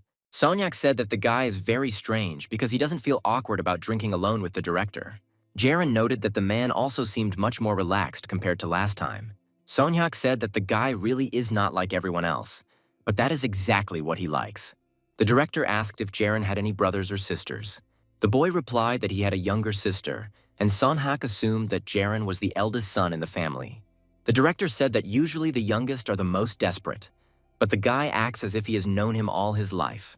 Jaren said that he knows that Sonhak is the youngest of 3 brothers in the family, and that their inheritance is passed down on a winner-take-all basis. Sonyak replied that this is exactly how it is, so he is forced to accept these rules and play by them. That is why a man needs anyone who will bring him at least a little more money, and that is why he likes Jaren. The director said he didn't know Shin Chae-yoon's exact intentions, but she had provided Taylor with great publicity. Sonhak suggested that this was due to Jaren's ability to get along with people.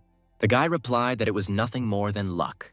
The director said that luck is also a skill and it shows certain results, so he wants to test Jaren again. Sunhak said that there was a proposal at the Taylor Korea board meeting to sponsor films or dramas, and it was all thanks to Chae-yoon, and asked what Jae-young thought about it. The guy asked if the company would approve of his proposal, and Sonhak said that he would personally help with this. Jaren knew that this was not an unfounded confidence, because in the scale of car dealerships, as a rule, not everything is as big as it seems. The thing is that they don't produce but import and sell cars. Often this is done by people with opaque financial situations. Although Sonhak's dealership may be lower than Korea in the car business ecosystem, it has a lot of weight, so it can lead investment marketing projects. Jaren decided that this was an opportunity worth taking advantage of and said that it was worth starting to invest in the Face film. The director asked if it was because Chae-young was in the film, but the guy replied no. Jaren reminded that they had talked about luck earlier, so Sunhak could consider it intuition. The man laughed and offered to make a bet. Jaren said that it shouldn't be called a bet because the stakes aren't that high, and if you're going to invest, you're going to invest big. Sonhak asked again, but this time seriously, whether it was worth sponsoring the film Face. Jaren responded positively, noting that it was an action film, a noir, a directorial debut, and starred an actress returning from a hiatus. The guy said that the higher the risk, the higher the profit, so there is no better investment. Sonyak replied that great hopes would bring great disappointments, but he would give Jaren a chance and show a little consideration, kindness, and courtesy. The guy said it was something like that and thanked the director for the opportunity. Jaren thanked the man for his attention, kindness, courtesy, and something like that, and this made Sonhak laugh. The man said that he liked the guy more and more and advised Jaren to work for him, since with his talent he couldn't remain a simple salesman in the province. Jaren thanked the director for the offer and praise, but said that he was happy where he was. The atmosphere in the office was tense the next day. It was all because of one car model, Pontio. As soon as Sanshik brought up the topic, all the staff visibly tensed up. Only Jaren, Hongchul, and Wangin didn't understand why everyone was reacting so harshly. But Jaren only pretended not to understand, because Pontio was in a difficult situation. Sanshik asked Wangin what he thought about this car. The man told the boy not to be shy about expressing his opinion as it really is. Wangin was inspired and began by pointing out that the Pontio was a car produced by Taylor's European division, not the American one. Pontio is an ambitious attempt by the American brand Ford to create a world car for the European market. The United States specializes in long-distance driving, so they are equipped with elastic suspensions for a comfortable ride on spacious and smooth roads. This is not suitable for the rapidly developing cities of Europe in the Middle Ages with their narrow passages between buildings. Such cities have many alleys and cobbled roads. Therefore, European cars require a stiffer suspension. Germany was at the forefront of rigid suspension production. In this country, the best services are expensive, which made it possible to fully realize their advantages. However, cars with hard suspensions hit the driver's back when driving over bumps and potholes. Wangin recalls that it was because of this that the lady in white gloves decided to change her car. The guy said that in modern Europe, paved roads stand side by side with old cobbled streets. That is why an evolutionary model was created, in which the suspension is stiffer than the American one, but softer than the German one. Pontio is this machine that is designed to solve the problem of convenience in different countries. Sanshik was very pleased with this answer, and Vangan was beaming with happiness. However, there was one thing that spoiled Sanshik's mood the most. Pontio was not selling well, and the reason was unknown. Manager Lim reports that with the release of the 1000 model, Pontio sales have fallen even further.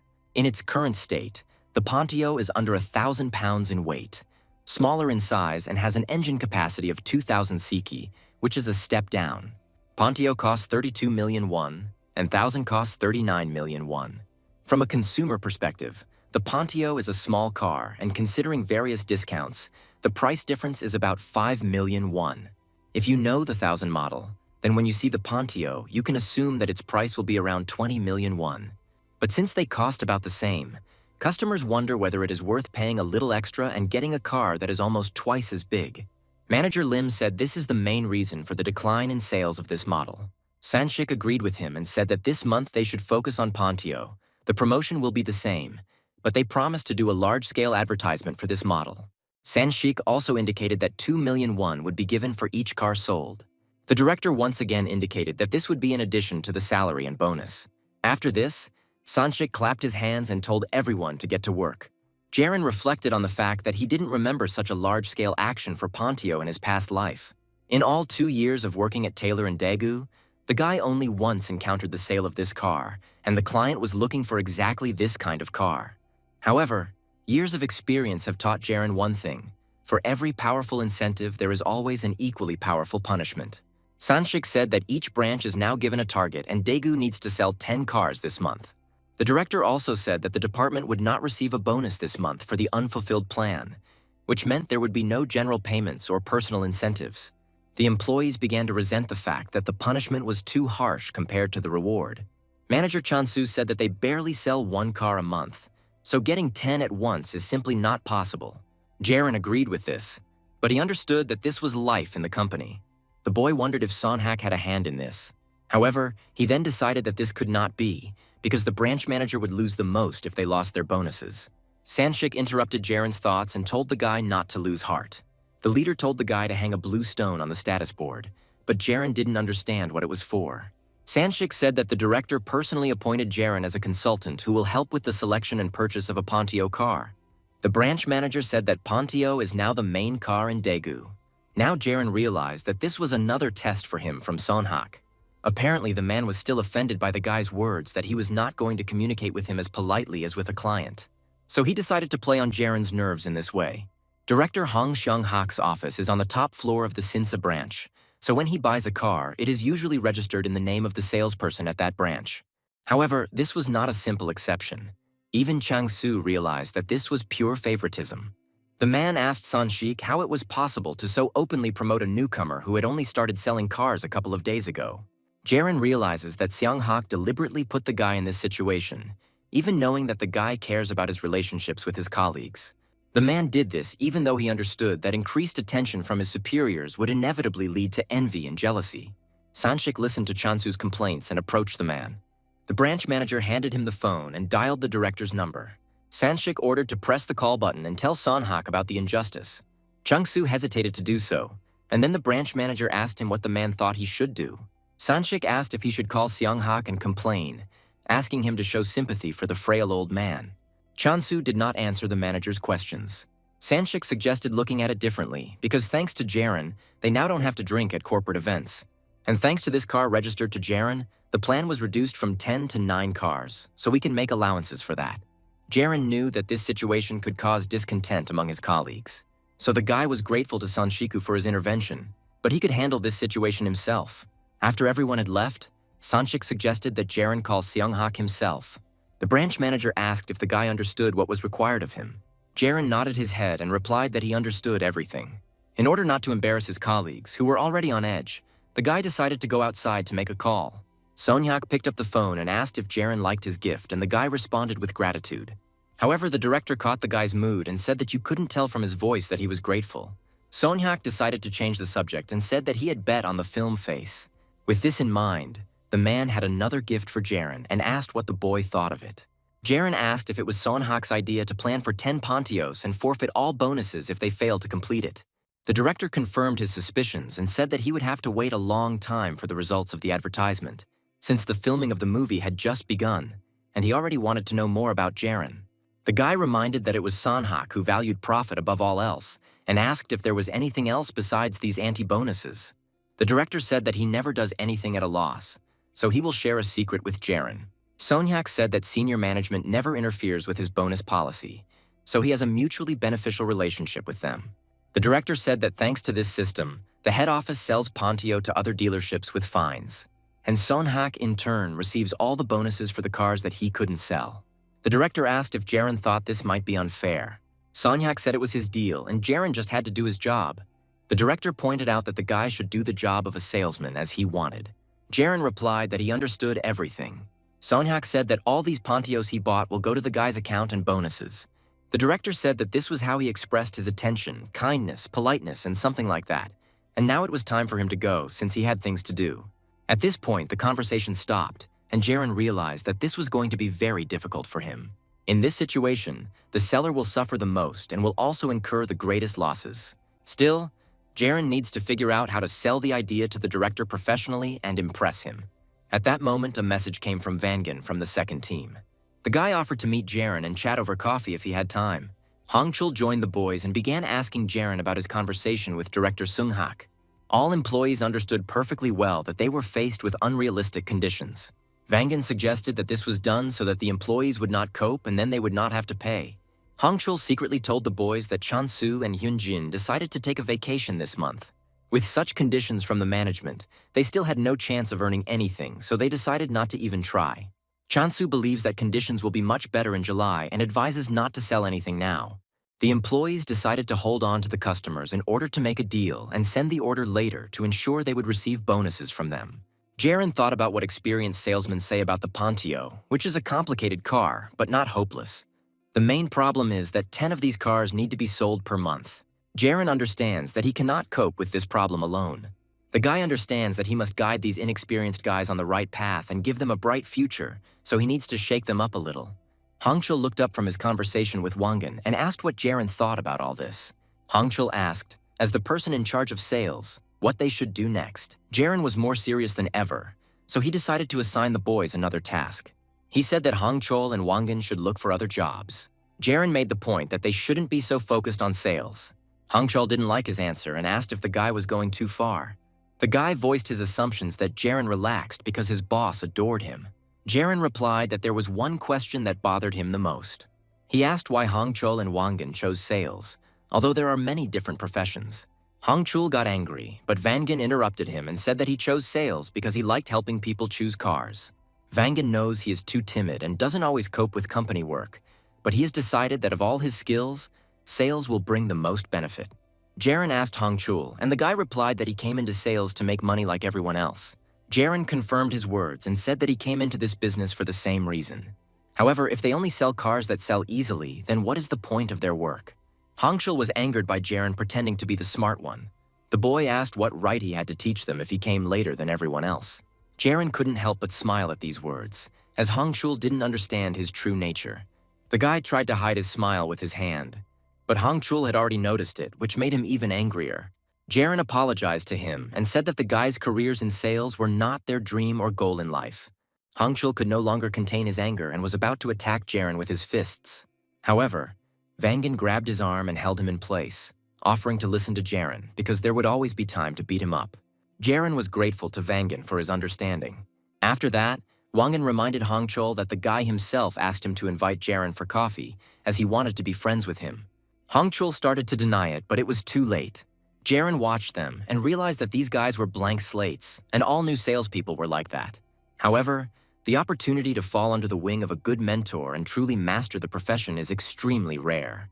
Usually newbies are taught easy ways. They are told how to take money from a client, how to manipulate newbies so that they work for them. They become immersed in consumerism, blinded by easy money, and begin to mock the values of others. Because of this, the clean slate becomes dirty and covered with stains. Jaren said that the number of people working in sales exceeds 2 million. But is there a single one of them who dreamed of becoming a salesman since childhood? The guys thought about it because Hongchul dreamed of becoming a pilot and Vangan a truck. When Wangan voiced his childhood dreams, Hongchul looked at him as if he was crazy. Jaren said that being a salesperson is not a profession that kids dream about, but it can still have its charm. Instead of blindly following the methods of your predecessors, it would be much cooler and more interesting to try to find your own approach to sales. Jaren said that Pontio was an opportunity for professional growth, but Hongchul disagreed, as even the senior staff had given up. Jaren told him that selling cars to just anyone wasn't cool. Vangan's eyes lit up with the realization of his friend's plan. For the next few minutes, Jaren explained the next plan of action. After a while, we find ourselves in Taylor's office in Daegu. Chansu sorted through the papers and shredded unnecessary ones in order to at least keep himself busy. However, soon the shredder became clogged, and he shouted to Vangan to clean it. Hearing no response from the guy, Chansu shouted louder and asked the other employees where he had gone. One of the employees reported that the junior employees had been on field sales for 2 weeks already, and it seemed they had taken the Pontio for a test drive. Chansu was horrified because all the newcomers he had previously manipulated as he wanted were now out of his reach, so he couldn't entrust them with unpleasant tasks. Meanwhile, Chief Choi also took no action and simply watched everything from the sidelines. The man twirled a pen in his hands and wondered whether Jaren was going to go around industrial zones again and hand out leaflets. Minho believed that such a trick would not work with Pontio as it did with Thousand. The man thought that perhaps Jaren was not capable of more subtle methods, and that in sales you need to think strategically and take your time. Minho realizes that this month will pass and the next one will come, and because of Pontio they may lose their customer base and it will be a small victory with a big loss. This will lead to long-term negative consequences. But perhaps Lee Jaren has some kind of plan of his own that even Minho doesn't know about. Leader Choi thought about how he could find out the necessary information. The man picked up the phone and looked at it for a while. However, Minho still didn't dare call. Chief Choi put the phone back on the table. He decided that he shouldn't meddle in other people's business. All he could do was observe the process and the results. Jaren understood the basic rules of selling a Pontio car.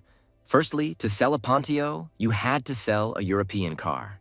Salespeople who have been taught that American brands are famous for their spacious interiors and soft suspension cannot convince themselves, and therefore others, of the advantages of the Pontio. They themselves did not understand the advantage of a small interior and rigid suspension. The second rule of successful sales is not to hold a Pontio presentation in the showroom. Comparison with the 1000 model will be the key reason for the client to abandon Pontio. The third rule is that the target audience is employees of insurance companies and auto repair shops. But it is not they themselves who will become clients, but their clients. The most important thing is to be persistent and even a little intrusive, so as not to lose sight of anyone. This was the tactic that Jaren decided to use and attract the most pliable employees to it. Hongchul had already finished talking to another representative of the insurance company. A few moments later, Vangan joined him. As soon as the next customer left, Hongchul squatted down and said that it was very hot today. Vangan looked around and, noticing a small shop, suggested that they go in and get something cold. Hongchul didn't refuse, and a few minutes later they were already sitting on a bench with ice cream. Hongchul applied the ice cream to his neck to cool himself down a bit. Vangan unwrapped his ice cream and asked if he could ask the guy a question. Wangan asked why Hongchul decided to help Jaren with his plan. At first the guy didn't understand what was being discussed, but Vangan clarified. After that, Hongchul was silent for a while, as if trying to understand why exactly he decided to do this. Hongchul replied that it made him angry to see Jaren working. If the guy was just bragging about being 2 years older, he wouldn't be so angry.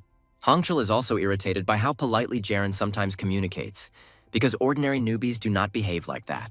All newcomers grow gradually as they learn, so Hongchul was glad when Wangan joined the company.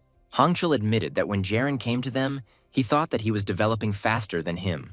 The guy asked if Vangan understood that feeling when a new guy comes in and you seem more experienced and brighter compared to him.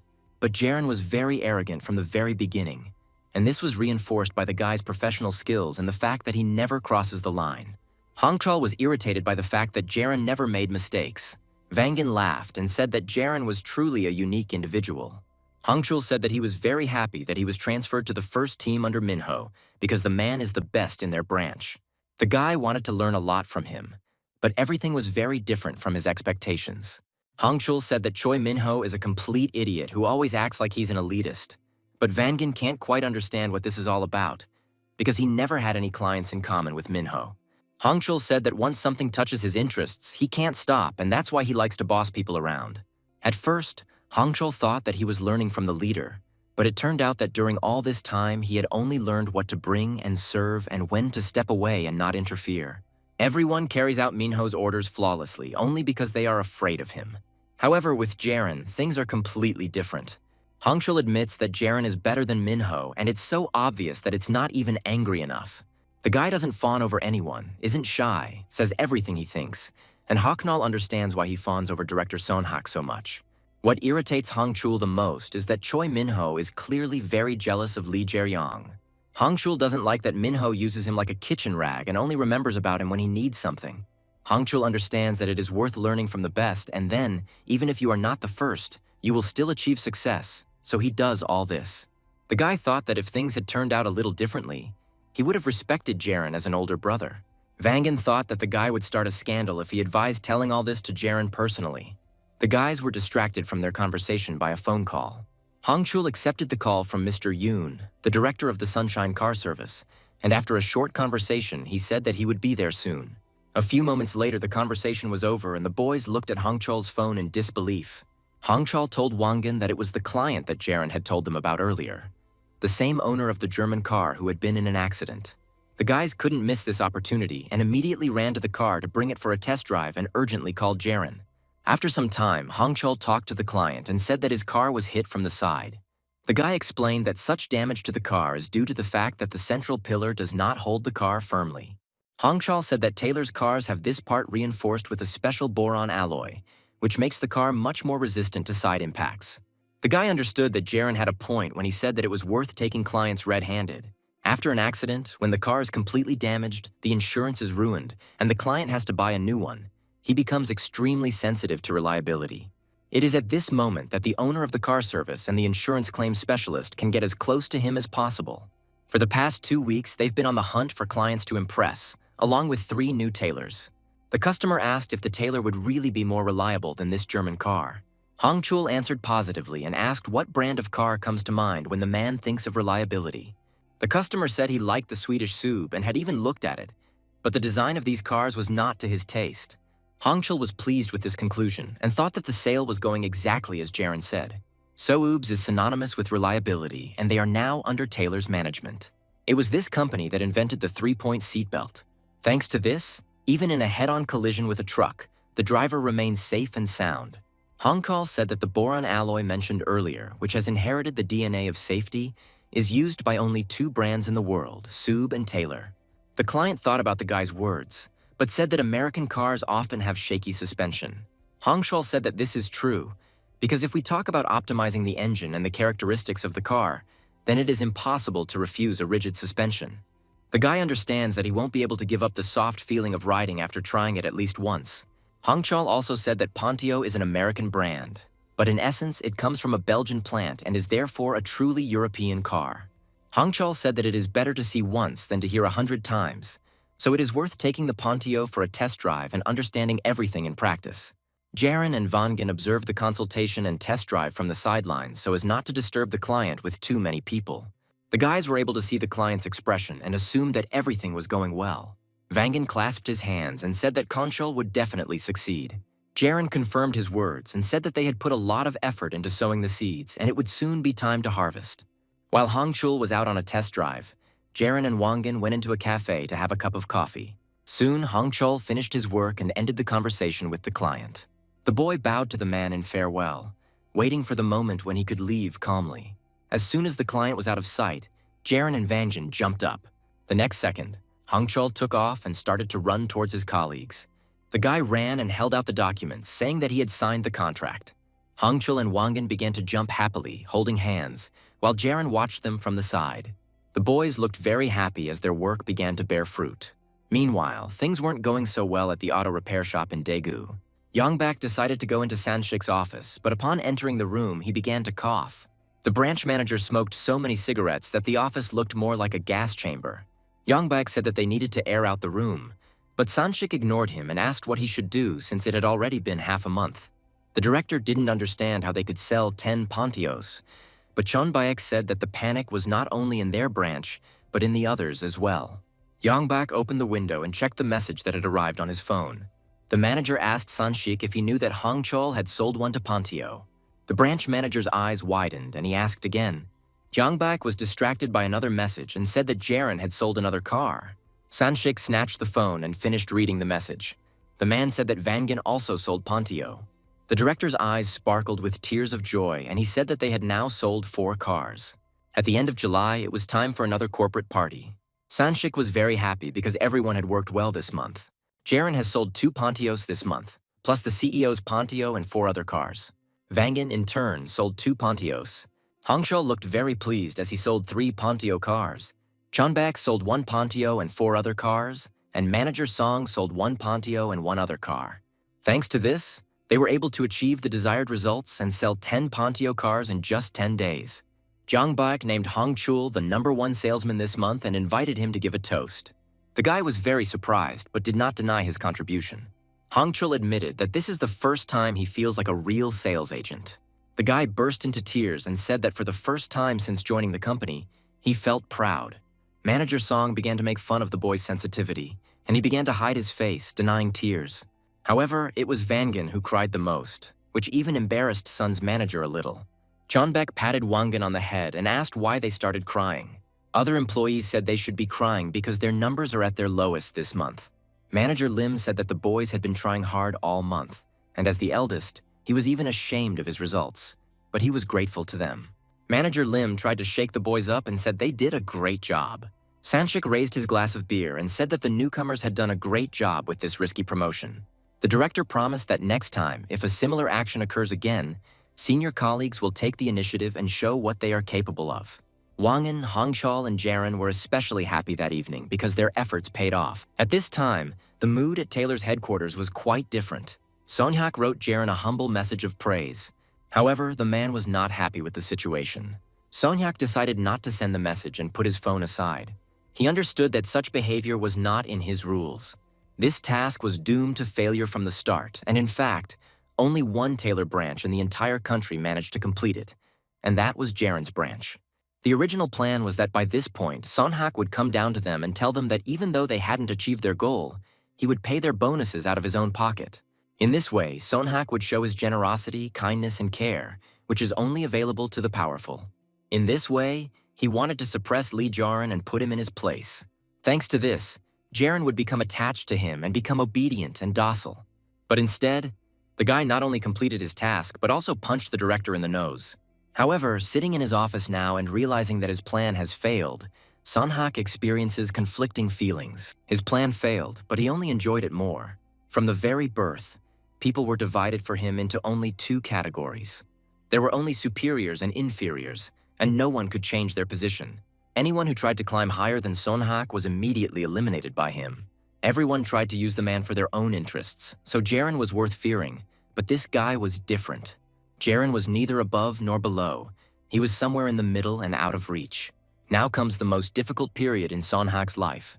His grandfather's life is already coming to an end, and the struggle for the inheritance has reached its climax. The situation is getting dangerous, but Lee Jaren is an unknown figure to Sonhak. A new month has arrived, and, as per tradition, it began with a general gathering at the car dealership. Sanshik said there will be a skills competition in Taylor next month. The full name of this event is the Taylor World Skills Championship. Jaren's eyes lit up at the news. Sanshik said that the competition has been held every 2 years since 2001, and they need to choose representatives from their country. As the name suggests, this competition is primarily attended by service technicians. However, for the sales department employees, there is also a place on the team, and participation in itself is valuable. Sanshik said that if he won, he could become #1 in Korea and asked if there were any people willing to participate. Jaren understood that as sales consultants, they didn't need to have in-depth knowledge of the locations of parts that were only visible when the hood was opened. But this knowledge expands the concept of after-sales service. This is an opportunity to improve customer satisfaction with after-sales service during the warranty period.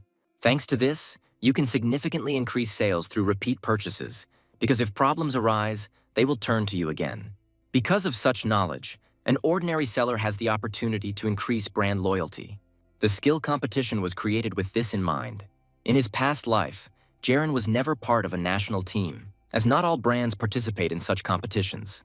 When Jaren was still working at Taylor, he was not yet competent enough in this matter, and Minho was always the representative of Daegu. Jaren doesn't understand what exactly this is about, but he would like to try to participate in it. Sanshik said that 3 people can participate from each salon, and in Daegu, this place is currently reserved only for Lee Jaron. The director said that as soon as everyone decided on their desire to participate, they could let him know. All the employees were shocked by this statement, because they did not understand why Jaron was singled out again. Minho had always participated in this competition before and was now confused by the director's choice. Jaron was also surprised, because such a choice was not typical for Sanshik, who values harmony in the team above all else. The boy thought that Sonhak might have had a hand in this, but then dismissed the thought. Jaron looked around and his gaze caught on Youngbak. The manager turned towards the guy with a serious expression on his face. Jaron looked closely at the man and his behavior. After this, Youngbak broke into a smile, making it clear that he personally had a hand in this. After some time, the atmosphere in the team smoothed out a little.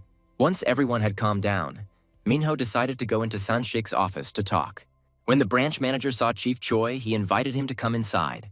Sanshik said that the man had not visited him for a long time. The branch manager invited Minho to sit down and have a cup of coffee. Chief Choi followed his suggestion, remaining silent.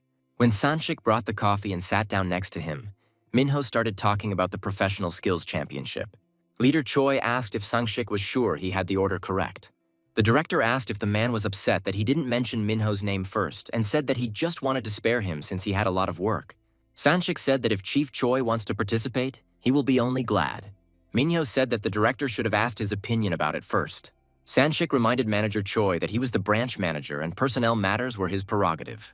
Therefore, Sanshik does not have to report his decisions to anyone, especially not to Minho. The director changed his positive attitude and asked if Minho's bad mood was due to him standing on the wrong side. Chief Choi asked if Sanshik was going to get rid of him like a dog after a hunt since Lee Jaron was now the best. The director said that Minho misunderstood his intentions. Sanshik asked when Minho was his dog and if he ever brought him rabbits. The director said that he was not saying this out of dislike towards him. Sanshik said that he really likes Minho and that no one is anyone's master or dog. The director reminded that they are the head of the branch and the senior sales manager and nothing more. Sanshik said that he has always respected the man's personal boundaries, so he demands the same from him in return. Minho asked if the man still cared that the decision upset him. Sanshik said that he regretted that everything turned out this way because he knew that feeling too. The branch manager said that he didn't want to offend Minho in any way. Sanshik, in turn, recalled whether Minho ever came when he was invited to conversations that did not interest him. The man left each time, citing his busy schedule, and asked to pass on the information through Manager Lim. Minho understood that Sanshik had accumulated a lot of grievances against him, but he thought that the director also received bonuses from his work. Manager Choi said that these words only upset him more, so he asked to include his name on the list of participants. After this, Minho stood up and said that if the working relationship was broken, then he would just continue doing his job. Chief Choi said everything he had thought about and left Sanshik's office. After he left, the director grabbed his head as if it was splitting. Sanshik didn't understand what he should do with Minho because he didn't want to hurt anyone. Meanwhile, we returned to Jaron. A few days ago, he took his father to a salon where he got a haircut. For the first time in a long time, his father wore a suit again. Meanwhile, the bearded uncle came to Daegu for his new car. Jaron hadn't told his father anything about it beforehand, so this meeting came as a surprise to them. Jaron's father finally met his old friend, whom he had been afraid to meet for the past few years. At this moment, the men looked truly happy. After a long break, the friends talked about life and relieved the tension. That day, Jaron's father noticeably brightened, as if some of the sorrow had left his soul.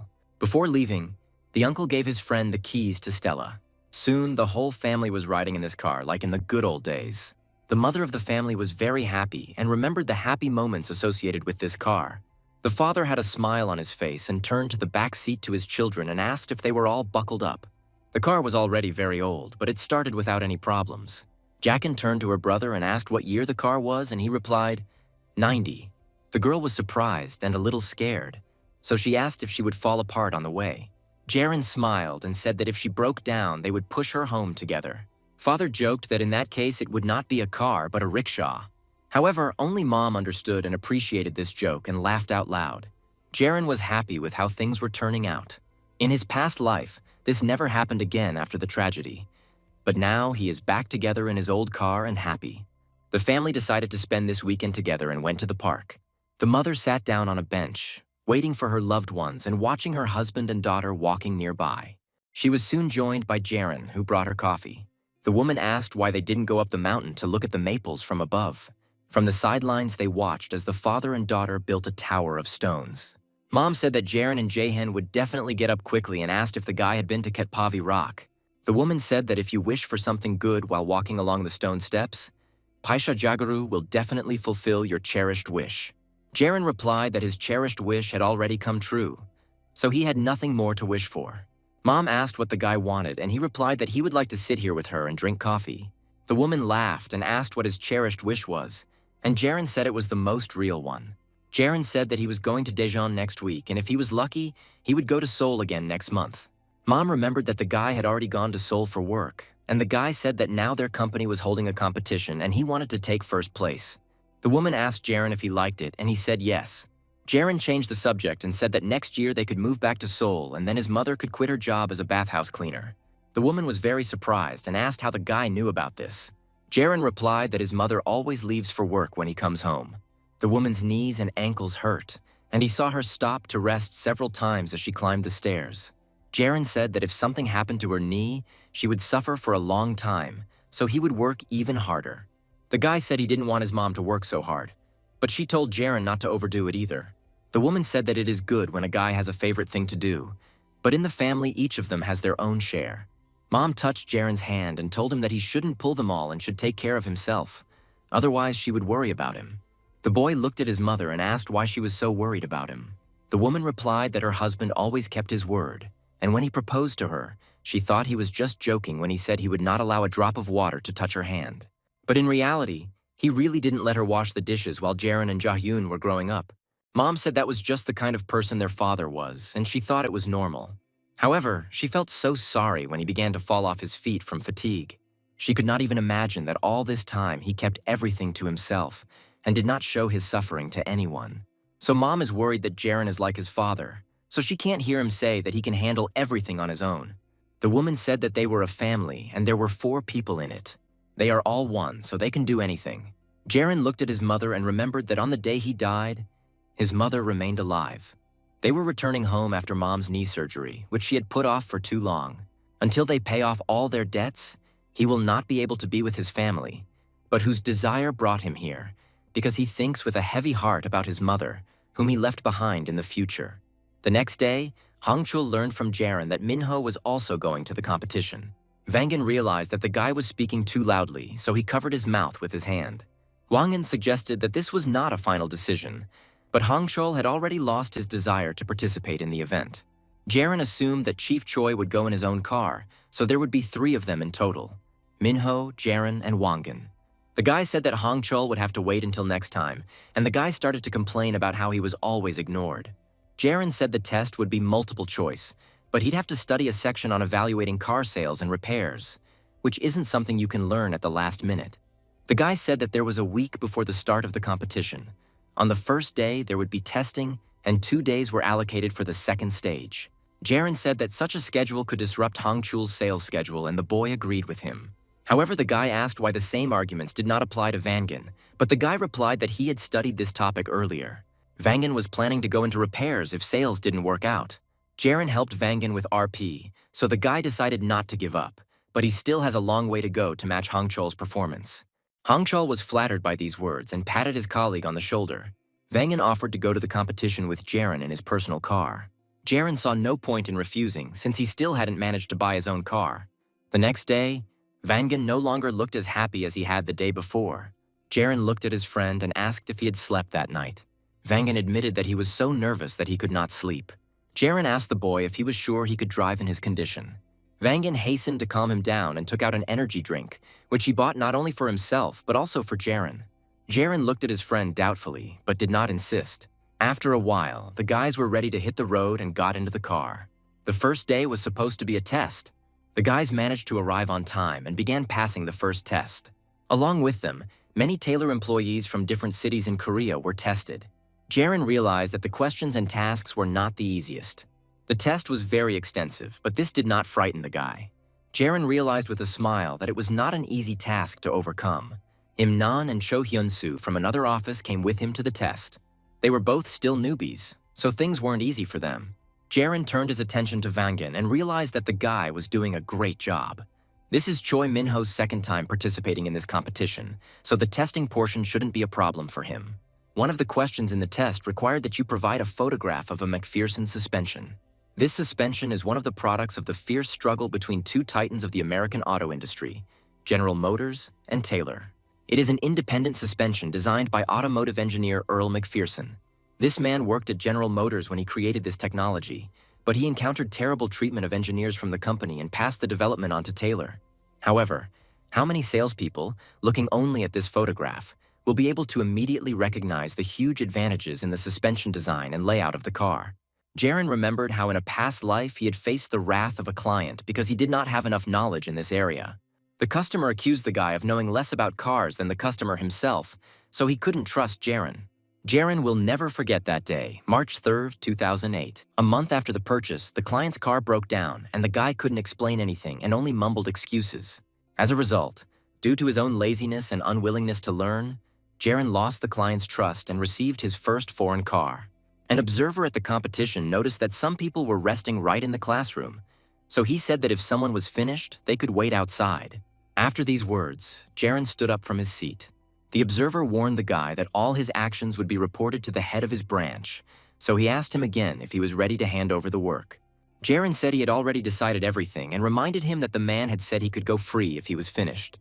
The instructor did not try to dissuade the guy or question him further and simply accepted the test sheets. There were already several people in the break room who had finished the test earlier. Hensu complained that he had a headache just from the technical specifications. The guy said that the tasks were too difficult for salespeople because they had nothing to do with technology. Hensu shook Vangan by the shoulders and asked if he was right in his reasoning. Jaren watched the boy's behavior with suspicion. He asked when Hensu and Wangan had become such friends. Hyunsu smiled and said that they kept in touch all the time after completing rookie training. The guy said that Vangan was the most assertive one in Daegu, which confused his friend. Nayun joined their conversation and said that Wangan was very cute. The guy said hello and froze in place, not expecting the girl to approach them. Nayun sat closer, greatly embarrassing Vangan, but he did not dare to object to her. The girl said that Vangan did not ignore her, unlike other people. It was then that Jaren realized that Wangan had been communicating not only with Hyunsu, but also with Nayun. Hensu reminded Jaren of what he said when he left the room after the test was completed. The guy said it was very cheeky and charismatic. Hensu saw that the head office staff was trying to put pressure on Jaren, but he ignored them. The guy simply passed the test and was the first to jump out of the classroom, showing his confidence. Hyunsu said Jaren had amazing fortitude, but Lee didn't want to go into too much detail. Vangan joined the conversation and said that he was confident that Jaren had made the right decision. Hensu said the guy always takes his friend's side and said there were 100 questions on the test. Even if we spend a minute on each one, the observer announced that we could leave 30 minutes after the start. Hensu asked how Jaren, having left half an hour after the testing began, was able to solve all the problems. Vangan replied that Jaren had always helped him with his training and answered every one of his questions promptly. At this point, the meaning of Hensu's words dawned on Vangan, and he asked if Jaren had really answered all the questions on the test so quickly. Jaren was grateful to his friend for standing up for him. However, there were too many people around him now who wanted to take advantage of the guy's knowledge. Jaren's only regret was that Vangan had said it out loud. Hyunsu asked when the guys would have time to study in Daegu since they were in sales, so they wouldn't be newbies all the time.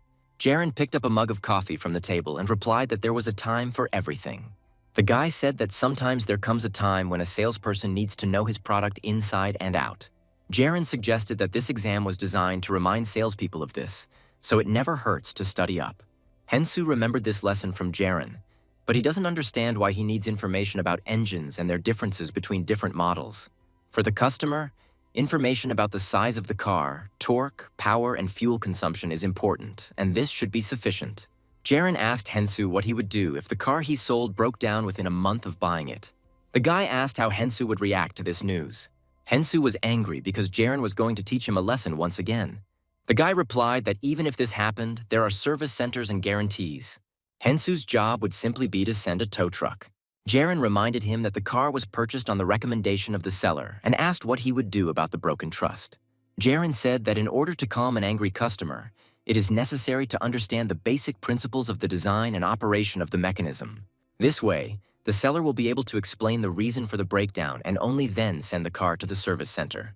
Hensu said that he did not build the car he was selling and asked if Jaren was going to lecture his customers the same way he was now. The guy didn't expect such a question, but quickly came to his senses. Jaren knew that Hensu was right in his remark. Jaren would have ignored these jokes before, but today, for some reason, he decided to intervene. The guy caught himself starting to lecture Hyunsu the same way he did with Hongchul and Wangan. Jaren didn't have time to realize that he had switched to lecturing another person. The guy remembered that ill-fated March 3, 2008, when due to his own laziness and unwillingness to study, he received his first foreign car. The customer returned the car because the engine had stalled, but Jaren couldn't explain the reason for what had happened and only insisted that the car should be sent to a service center. The customer was angry and asked how he could get his car to a service center if it wouldn't start. The man dismissed all of Jaren's assumptions about the breakdown, since wear and tear of the parts could not have occurred until 2 months after the car left the showroom. The client demanded that Taylor refund his money or replace the car with a new one. Jaren continued to apologize, but the client didn't care because his trust had been broken and he blamed himself for blindly trusting the consultant. Legally, everything was in order, but the client turned out to be stubborn. The man shouted that the car was not worth 100 or 200,000, and if something happened to it or he got into an accident, who would be responsible for it? The customer said he couldn't drive the car, so he demanded that Jaren provide him with a new one. Jaren bowed before the man and said that he understood everything and the client was right. The guy said he would take full responsibility for what happened. Since the client has already trusted him by purchasing this car, it means that Jaren will provide him with a new one. The guy re-registered the car with a faulty engine in his name, and in return, Jaren gave the client a new car. Even by the most basic calculations, the losses amounted to 15 million won. The cost of registration, depreciation of the car, and the first payment on the loan. But Jaren took charge, and since then, like a real salesman, he has started thinking about how to learn and move forward. Nayeon said that Hyunsu's words make sense, as she believes that it is important to know the history of the brand, its direction, and values. However, when working with a client, it is necessary to be polite and graceful in your responses, so it is more important to show genuine concern for clients. The girl asked what Vangan thought about this. The guy agreed about being polite towards the client, but also believed that the seller should be able to give a clear and professional explanation in response to questions that arise. Hyunsu said that Daegu seemed to have a completely different atmosphere than Seoul. The guy assumed that Vangan had studied all the questions so well that he had passed the test with 100 points. Vangan replied that this was too high a number, so he was only confident in 70 points. But even such an answer made Hyunsu and Nayeon freeze in shock. Jaren was also surprised by the modest Vangan's response. While all test participants were resting in a separate room, their answers were checked. Several people were urgently checking the work in order to sum up the results of the first day as quickly as possible. Soon, the office fell silent. One of the committee members stood up from his seat and said that Jaren had done something unusual. The observer who was monitoring the testing asked what had happened. A committee member reported that Jaren had passed the test with flying colors and asked if there could have been a leak. Other staff said that this is not a simple test for college admission, so it is simply impossible. The observer said that even an experienced mechanic could not solve this test completely, since it touches on absolutely every aspect of the production and sale of cars. One of the committee members suggested that Daegu had tightened its approach to employee training. Leader Choi scored 80 points on the test and came in 4th place. Shin Wangan scored 74 points and took 10th place. Managing Director Kwak Hyun-jin asked the observer if he noticed anything strange during the work. The man went over in his head all the moments connected with Lee Jaren. The observer thought that there was nothing strange in the guy's behavior. Quite the opposite. The man could notice the divine confidence with which Jaren took every step. The observer reported to the director that nothing suspicious had been noticed on Jaren's part. The director said that in that case the grade was fine, so they had to do it differently. The man said that even if the guy somehow miraculously passed the first stage, the second round would separate the wheat from the chaff. The director asked to remember that the purpose of this competition is to choose a person who will represent Taylor on the TV shopping show, and it is important to remember that the results must be kept secret until the very end. The man put on his glasses and looked at Jaren's test again, saying it was truly amazing. After some time, Wangan and Jaren returned to the car dealership in Daegu. Sanchik was very inspired and circled around Vangan, saying that he was their smart boy. The man even kissed the guy and asked how he managed to get into the top 20 in the entire country. Chonbaek joined in Wangan's praise and patted the boy on the cheeks. Jaren and Hongchul watched this from the sidelines, as the attention didn't extend to them. Hongchul thought that Jeryong or Minho would be in the top, but Wangan beat them all. The guys noticed that even the atmosphere in the salon has been a little different lately. Jaren also told Hongchul that Wangan has been in touch with Nayun and Yunsu since their rookie training days. Hongchul was shocked by this news and already listed his colleague as a traitor.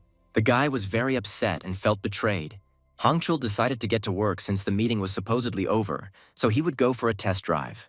Jaren looked after the upset Hongchul and understood that he was still very young, so he was worried about him. Meanwhile, Minho was acting suspiciously calm. He didn't look like a man who was upset about losing to a junior employee. Jaren believes that the man is very good at keeping a straight face, because if he were in his place, he would have already been exhausted. When the elders left Wangan alone, the boy decided to approach Minho. Jaren watched this from the sidelines and did not dare to intervene in the conversation. Wangan modestly approached the man and attracted his attention.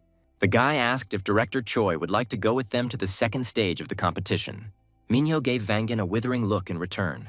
Jaren was also confused by the guy's words. Minho was speechless at the junior employee's insolence. He wasn't the only one in shock at what was happening. Jaren also didn't understand what Wangan was trying to achieve. By the evening, the competition participants arrived in Seoul. To make the test easier, Jaren and Wangan decided to arrive early and stay at a hotel for the night. Wangan looked out of his hotel window at the bustling nighttime Seoul with admiration. At this time, Jaren came out of the shower, drying his wet hair with a towel. Unlike the previous day, Wangan was very inspired. The guy offered his friend a cold beer and some snacks. Jaren felt hot after his shower, but he wasn't sure if he should do it. He asked Wangan if it would be okay to do this, since they had a competition tomorrow. The guy replied that the atmosphere was so good now and one wouldn't hurt. Jaren gave in to his friend's persuasion and said that he had a point. Jaren said that Wangan must be offended, because he wanted to spend this wonderful evening in the company of Choi Minho. The guy was shaken by his words and said that he shouldn't have acted so stupidly. Wangan recalled how he invited Minho to go with them to the second stage of the competition.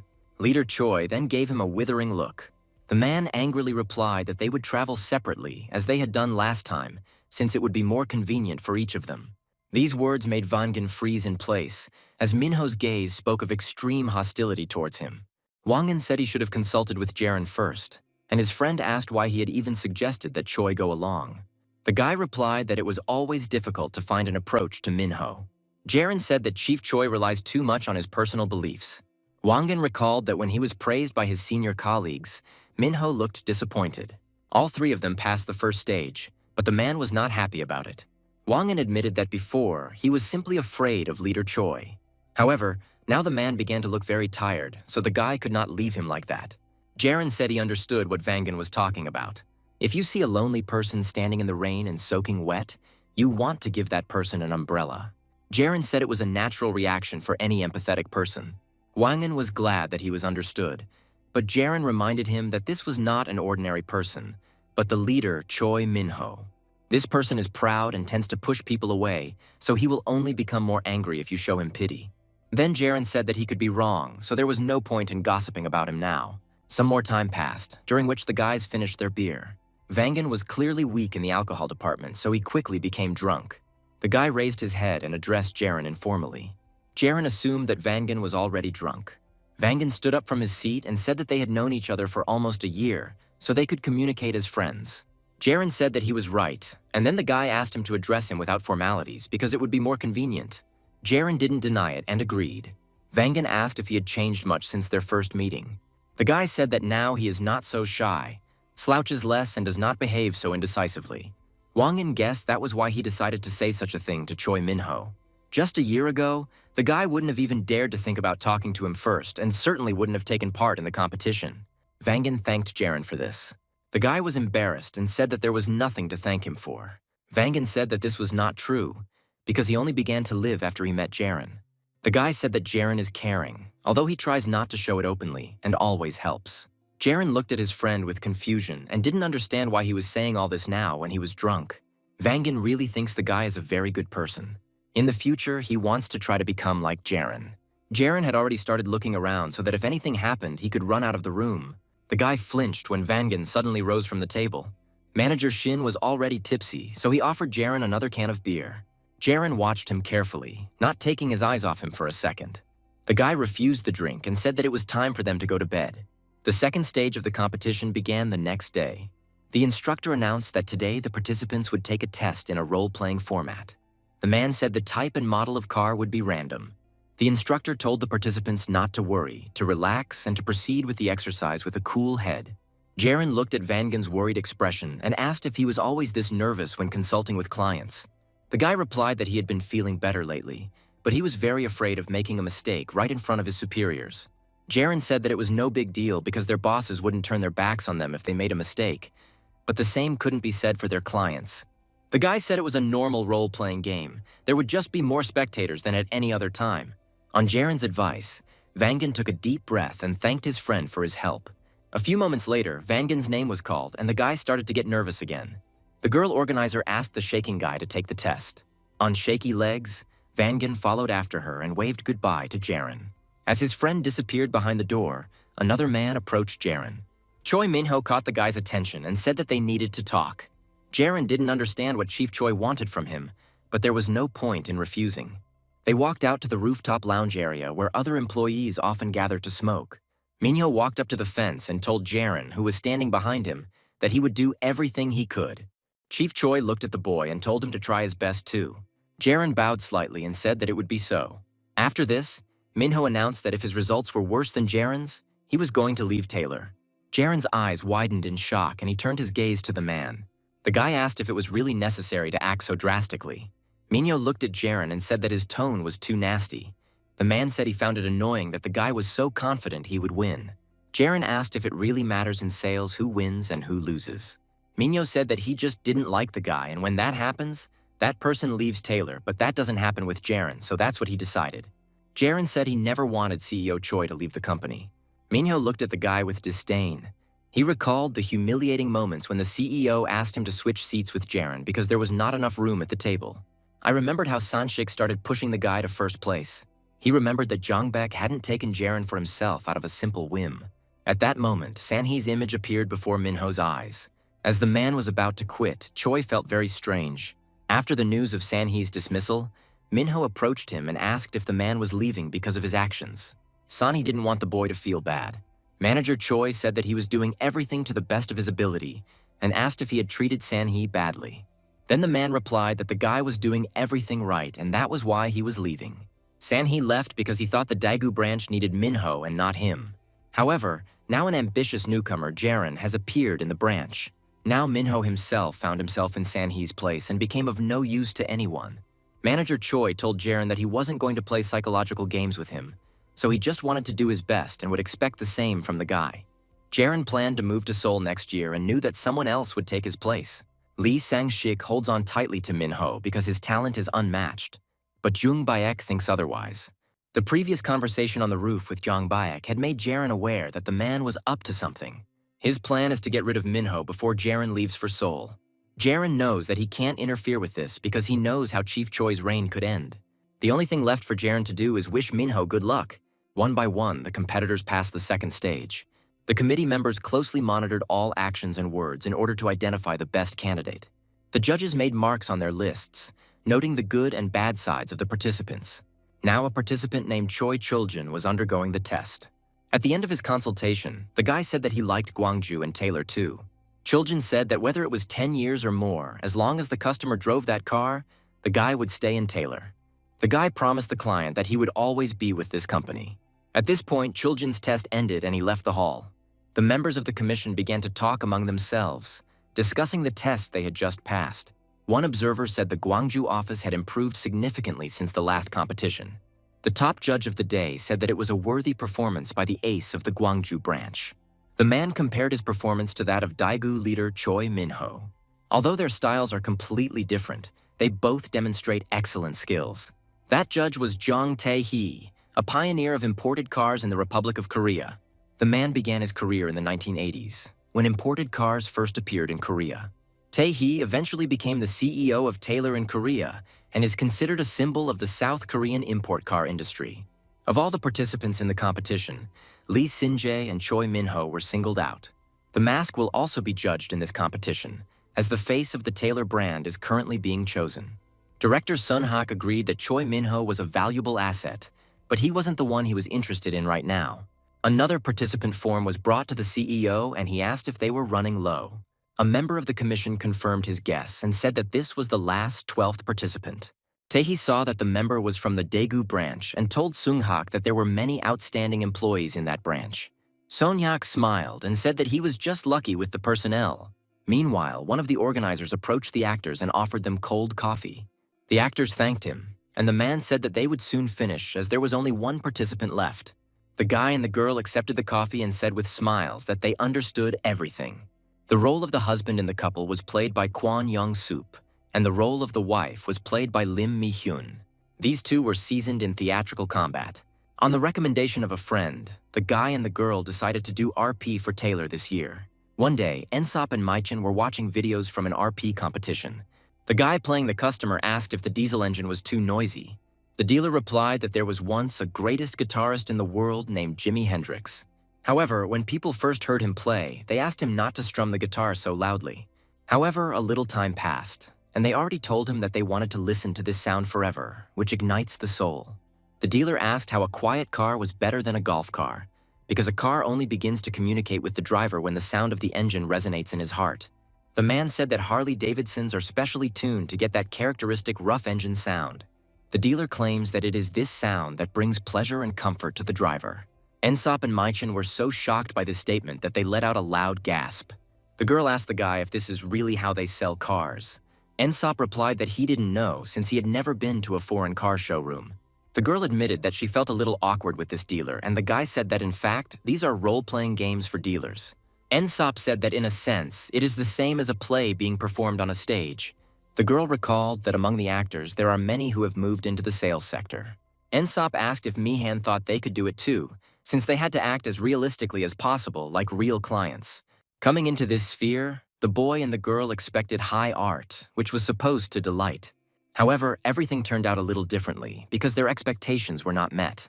All the previous managers they had worked with had shown them completely different results.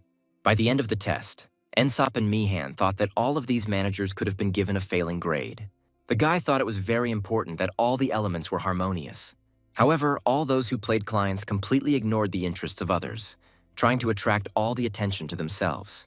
The previous participant answered every question with very long and ridiculous stories and repeated them 19 times in a row.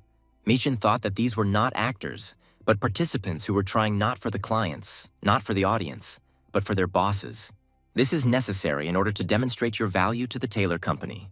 Finally, it was time for the last participant, and the guy and girl were waiting for it with impatience. Ensop and Maichin were very happy because then they would be able to go and eat after a long and hard day. When the start of the next game was announced, the boy and girl stood up from their seats. The actors stood at attention, hands intertwined like a married couple. After the performance, Jaren entered the hall. The members of the committee perked up a little when they saw the guy because he showed great promise. Son-hak was confident in his employee because he knew him personally. The man looked at Jaren with a smile, waiting for his next move.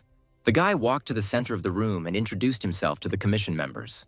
For the first time all day, the voice of a participant shocked the actors so much. The CEO responded to Jaren that he was very pleased to meet him. The guy's gaze spoke of determination, but remained cold. Ensop and Maichin noted that Jaren looked very scary. Jaren feels very lucky because the CEO's values are very similar to his own.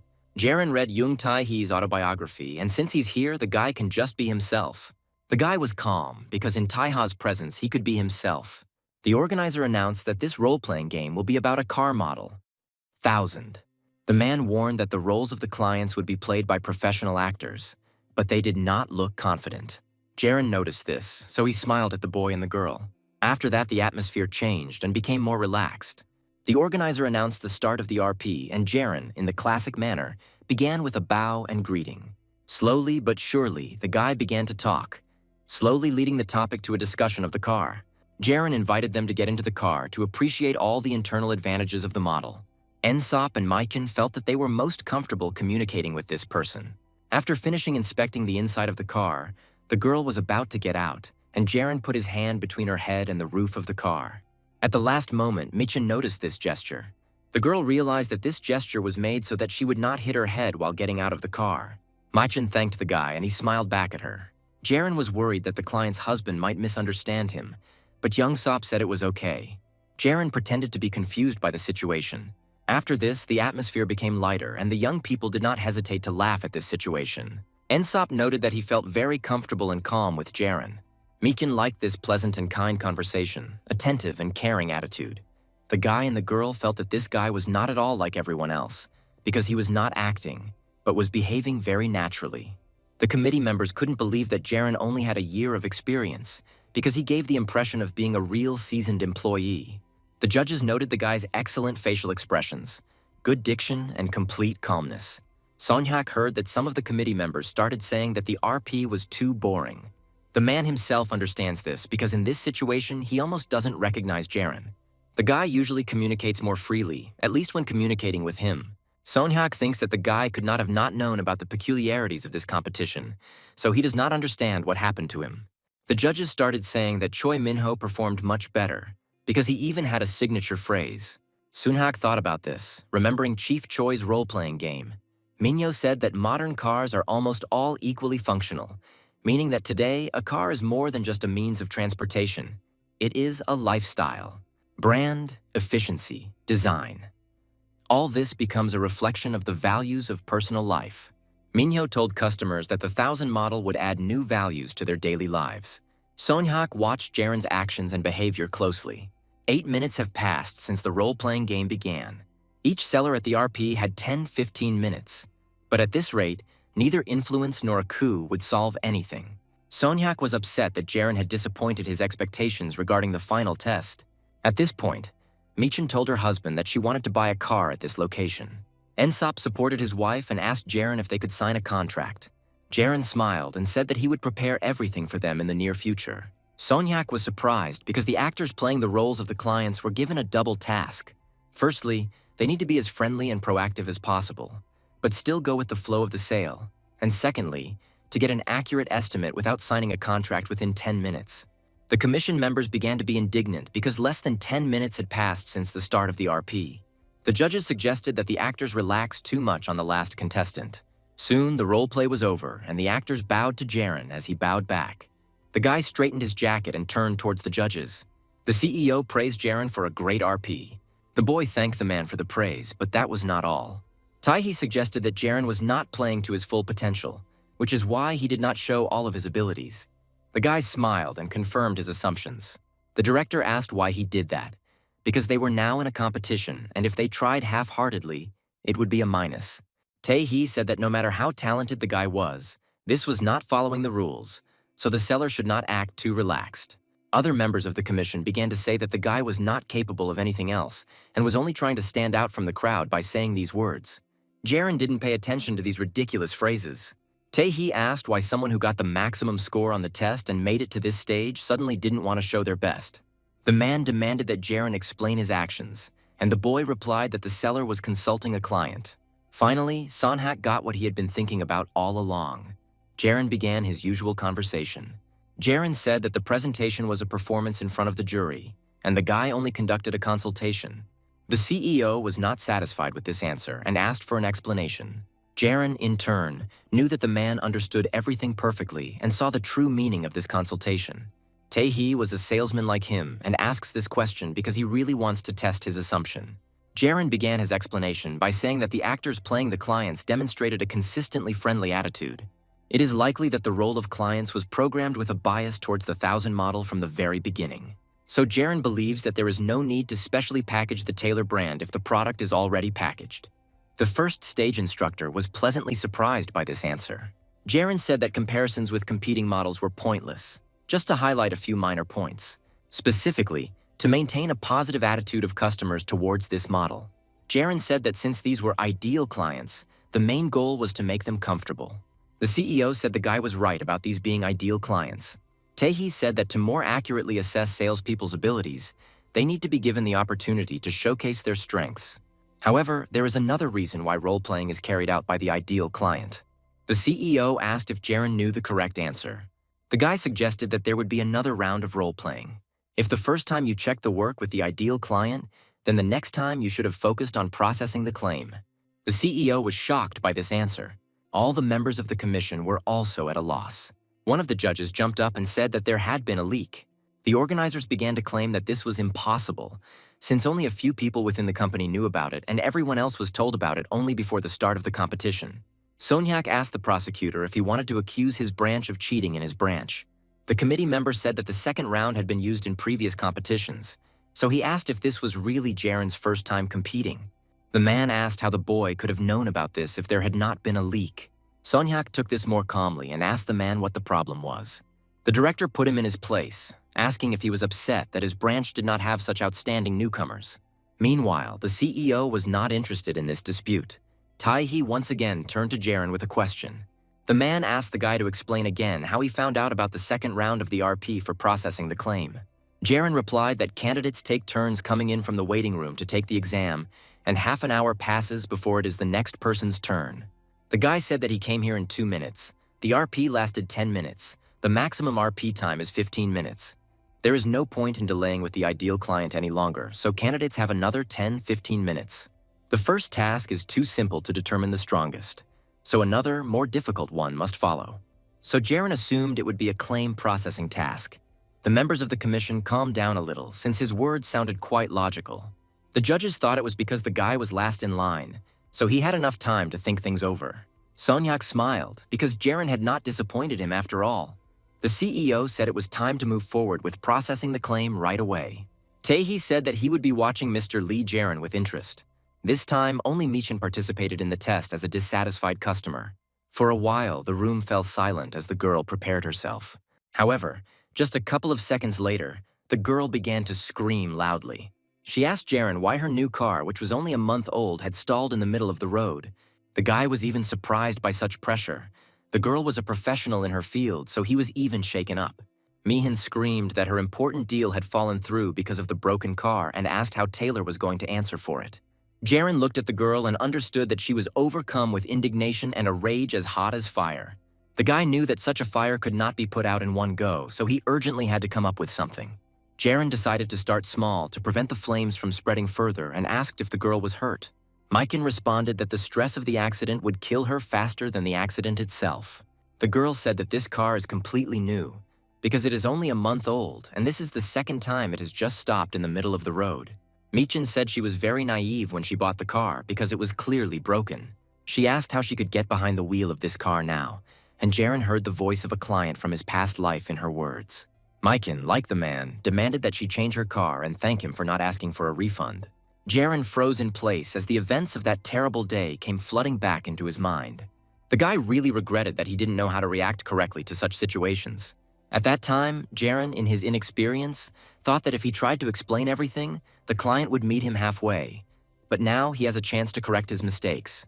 The guy knew that this model, the 1000, had a problem with components that only affected one model, and as of 2005, the cause had not been specifically identified. In accordance with headquarters policy, Taylor Korea is conducting a complete engine recall for customers experiencing this issue, which fortunately has a very low incidence. The commercial approach in the organization is to sell and forget, so the car will never be replaced. The full recall won't begin until late 2007, so Jaren thought this was a test to predict future problems. Managers use the test as a cover to observe the reactions of top performers in order to create a problem-solving guide for the future.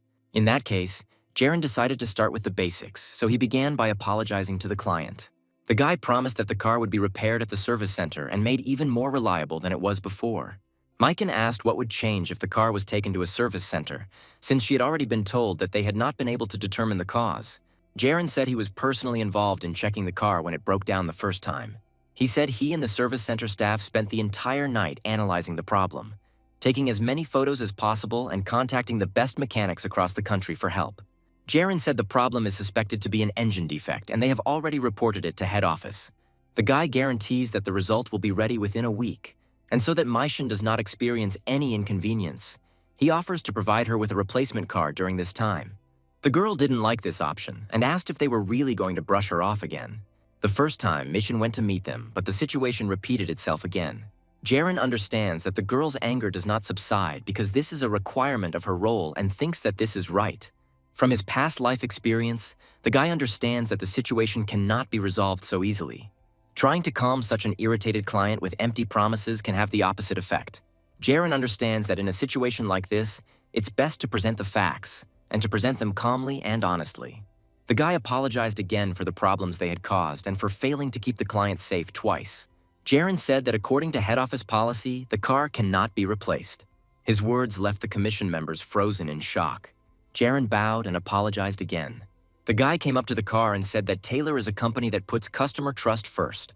Jaren said the fact that the engine stalled twice was no small matter. The guy assured the girl that the head office was carefully examining this incident, so the issue of replacing the engine would be resolved soon. Jaren promised that in that case they would give priority to Ms. Lim Mi-hyun. The actress did not know what to do next, despite the fact that previous participants also mentioned replacing the engine. But no one had made such specific promises before. Jaren promised that the engine would be replaced as soon as possible. The guy asked the girl to give them a week. The committee members were shocked, and even Sanhak didn't understand what Jaren was doing. Mi-hyun froze in place and couldn't think of anything, but she couldn't give up, because she had been told not to give up her position too early. The girl turned to the organizer, and he pointed to his wristwatch, as if to say that there was still a lot of time left. Seeing Mi-hyun's gaze, the organizer crossed his arms and shook his head vigorously from side to side. The girl realized that she had to somehow get out of the situation, so she asked what she should do all this time. Mi-hyun clung to her last hope and asked him what he would do if the car started stalling again. Jaren smiled and said that in that case, he would personally buy the girl a new car. This time, Mi-hyun was completely lost. Sonhyak's eyes grew bigger and bigger as the test progressed. He didn't understand why Jaren was saying such things and thought he was crazy. Jaren said the company will never give up its profits, but he makes that promise personally. The guy extended his hand towards Mi-hyun and asked her to trust him. Jaren assured the girl that he kept his word. The guy understood that it would take another 15 years before the consumer protection law came into force, so there was no other way out. After Jaren left the room fell silent for a while. The committee members were so shocked by Jaren's words that they did not dare comment on them. One of the judges decided to ask if the guy meant that the company doesn't change cars, but he would make an exception for this client. Another judge said the company would not make such a concession even if one of its employees accidentally said so. The man said that even if he put all his efforts into it, it was unrealistic and impractical. So he believed that Jaren's youthful enthusiasm was to blame for everything. Sonhak said that the guy is very capable, because when he has a choice, he chooses not a company, but a client. Many employees would consider this madness. Sonhak was confused, because even if this was an artificially created situation, Jaren was saying such a thing in the company, at a meeting of all the executives. The man even covered his eyes with his hand so as not to see the guy. Sonhak clenched his fist and thought that Jaren really was crazy. In fact, the client already knows the answer they want to hear, but it is impossible to say, so they will have to admit their guilt, apologize, and say that they will do everything in their power. This is the only ordinary and vague answer that an ordinary sales manager can give. But Jaren mentioned head office policy as if to say that management would not change the car, so it was worth accepting. The guy then mentioned that Taylor always puts customer trust first, as if he was addressing the executives present. The committee members began to discuss, and one of them said that Jaren's latest speech was impressive, but it was better to be realistic about the situation. Another judge said that the preference should be given to the leader Lee Mingjae. Another leader said that there was nothing special about Mingjae's performance, and that Jaren was the one who stood out the most throughout the day. One of the committee members said that it would be better if the victory went to the leader rather than to the junior manager. While the disputes among the managers were not yet over, the CEO called the organizer. Tae-hee asked to invite actors who played clients for a couple of minutes. Soon, Mi-hyun and Ensop were sitting across from the committee and the CEO thanked them for their work. The man apologized for the delay and said he would like to ask the boy and girl a few questions. Ensop replied that there was nothing to worry about and said that he was listening to him carefully.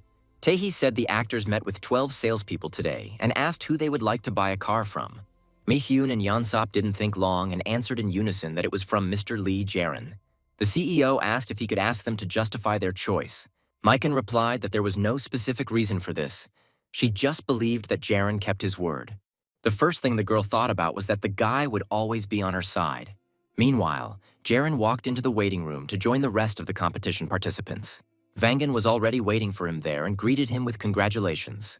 Vangan brought Jaren coffee and asked why it was taking him so long, but the guy assured him that everything was fine. Manager Shin admitted that he had screwed up the last task of handling claims. Jaren confirmed that it was difficult, but he was the only one who looked okay after completing the challenge. Vangan said other participants said this was the first time the topic of claims had been raised at the competition. The guy no longer remembers what he said to the client, but no matter what he did, she did not stop yelling at him. Vangan grabbed his head and said that he had almost turned gray there. The guy only remembers that he seemed to have promised to report the situation to the director and provide a replacement car. Jaren praised Vangan for his work, and Vangan asked how the guy himself dealt with the situation. Jaren said that he promised the girl to buy a new car at his own expense, which shocked his friend. Jaren said he would buy the car if the company couldn't fix the problem. At his words, all the contestants present in the room turned around. Manager Choi looked at Jaren with a withering gaze. Jaren looked carefully at all the participants and didn't understand why everyone's ears were perked up. After some time, a girl organizer came into the break room and praised all the participants for their work. She placed the basket of phones on the table and said that they could collect their personal belongings and begin to disperse. Jaren and Vangan waited their turn, continuing their conversation. The guys were already heading towards the exit, and Vangan said that he didn't believe that it was all over. Jaren offered to drive if the guy was tired, but they were interrupted from their conversation. Manager Choi was haunted by the remark the boy made in the break room. Minho asked if Jaren really promised to replace the car for this test. The boy turned to the man and answered negatively. Minho was sure that Jaren was serious, and the boy confirmed his suspicions. There was silence for a while, as if Chief Choi didn't want to speak in front of Wangan. Jaren noticed this, so he asked the guy to wait for him in the car. Wangan was worried, but quickly bowed to Chief Choi as a farewell and left. When they were alone, Minho said he didn't understand anything. He asked if Jaren was really going to replace the car for every problem customer. The guy replied that it was indeed impossible to replace all the cars, because then the expenses would significantly exceed the income. Jaren replied that it was a question of mindset, because the point is that he would never turn his back on a client. Minho didn't understand how the guy could say this so easily. Manager Choi remembers that when he was training, he was told that until the car is in the hands of the customer, the salesperson should not be the first to refuse it.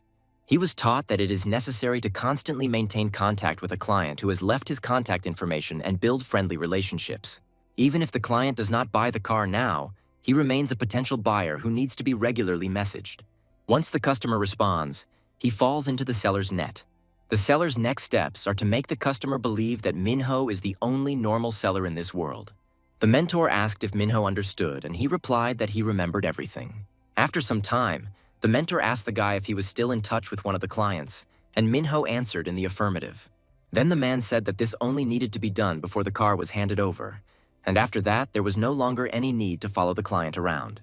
Minho replied that he couldn't refuse the man since he approached him first. The mentor told the guy that if he always agreed with the client, the person would turn into a difficult client. The man said that Minho lacked the flexibility to handle car sales. Manager Choi believed that one should always think rationally and get rid of unnecessary customers.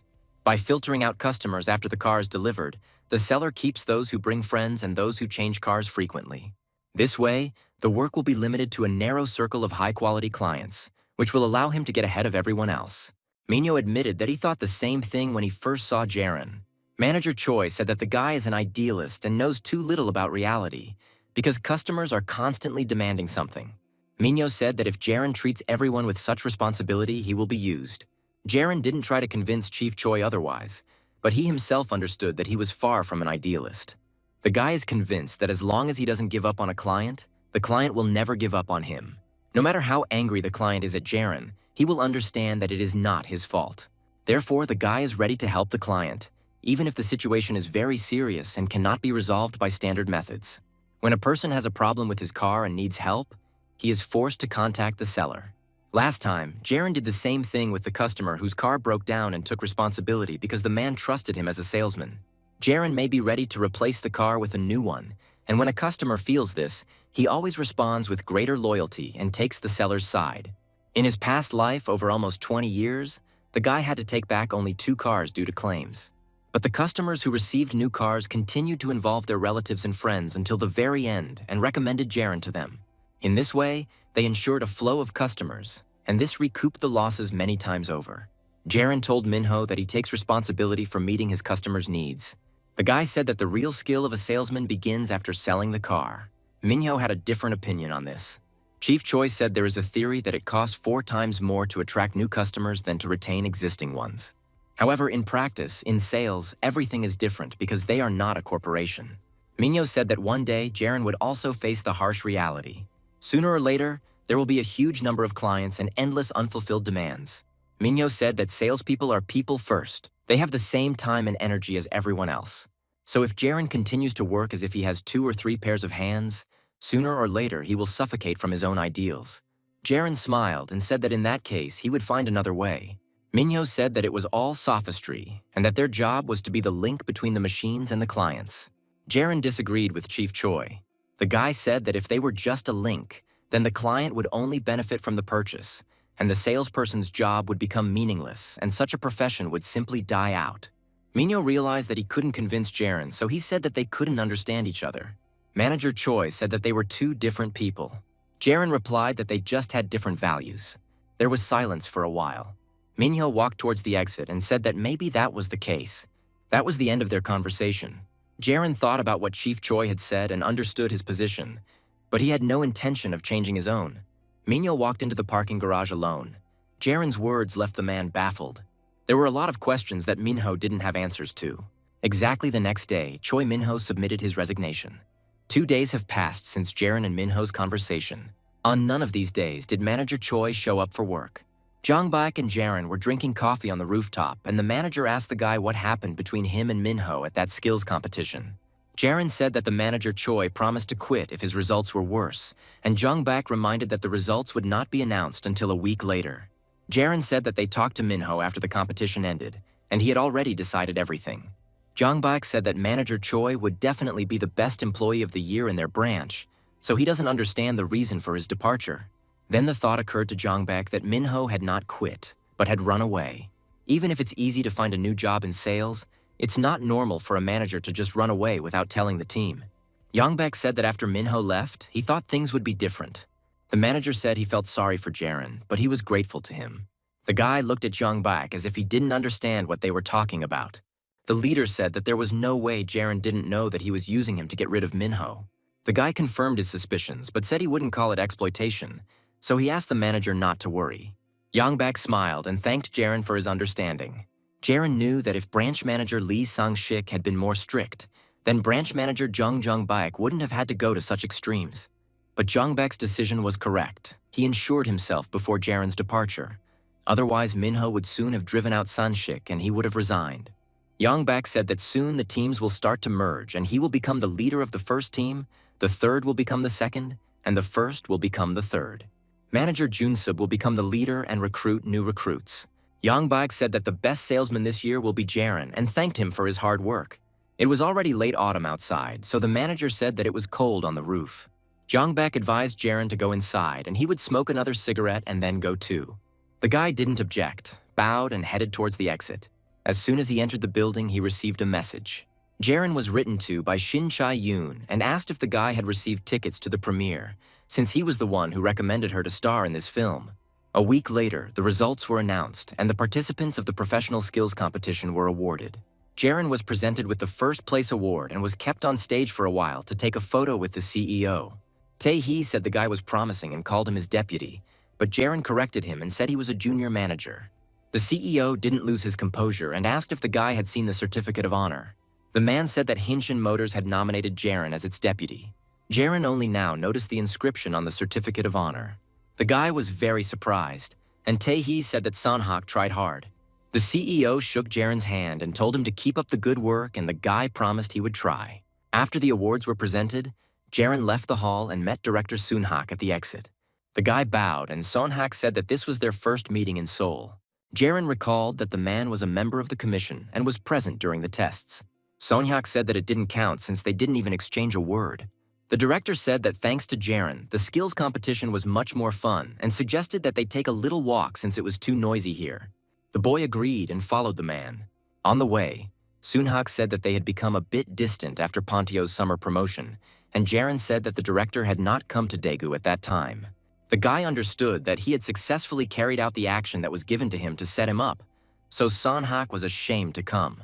The director announced that starting tomorrow, Jaren will be given a car from the company in honor of becoming a representative of Korea, as a congratulation. The boy bowed and thanked the man, but he noticed that Jaren was not surprised. Jaren replied that it was, in any case, a company car that was given to them for a year.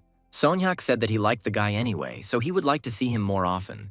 Jaren reminded that they only see each other when the director comes to Seoul, and the man confirmed this, saying that he is a very busy man. The boy understood that Seonghak was not the type to act aimlessly, so there was no need for him to come and tell Jaren all this. The guy suggested that grandfather Seonghak's condition had worsened significantly, which greatly surprised the director. The man wasn't sure what he had told Jaren about this, but Jaren convinced him that it had been a long time ago. Seonghak said that even if the old man gets better, his illness is like a time bomb. You never know when it will detonate. The director wants to make a decision as soon as possible, but now is not the time or place for this conversation.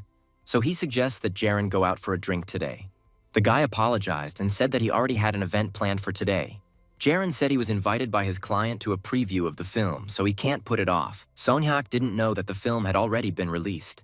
Jaren realized that the man was being disingenuous, because today was the pre-screening for regular viewers, and the screening for interested parties should have already taken place. Seonghak said he was genuinely intrigued because the film turned out better than expected. Jaren asked if the director had seen the film, and he replied, no. The guy didn't understand what caused this and asked directly. Seonghak replied that the most interesting thing is to watch how they squeeze all the juice out of the trump card. That evening, there was a preview of the film to which Jaren was invited. The audience announced that there would now be a greeting from the film crew and actors. The actors took turns coming out on stage and greeting the audience. People responded well to the appearance of each actor. It was time for Shin Chae-yeon to take the stage, and the girl looked beautiful. A wave of delighted cries rose up in the hall, and only Jaren remained calm. The floor was given to Chae-yoon, and the girl thanked her for being able to appear before the audience with a new work after a long time. The audience was very happy to see the girl, and Jaren even thought that he was not at a preview of the film, but at a fan meeting of Shin Chae-yoon. Soon, the performance and the actors' speeches ended, and all the lights in the hall went out. Everyone took their seats, and the movie began. Chae-yeon changed into a hoodie, pulled the hood over her head, and sat down next to Jaren. The stills from the film showed a completely new and unusual image for Chae-young. In one scene, a girl was shooting a pistol while wearing a fluffy black dress. Jaren watched the movie carefully and quietly said that Chae-young looked good. The girl turned her head slightly and asked how the guy knew it was her. Jaren said that he smelled expensive perfume coming from the girl, so it was hard not to recognize her. Chae-yeon became embarrassed and said that the guy should pay more attention to the movie. The boy and the girl continued watching the movie for some time. Soon, Chae-yeon relaxed her arms and placed her elbow on the armrest where Jaren's hand was resting. The guy immediately noticed this. The girl, in turn, did not look at Jaren, creating the impression that this was done unconsciously. Jaren removed his hand from the armrest but left his elbow on it, putting a small distance between their hands. Chae-yoon, in turn, shifted her hand so that their elbows were now touching. After that, none of them moved anymore, leaving this light touch. A couple of days later, news broke of Shin Chae-yoon's triumphant return. A hotly debated topic was that new director and actress Shin Chae-yoon are taking Korean cinema to a new level.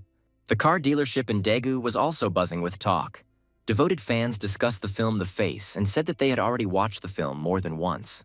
Jaren thought about watching the film at a preview, the second time with his family, and the third time alone. The guy thought that this film was not just interesting, it raised the level of Korean cinema to a new height. Jaren carried that amazing film in his mind and couldn't help but recall how his hand touched Chae-yoon's hand at the preview screening. The guy was distracted from his thoughts by a slap on the table. Hongchul brought the guy his new business cards and Jaren thanked him for it. Hongchul said that it was very awkward because in sales, the main thing is not only selling cars well. The guy said that internal work is also important, and Jaren skipped that stage and immediately became a deputy without even a year on the job. Hongchul was more upset by the fact that the guy was climbing the career ladder faster, even though he came later than him. Vangan joined the conversation and said that Jaren is not only good at sales, but also takes initiative in the internal life of the company. Vangan congratulated his friend on becoming deputy. Hongchul said that the boy had lost his fear, but still congratulated Wangan and asked for forgiveness for the fact that he would address him informally in the future. Jaren smiled and accepted the congratulations and apologies. After this, the guys decided to look at Jaren's new business cards and were surprised to see that they had a flag on them. Hongchul said it looked cool, and the card even had information written in English. Jaren speculated that this was done with an eye on next year's World Championships, which will be held at the U.S. headquarters in May next year. Hongchul and Wangan were very surprised that the guy would go to the USA. Wangan admitted that he envied his friend, and Hongchul said that envy is a sign of defeat. Manager Junsub snuck up behind him and said that he wasn't jealous of Jaren at all. The man threw his arm over the boy's shoulder and congratulated him on his victory in the skills competition. Junsub said that the car from the CEO had already been delivered and Jaren should quickly go and look at it and the man would take a photo of him. All the employees gathered with interest at the entrance to the car dealership. All the workers looked like they were trying to hold back their laughter. Jaren, for his part, didn't look very pleased. This was a brand new machine, but it had one major drawback. The car was white and had a Korean flag on its side. A flag design also ran across the entire hood. Yongbaek was the first to burst into laughter and began to mock Jaranom. The tow truck driver said that he had never seen such a grandiose paint job before and asked if the car belonged to the national football team. Yongbak kept hanging on to Jaren to keep from falling over laughing. He didn't think the director had such a sense of humor. Manager Jong told the driver that this car was a team of teeth grinding. The other leaders laughed at the fact that the guy would definitely not get into an accident because everyone would drive around him so as not to scratch the flag. Junsub said that the perfect inscription for the car would be Korean nightclub. Jaren watched from the sidelines as his colleagues mocked him, but was distracted by a notification on his phone. Director Hong Sun-hak asked in a message if the guy liked his gift. Jaren asked if the director had ordered this, and Sun-hak replied that such a question was not even a little like the guy. So the director got back at the guy for refusing to go out for a drink with him and told him that next time he should cancel all his plans. Jaren was angry and thought that since this car was now his, he had to remove this wrapper as quickly as possible. Sonhak seemed to predict the guy's intentions and strictly forbade him from removing the wrapper. The man reminded that he was also Jaren's client, so the guy should put his wishes first. Jaren told Yongbak that he needed to go for a test drive tomorrow and the manager told him to go in this car. This is a test drive car for the national team for a year, so the whole world should know about Jaren's existence. The other workers continued to laugh and immediately said that they would definitely not get into that car. Some time passed and the weather worsened, after which the first snow fell. Hongchul was extremely unhappy with having to shovel snow and said that he felt like he was back in the army. Hongkal asked who would go to a car dealership in such weather, and Vangan suggested that they might be let out early. The guy didn't like it even more since there was no point in clearing snow, so he asked why the management didn't hire a newbie since Jaren was already a deputy. Meanwhile, in Sanshik's office, discussions began on the new team lineup. 3 managers provided the head of the branch with pieces of paper with the names of employees they would like to see on their team. Jongbak chose his previous team consisting of senior manager Sun Hyun-do, manager Park Hong-jip, and deputy Lee Ja-ryong. Manager Kim Hyun-jung selected senior manager Park Chang-soo, deputy Lee Hyun-jin, and deputy Lee Ja-ryong. Team 3 manager Lim Jun-sub selected senior manager Sun Hyun-do, deputy Lee Ja-ryong, and a newcomer. Sanshik read the team rosters and said that they had problems with Jaren because he was too good and asked if they should split him into 3. Kim's boss said it would be more honest to clone the guy. Sanshik was more serious and said that they had no time to joke, since it was almost January. Sangshik asked if Jongbak understood that his team couldn't continue like this. The branch manager said that there would be no order in such a team, since Hong Jip has been working longer, but is lower in status than Jaren. Chonbak suggested solving the problem by promoting manager Hong Jip to deputy.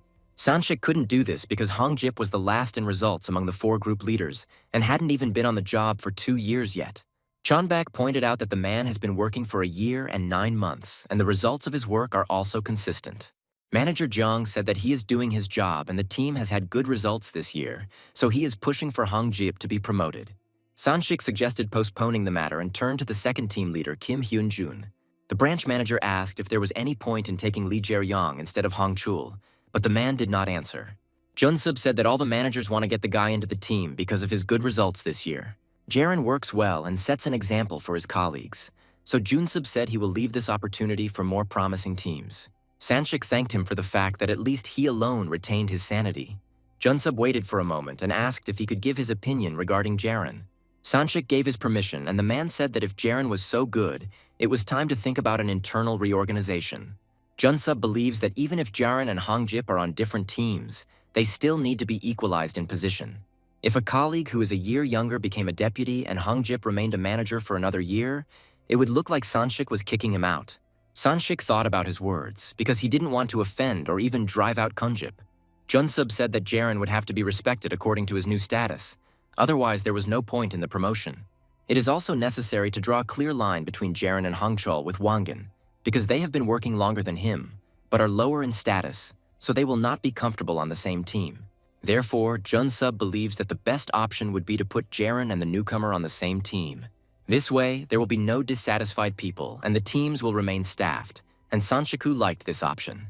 Sanshik said that all the employees are like his children to him, so he will be on Hongjip's side until the end. The man said that Jongbak needed to decide whether he would let Jaren or Hongjip go, since they would not be able to be on the same team. Manager Jong thought for a while and then said that he couldn't refuse this employee. Sanshik supported him and said that Hongjip would definitely get a promotion. Yongbak was a little upset, but he didn't regret his decision. At the end of the workday, Manager Jong caught Jaren leaving. Yongbak put his arm around the boy's shoulder and asked if he wanted to have a drink with his favorite friend. Jaren reacted calmly to this, but reminded them that it was snowing heavily. The manager said the guy was right. Yongbak became a little sad and said that in such weather it would be even more pleasant to have a glass of wine. Jaren sensed the mood of Leader Jong and did not dare to refuse him. The next day, the snowfall subsided and it was time for a new working day, which promised to be interesting. Sanshik introduced the new employee and asked him to help him get settled in. The guy looked very humble. He had brown hair, he bowed and said that he would work hard. Hongchol and Wangan were inspired, but their attitudes were completely different. Sanshik said everyone had worked hard throughout the year. A newcomer had arrived and the teams had been reorganized. The branch manager said that the lists of teams were on the board and everyone needed to look at them and rearrange the tables according to the teams. Chonbak's team included Song Hyun-do, Shin Wang-gyong, and Hong Jip, who was promoted to deputy. Kim Hyun-jung led the team, which included Kim Sang-soo, Lee Hyun-jin, and Chai Hong-chul. Team Junsub included Park Chan-soo, deputy Lee Ja-ryong, and newcomer Kim Ju-hyuk. Yongbak looked towards Jaren and their eyes met. Chief Jong blew a kiss to the boy in his usual manner. Jaren dodged the shot with a calm face as always. Yongbak asked what happened, and the guy reminded him that the boss got really drunk yesterday and wasn't behaving in the best way. Leader Jong put on an innocent face, as if he didn't remember everything that happened. Last night, Yongbak drank too much and said that he owed Jaren a lot. The manager continued to thank the guy, and it was pointed out to him that he had said this for the 100th time that evening. Yongbak called Jaren a bastard and said that he loved him too much to let him go so easily. Today, Chief Jong pretended as if nothing had happened. However, this behavior did not last long, and Yongbak pointed out that they were now on different teams.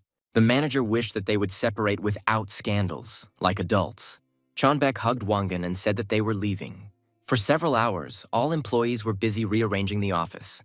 Manager Song approached Jaren and asked if he had settled into his new position, and he replied that he had finished his business and now wanted to call a client. Manager Song assumed that it was Old Man Cho and asked if Jaren was still in touch with him. The guy replied that although not every day, he calls the client 2 or 3 times a week.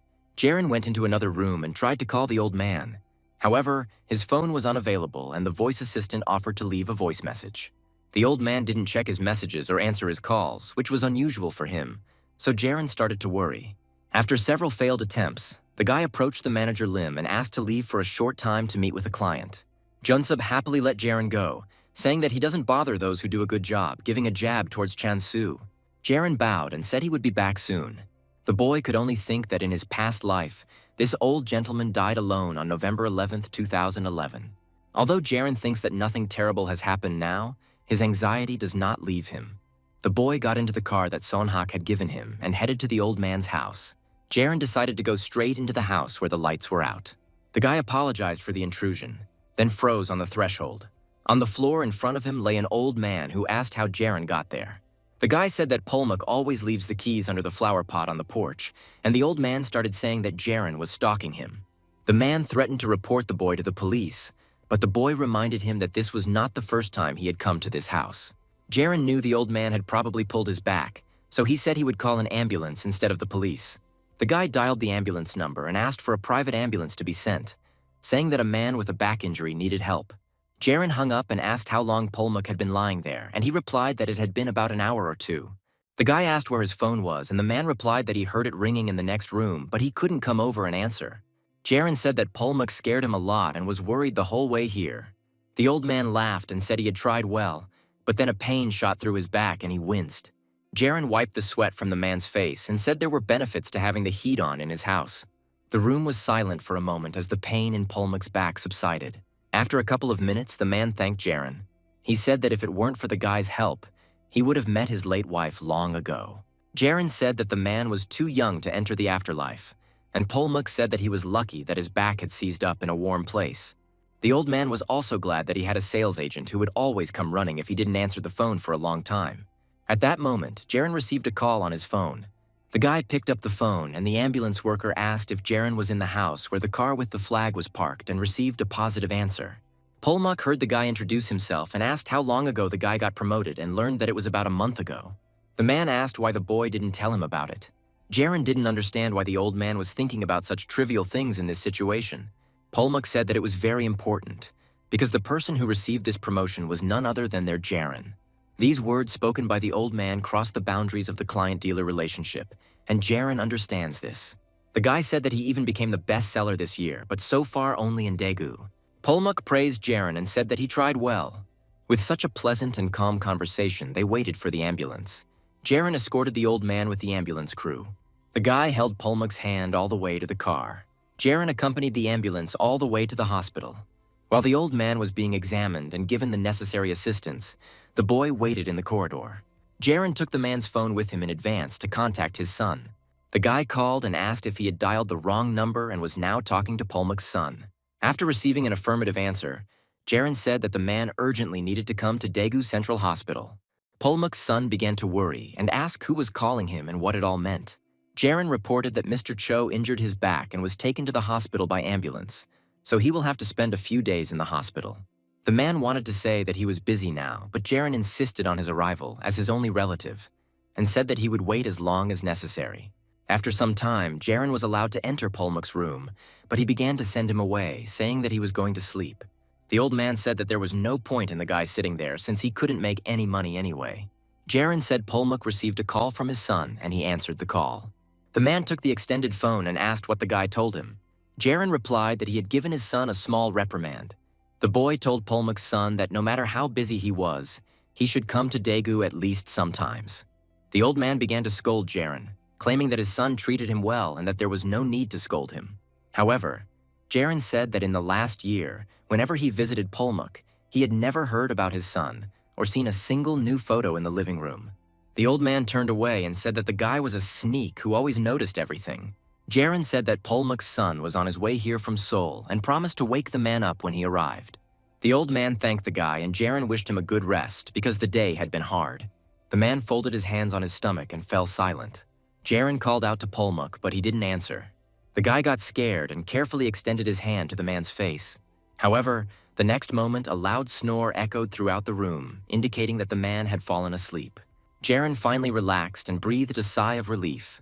The guy decided not to disturb his sleep and at this time go to the nearest store. In his past life, Jaren's father had been in the hospital for a long time, so he immediately remembered what was needed for hospitalization. The guy bought the bare necessities: toilet paper, wet wipes, underwear, and heating pads. Jaren bought a few more soft drinks and upon returning to the hospital saw a man at the reception desk. The guy immediately recognized him as the man he had seen in his past life only at Polmuk's funeral. Jaren walked up and asked if he was really speaking with lawyer Cho Hyun-jin, Cho Polmuk's son. The man initially reacted negatively to Jaren, but later recognized him as the person who called him from the hospital. Jaren was surprised that Hyun-jin came with his wife and 2 children. The boy remembered Polmuk's eldest grandson, but he was hearing about the youngest for the first time. He was still very small. Jaren said that Mr. Cho was currently resting and offered to walk the family to his room. The couple followed the guy and Hyunjin's wife asked who he was, but her husband didn't know Jaren either. Entering the room, Jaren warned that Polmuk had recently been given painkillers and was currently sleeping. Hyunjin held his eldest son and thanked the boy for his help. Before going to his father, the man asked what Jaren was related to Polmuk. The guy remembered how he heard the same question from Hyunjin in his past life, but at that moment it was too late to get acquainted. Jaren smiled and said that he was Cho Polmuk's sales agent. Hyunjin was shocked by this answer. Jaren asked if the man knew that his father had back problems. This question made Hyunjin very embarrassed. Receiving no answer, Jaren asked how long ago the man had been in Daegu. Hyunjin couldn't stand it any longer and said that he understood what Jaren was trying to convey to him. The man said that he was sincerely worried about his father, but his father refused to live with him and remained in Daegu. Hyunjin said that this matter only concerns his family, so further questions are unpleasant for him. The eldest son pulled his father by the jacket, attracting his attention. Hyunjin took his son's hand and said that everything was fine and he wasn't angry. Jaron asked if the man spoke like that because he was a father himself. Hyunjin couldn't answer this question. Jaron said he thought it was just his father, but things turned out differently. Jaron suggested that when a man becomes a father, he tends to talk less about his own weaknesses. The guy understood Hyunjin's feelings perfectly now. He believed that he should not have been kept in the dark about his illness and that being busy was no excuse. Jaron said calling often is good, but older people value face-to-face meetings much more. The guy explained that he said this because he himself could not do it. Jaron hoped that Polmuk was awake and could hear all of this and would be able to understand his son better. The boy bowed and said goodbye to Hyunjin and his family. Now Jaron himself understands that this problem must be solved by the whole family. The boy was walking down the hallway and called his father, asking what time he would be free. After hearing the answer, Jaron said that he would pick him up today and wait at the exit. The guy said that he had picked out a cool car and wanted to take his father for a ride in it today. After some time, Hyunjin arrived at his father's house. The guy walked into the living room and recalled that after his mother's death, he began to talk to him less often. Hyunjin looked through the shelves and noticed his wedding photo on one of them. The man ran away to become independent, found a job in Seoul, and got married. This place, which his father built with his own hands after his retirement, became a stranger to Hyunjin. However, now he is back in this house. He looks at the photographs of himself and his son that his father collected. Each photograph stood and hung in a frame, serving as memories of wonderful moments. However, there were only early photographs everywhere. The phone in his pocket began to ring, distracting Hyunjin from his thoughts. The man took the call and heard his wife asking if he had arrived safely. Hyunjin replied that he just entered the house. His wife asked him to take winter socks and towels with him, and the man went to look for them. Hyunjin apologized for making things difficult for the girl by having to babysit his father and children. His wife told him not to apologize and to come quickly and help with the children and to take more socks because his father's feet were cold. Hyunjin walked into the room and asked if he should hire a sitter. Polmuk had only old, worn-out socks in his closet, and he told his wife that he would be leaving for Seoul tomorrow and that it would be hard for her. The man was confused and didn't know what to do. After a few moments, the girl said that she had been thinking about this situation. This time, his wife suggested taking his father with her to Seoul. Hyunjin said that his father himself said that he didn't want to leave Daegu. The man looked into the empty rice cooker and said that they had nothing ready at home yet, and their youngest child was not even a year old. The wife agreed, but asked what would happen if it happened again, and the sales agent was not around. The girl asked if Hyunjin was sure about leaving Polmuk alone. The man's gaze fell on a family photograph in which he was with his father and mother. Hyunjin took the frame in his hands and said he wasn't sure. The wife said she decided to take Polmuk with her to Seoul as soon as they arrived in Daegu. The girl asked how Hyunjin lived all this time separately from his father, if he was so worried and concerned about him. The man tried to hold back his tears and said that he did not want to make his wife's life more difficult and hoped that it would be better this way. After a few seconds, Hyunjin said that it was so cold and quiet in his father's house. The man said that the rice cooker was covered in dust and that it looked like the father was taking some kind of pills, but he didn't know about it. Everything turned out not as good as he thought, and this brings Hyunjin to tears.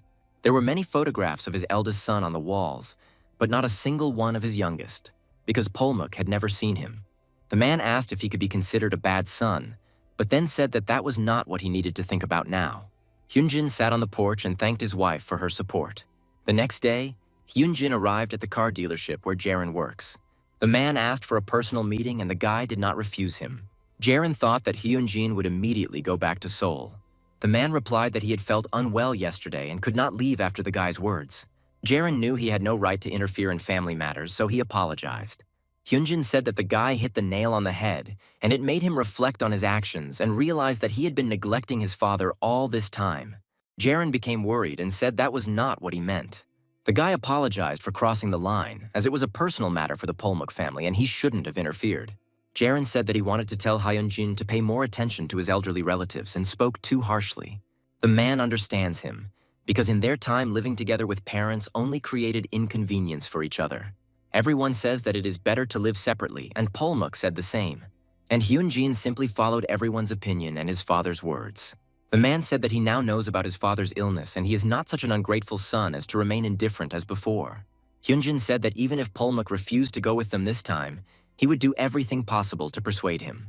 Jaron said the man had made an important decision and thanked him for his understanding. Hyunjin said that this is the first time he has seen a person like Lee Jaron. The man remembered his father's words about the need to see the essence of people, and only then will it be possible to find those with whom you can move mountains. Jaren and Hyunjin repeated in unison what Polmuk said about everything being okay. Jaren said he heard that a lot too. Hyunjin said that this is why he decided to start a good relationship with the guy.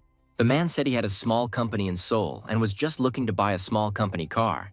Hyunjin said that in the future he would like to entrust all the company's cars to Jaren. Jaren remembers that in a past life, at his father's funeral, this man offered to buy the car that his father was going to buy. Since Jaren failed to keep the promise he made to the deceased, he decided to refuse. But this time his answer had to be different. The guy smiled and said that he would be glad to help and asked to rely on him in this matter. Hyunjin was happy and suggested making a deal today. A couple of minutes later, the guy brought a contract to fill out and sign. Hyunjin remembered that he forgot to specify the number of cars. Jaren showed him the documents and asked how many cars the man wanted to contract for. Hyunjin raised his hand up, showing 2 fingers. But a second later, he raised the second one, showing 5 more fingers. Jaren was shocked because he didn't think that Hyunjin would decide to buy 7 cars. Over the next few days, the excitement around the new film face grew. Chae-yoon participated in many fan meetings and signed autographs. After a long day, the actress was relaxing in her dressing room. Her manager Kim Tae-woo informed the girl that there were a lot of people in the parking lot at the entrance, so it would be better to wait. Chae-yoon was no longer as happy and active and said she was tired. The actress asked the manager if she had a free window in her schedule to relax and not be in a hurry.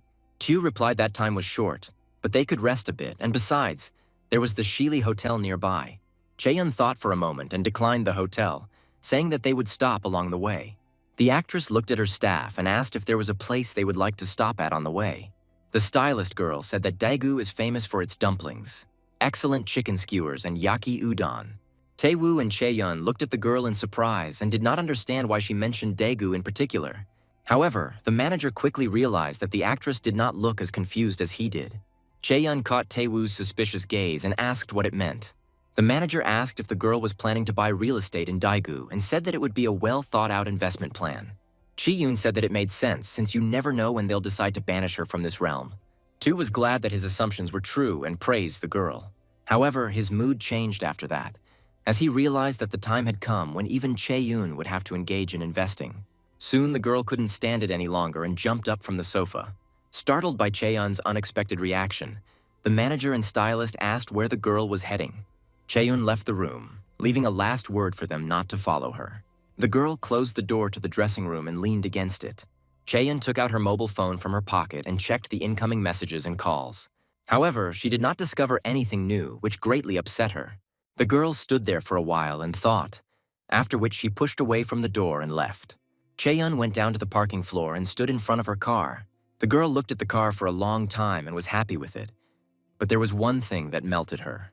Chae-yoon thought about why she couldn't just go and break something. The girl slammed her palm on the hood of the car and asked why this car was so strong. In response to the blow, the car's alarm went off, causing the girl to flinch. Meanwhile, business is going well at the Daegu dealership. Manager Lim was shocked that Jaren sold as many as 7 cars at once. Junsub asked what happened and if the guy had hacked the corporation. Jaren smiled and said that perhaps that was what happened. The manager asked if this was organized in January, and the guy answered in the affirmative. Wangan and Hongkol were eavesdropping on the conversation and were no less surprised than Junsub.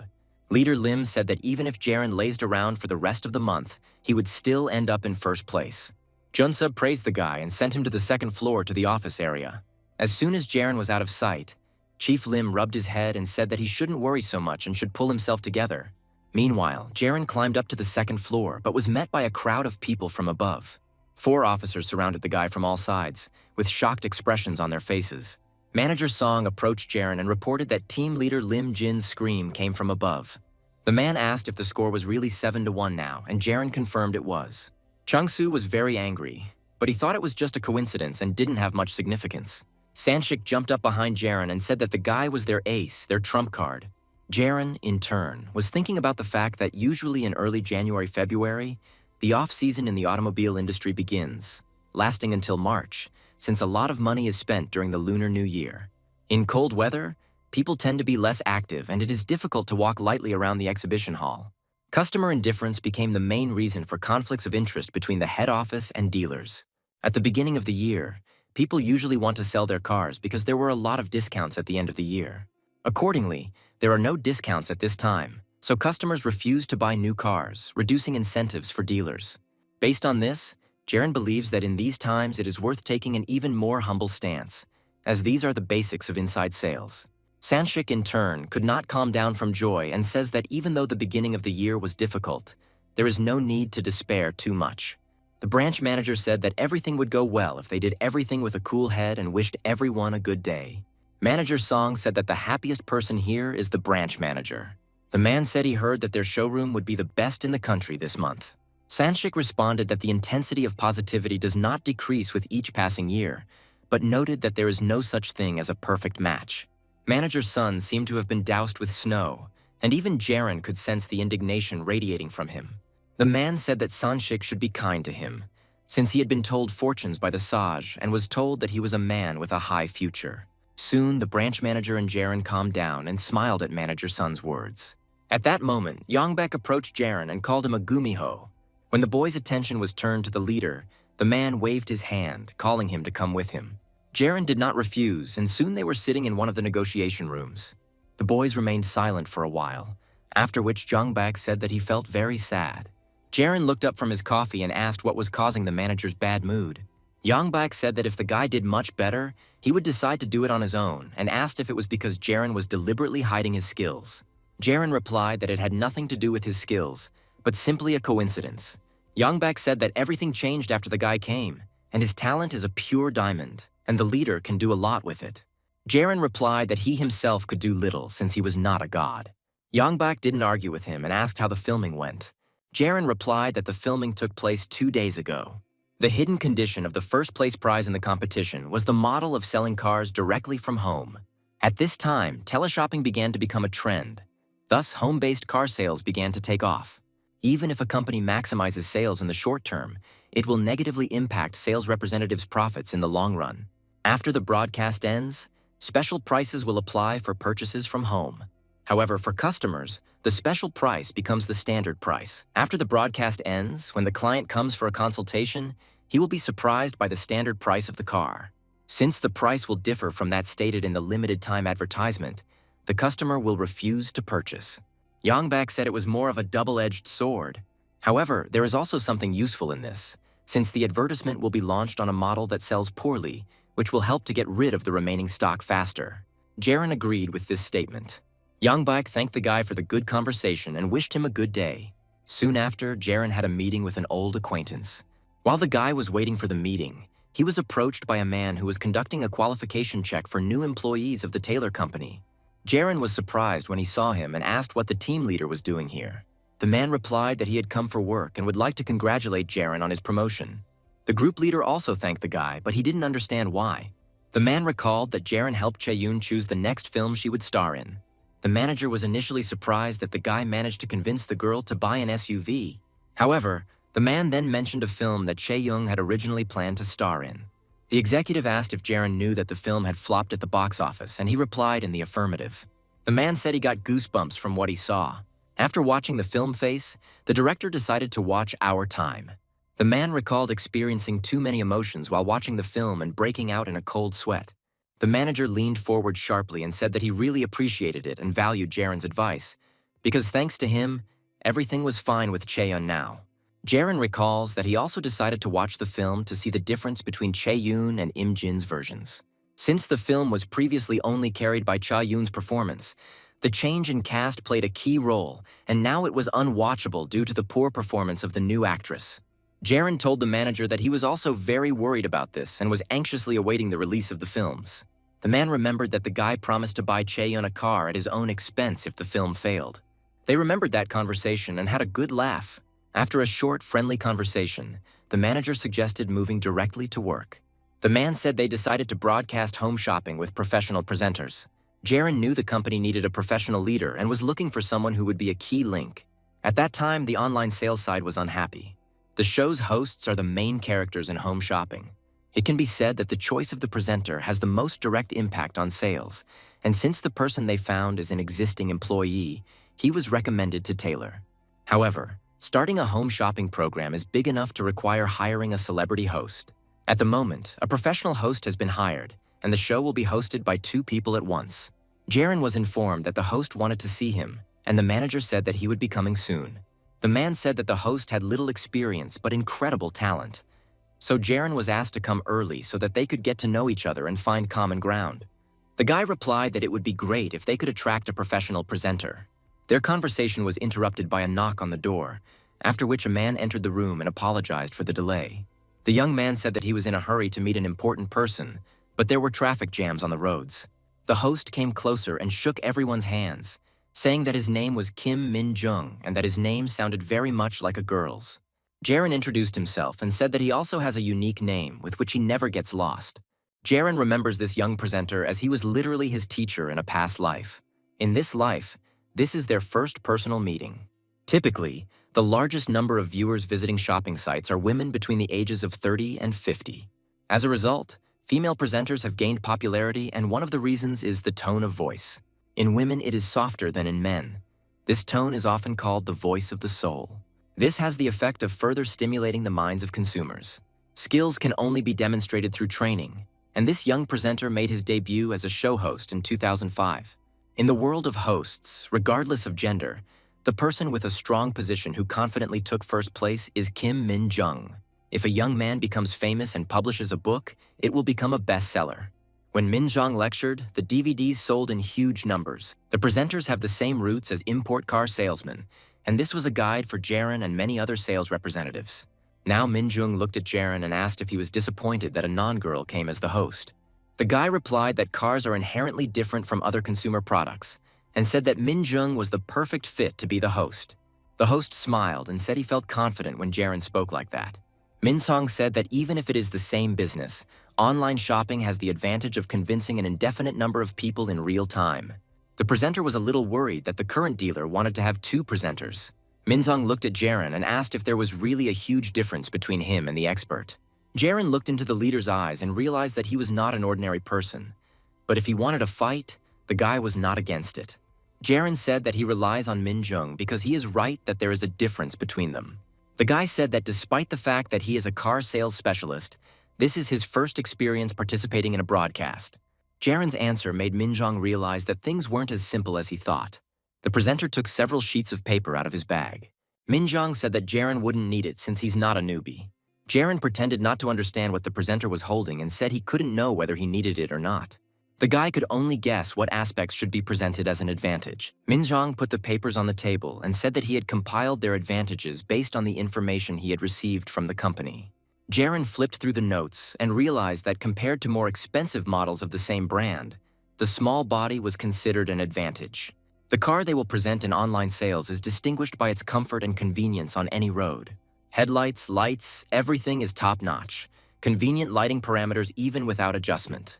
The roof antenna can pick up a signal even in the most stalemate situations. Although this is not from the point of view of an automotive expert, but everything was carefully organized.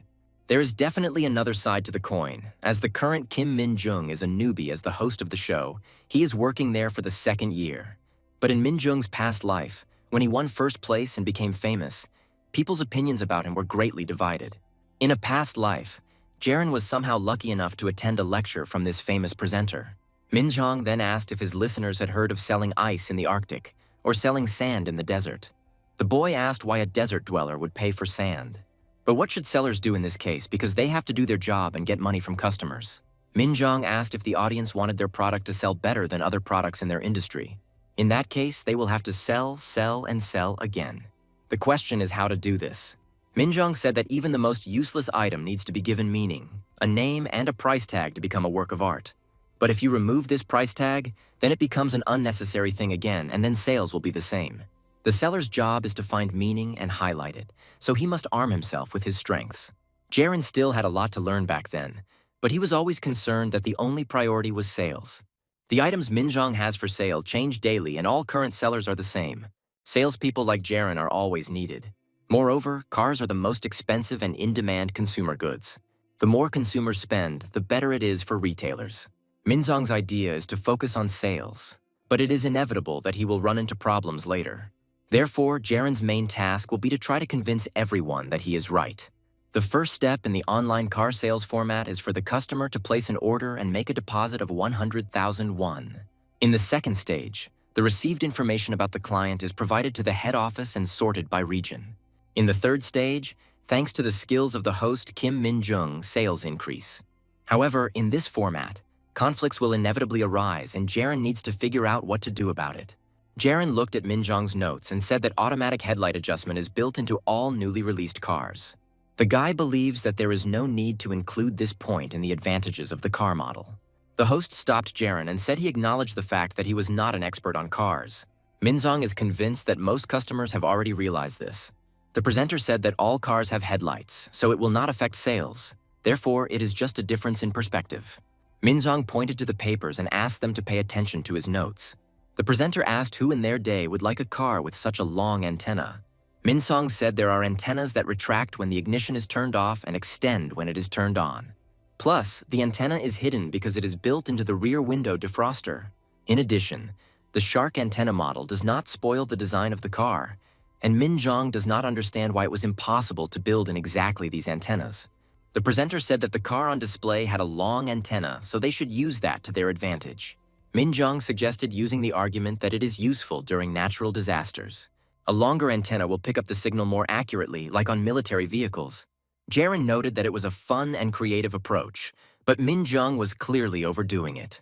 Jaren said the antenna thing was good, but the automatic light didn't have much appeal, so it would be better to sell it as an automatic light. Min-jung didn't understand the reason for this decision. Jaren said such a statement would cloud the client's current view, essentially saying everything is on hold for the sake of sales. Min-jung said that he only listened to Jaren because he was working here now, but marketing was his specialty, so there was no question of him slowing down.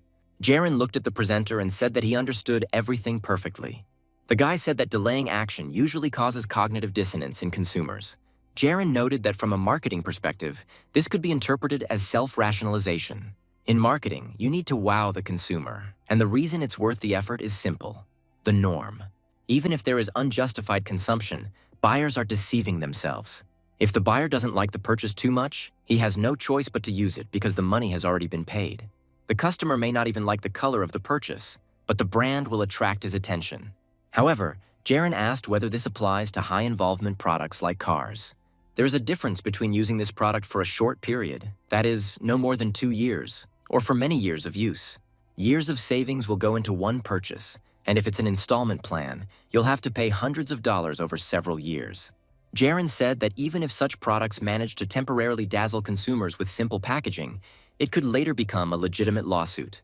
Min-jung was a little confused and asked if anyone would really file a lawsuit over an automatic light. The host said the antenna story was true, but Jaren noted that that part would not be part of the complaint. Jaren said there was a big difference between not knowing and being lied to. The presented antenna will be useful only in emergency situations. But how often do they happen? In quiet times, this antenna will spoil the appearance of the car. The customer will think that the automatic headlights are a unique feature of this car, but is there anything else? However, sooner or later, the customer will begin to understand that automatic light was nothing more than an elementary thing in a modern car. This will be the trigger, and now every part of the car will be under suspicion, and after that, the customer will start to feel like he has been cheated. Every time he looks at the car, he will feel uneasy. A person will start to be irritated by literally everything, from the creaking sound from under the bottom of the car when pressing the brake, to the speed with which the windows are lowered. All this will become the subject of a claim, but it will not be possible to change the car quickly. Jaren said that this is why, instead of passing off the disadvantages as advantages, it should be taken more lightly. This is the main difference between the car and other products that Min-jung previously sold. Jaren said that they should never deceive future clients. Despite all his efforts, the boy noticed that persuasion wasn't working, but Min-jung couldn't be blamed for that. Anyway, he is a sales representative for Taylor. The manager watched this entire conversation from the side. Just like the last time Jaren talked to Chi-yun, the man felt extremely uncomfortable. Jaren understood that during the consultation, the client would give a lot of reasons why he would not buy the product. The person will say that the car is small, the antenna is on the ceiling, so he will continue to convince himself that this purchase is not worth it. These are the words that the seller will have to ignore. One by one, the car's shortcomings are replaced by its strengths to convince the consumer. However, if he speaks unconvincingly, this will only make the situation worse. This is what will subsequently become the basis for the idea that the client was deceived. Therefore, it is necessary to convince the client so that he himself becomes interested in the car. If you continue to go with the flow, the things that are real strengths will definitely resonate with your customers. To do this, you will have to distribute your forces in such a way as to attract both reason and emotions. Then, even if a defect is later discovered in the car, it will be unfortunate for the customer, but nothing can be done about it. The client will pay less attention to them, since he will initially fall in love with the advantages of this car. Only then does cognitive dissonance arise, since the seller did not lie. For consumers, a certain amount of cognitive dissonance is necessary for enjoyable consumption. However, Jaren and Minjung are completely opposite people. The presenter listened to Jaren, but noted that the noise coming from underneath the car was a defect. The man does not see anything wrong with the fact that there is a grinding noise when pressing the brake, because it is just a small drawback. And the speed of lowering the windows is pure nitpicking, because after the purchase it did not change. Even if the speed of lowering the windows differs from each other, everything can be fixed during repairs, because the problem is not in the part that suits the buyer. Jaren expected that Minjung was not the type of person who could be persuaded so easily. The guy said that there are many reasons for noise coming from the bottom of a car. It could be a problem with the tires, or it could be a problem with the engine or transmission. Jaren asked if this was a defect, and Minjung replied that it was an obvious defect. The guy said that it might be a defect, or it might not be, because this issue needs to be checked at the center. If the glass goes down at a different speed, the cause may be a foreign object. When power is supplied to the side mirrors, they turn on, but this may happen with a slight difference, since the signal is closer to the left edge. It would be great if the client understood this himself, but on the other hand, he will have to go to the service center and then the client will hear that the car was like this from the start. This would be a disadvantage rather than a flaw, but that is not the point.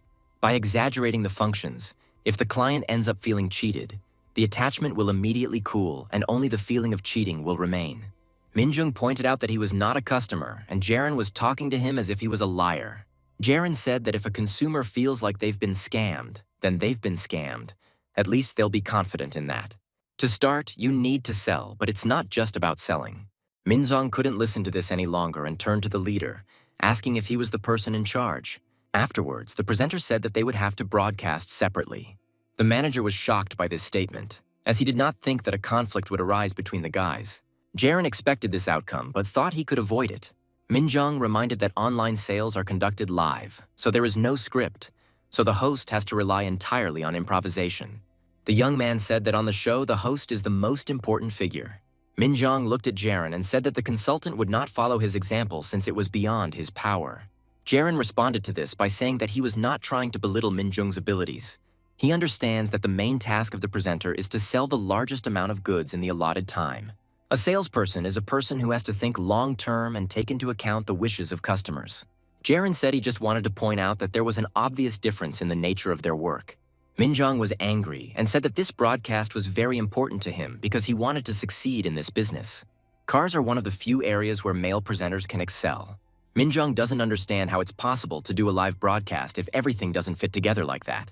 The host admitted that he had never sold cars, but Jaren, in turn, was on the broadcast for the first time. Minjung pointed out that the broadcast is definitely different from regular sales. The host asked if Jaren should be selling cars on the air if he can't follow his instructions. Jaren notes that his speech was great, because the young man is proud of his work, his abilities are outstanding, and his greed is incredible. But if there is no respect for other people, it is all just arrogance. Jaren said that if there is an opportunity to broadcast separately, then he is willing to do so. The guy also agreed with Minjung's opinion that they wouldn't work together. The host tried to put pressure on Jaren, but he failed, so there will be no compromise. Jaren asked if Minjung wanted to meet him in advance in order to force him to refuse the joint broadcast. The presenter shuddered, because the newcomer turned out to be not as simple as he thought and his plan failed. Being late for the meeting was the first blow, as Minjung was annoyed that he would be sharing the audience's attention with a newcomer. Then the host tried his best to pressure Jaren so that the guy would unconsciously behave quietly on air, so as not to stand out. Jaren saw through his plan from the start and isn't going to let it go unpunished. Minjung chuckled smugly and said that he would notify the organizers of this decision. The host said he would have fun watching an amateur broadcast alone. Minjung stated that if an accident occurs during the broadcast, he will not be held responsible for it. Meanwhile, the manager's head was already splitting from the endless arguments between the two young people. Minjung asked Jaren which order he wanted to perform in, and the boy replied that he would go second. Jaren decided that he would accept all the conditions of the leader and then destroy him on his own battlefield. The guy approached the manager and asked if he was satisfied with everything in this regard. The man could answer little. He only asked why everything was happening this way. However, neither Jaren nor Minjung were going to go back on their words. Jaren looked straight at the leader with a slight smile on his face. After a few seconds, his smile became more relaxed, as if reassuring the manager that everything would be okay. The man relaxed a little, feeling support from Jaren. The manager asked again if there were any other proposals regarding the broadcast, but the answer was negative.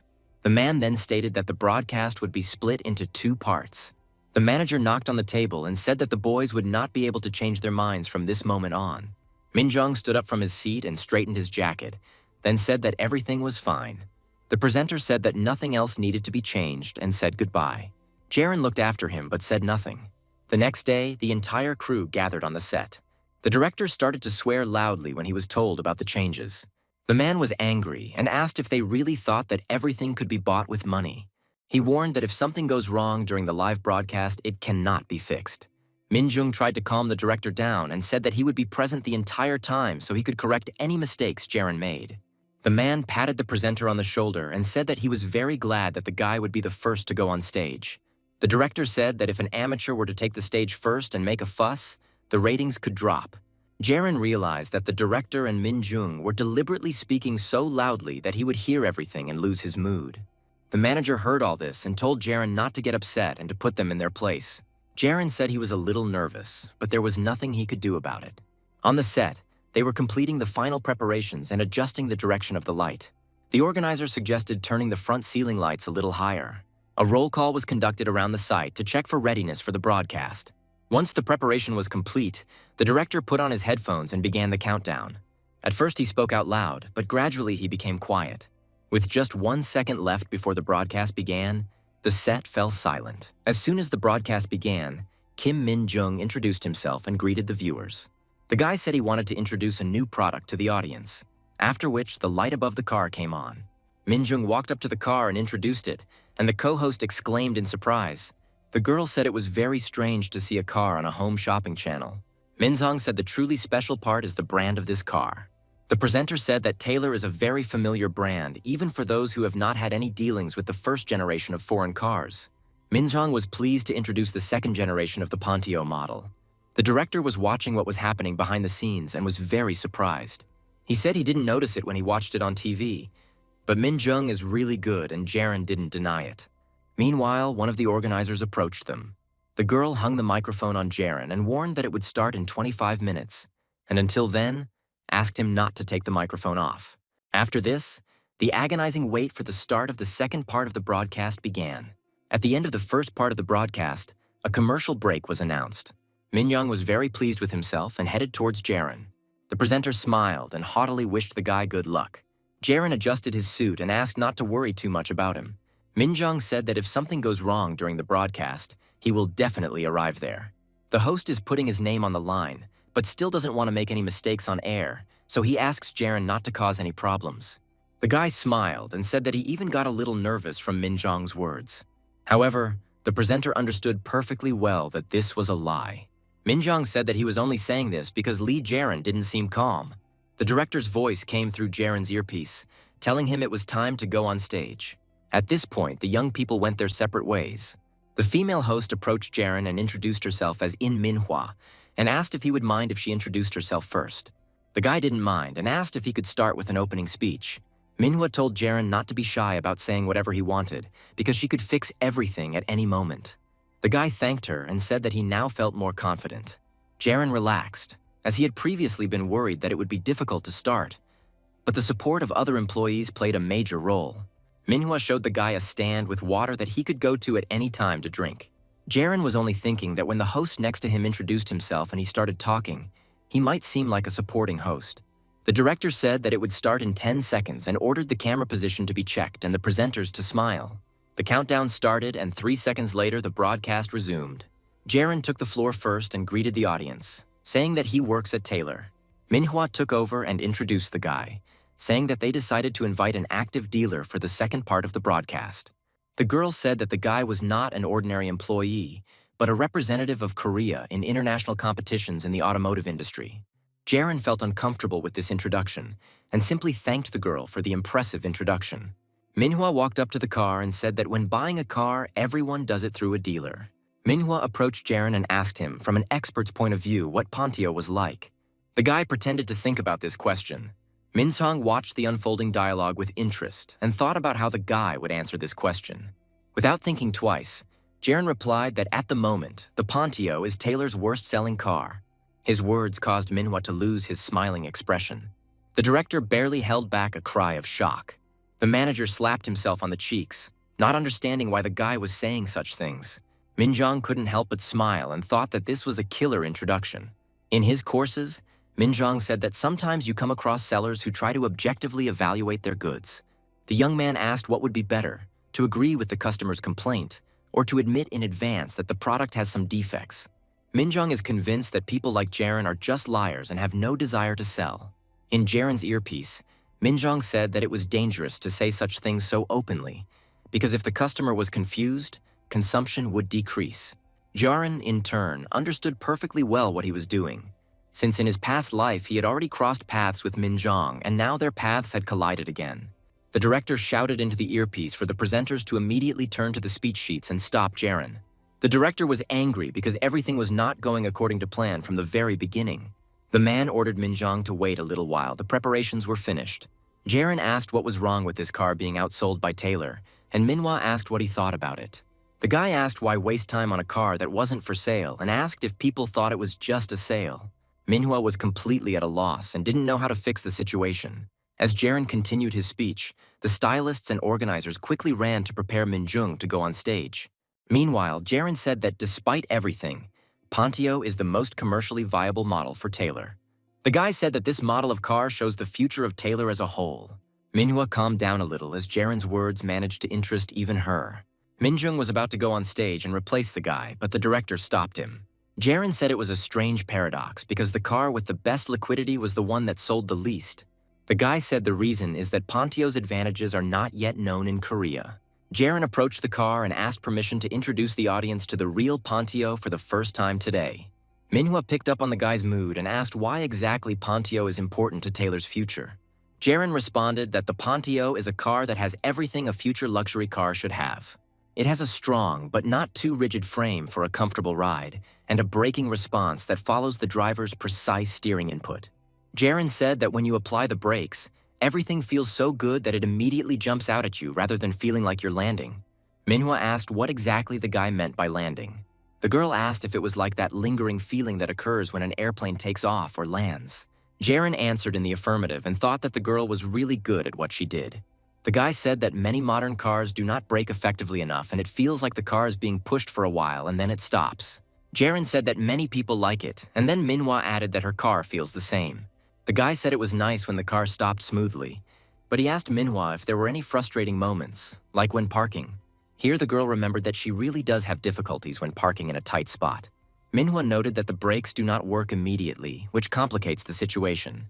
The girl said that this is precisely what doesn't impress her much.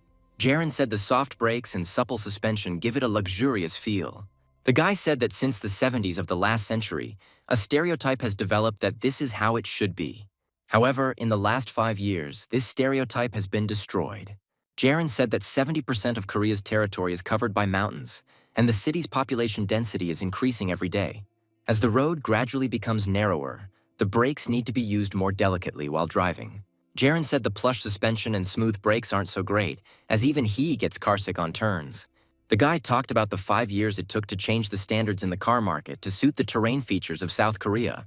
Jaren asked if that was really enough to call the Pontio the car of the future, and Manhwa suggested there was another reason. The guy walked around the girl and asked her to wait a minute, and the girl didn't quite understand his actions. Jaren calmly walked up to the water stand and began to open one of the bottles. The director shouted into the microphone, asking if the guy was really going to drink water in the middle of the broadcast. Jaren ignored his remark and began drinking without hesitation. The director demanded that Manhwa stop the guy immediately, but she remained in a stupor. Jaren finished drinking and apologized, saying that every time he came to Seoul from the countryside, his throat became very sore. The guy asked the girl if everything was okay, and she replied that every time she traveled to the region on schedule, her throat started to hurt a little. Jaren said this is due to the fact that there is seasonal fine dust, which causes the smoke to get stronger each day. The guy said that one of the main culprits is car exhaust fumes. Jaren said this is why low-emission vehicles will become the norm in the future. The guy asked how people would react if a low-smoke car suddenly appeared right now. Manhwa picked up on his idea and said that there had never been such cars before. Jaren confirmed her suspicions and said that cars with lower smoke emissions have less engine power. The guy said that in the future, such shortcomings will be eliminated and the efficiency of the transmission will increase. Jaren said that the normal engine capacity is 4,000 cc while the Pontios is only 2,000 ci. The director listened to all this and did not understand why the presenters were talking about smoke, while they should be talking about selling a car, and assumed that Jaren was an eco-activist. One of the organizers standing nearby suggested that the director simply did not have children. The man did not understand what this was meant to say and turned his attention to the stage. The organizer smiled and said that it was worth watching the broadcast a little longer. Minjung heard this entire conversation and began to feel like he was losing to Jaren. Manhwa said that the downsizing of the engine is actually a bit of a sad moment. Jaren replied that this was true, and if the Pontio was bought for racing, then it could be regretted. However, most Pontio buyers have children. Manhwa said that she was also a working mother, and then the guy asked if it was difficult to raise a child without a car. The girl imagined this and exclaimed, saying that it would be very difficult. Jaren said that when it comes to their children's future, exhaust fumes are the biggest enemy. If this is the case, then it is better not to drive a car at all. However, on the other hand, not driving a car means even more difficulties in raising children. Jaren said that out of those who used to drive 3,000 cc cars, 100 would buy a Pontio after watching this show. If 100 people switch from a 4,000 cc car to a 2,000 cc car, the emissions will be halved. Jaren knew that this might seem like an irrational number, since it was only 2006 and this was a new perspective. At present, the sense of climate crisis is still too weak. This is why investing in sustainability drives excitement among consumers. Soon, the director stopped interfering with the broadcast and simply watched as the presenters moved on to examining the inside of the car. Whether you are selling in person to customers or selling everything online, ultimately the essence is the same. The most important thing is not to lose clients, but to make them choose you. Now the customer will not think about the fact that he is giving up luxurious brakes and suspension, but that he has chosen an economical and safe car. The customer does not refuse a machine with good performance. Now he is choosing the future for his child, and that is why he is buying Pontio. Towards the end of the broadcast, even Manhwa said that she was thinking about switching to Pontio. The girl is sure that all the parents who are watching now are thinking about the same thing as she is. Jaren said that Pontio has not had success in the Korean market so far, and now there will be great news for those watching this broadcast. Manhwa looked at the guy in surprise and asked what kind of news this was. Jaren said Pontio was already reasonably priced, but Taylor was giving a huge discount just for those watching the broadcast. Manhwa pointed to the company's logo and said that it was an incredibly good price. She said that Pontio used to cost 32.9 million won, but now it costs 23.9 million won, especially for viewers, and asked the guy if that was too low a price. Jaren responded that such a shocking price for Pontio would remain unprecedented. The guy was thinking about the eternal debate about the correctness of purchases. What is better to focus on, emotions, or is it better to appeal to reason? Although it is obvious and at the same time difficult, in the end both the mind and the heart will be involved. With his speech, Jaren will be able to kill two birds with one stone, and the wallets will open by themselves. One of the organizers monitoring the calls sighed in surprise. The guy told the director that the number of calls was growing rapidly. The organizer said they received an order that was more than 10 times larger than expected. Hearing this, the leader burst into tears of happiness. After the broadcast ended, Manhwa and Jaeryong bowed to each other and thanked each other for their work. Jaren walked off the set. The guy was about to leave, but he was asked to stop. Minjung followed him out and asked if Jaren could spare him a minute of his time. Jaren turned to the host and agreed. Minjung said sales were higher in the second half of the broadcast. Jaren said that the difference was probably small, and he himself enjoyed watching the broadcast with Minjung. Minjung denied everything and said that the efficiency of home shopping is calculated in real time. The host said the gap was very big and apologized to Jaren for taking it too lightly. Jaren was amazed and recalled the professionalism in his field, the amazing spirit of competition and self-respect. Despite all this, Minjung now apologized to him and did so honestly without bluffing. Jaren was glad that this man was his teacher in his past life, and now he had grown in his eyes and in his own too. Jaren told Minjung that it was okay because he also felt the competitive spirit and it was fun. The presenter was glad that the guy was not angry with him and said that he had one question. Minjong said the dealer's skills were not suited to the home shopping format, and at first he thought that was how it should be. However, during the observation, the presenter made some conclusions. Minjung asked if Jaren really understood the whole atmosphere of home shopping, but still decided not to follow it. Jaren answered in the affirmative and said that shopping at home is exciting and fun and should be enjoyable. Minjong asked why the boy decided to disregard the basic rules then. Jaren said cars are a difficult product to buy on impulse. No matter what the discount is, how much the deposit is, how small the deposit is, this purchase still exceeds 20 million won. So Jaren has a lot to explain, and eventually the tension will subside, and if the guy doesn't have fun, then the sales won't go up. Jaren said it happens when he gets a little bored.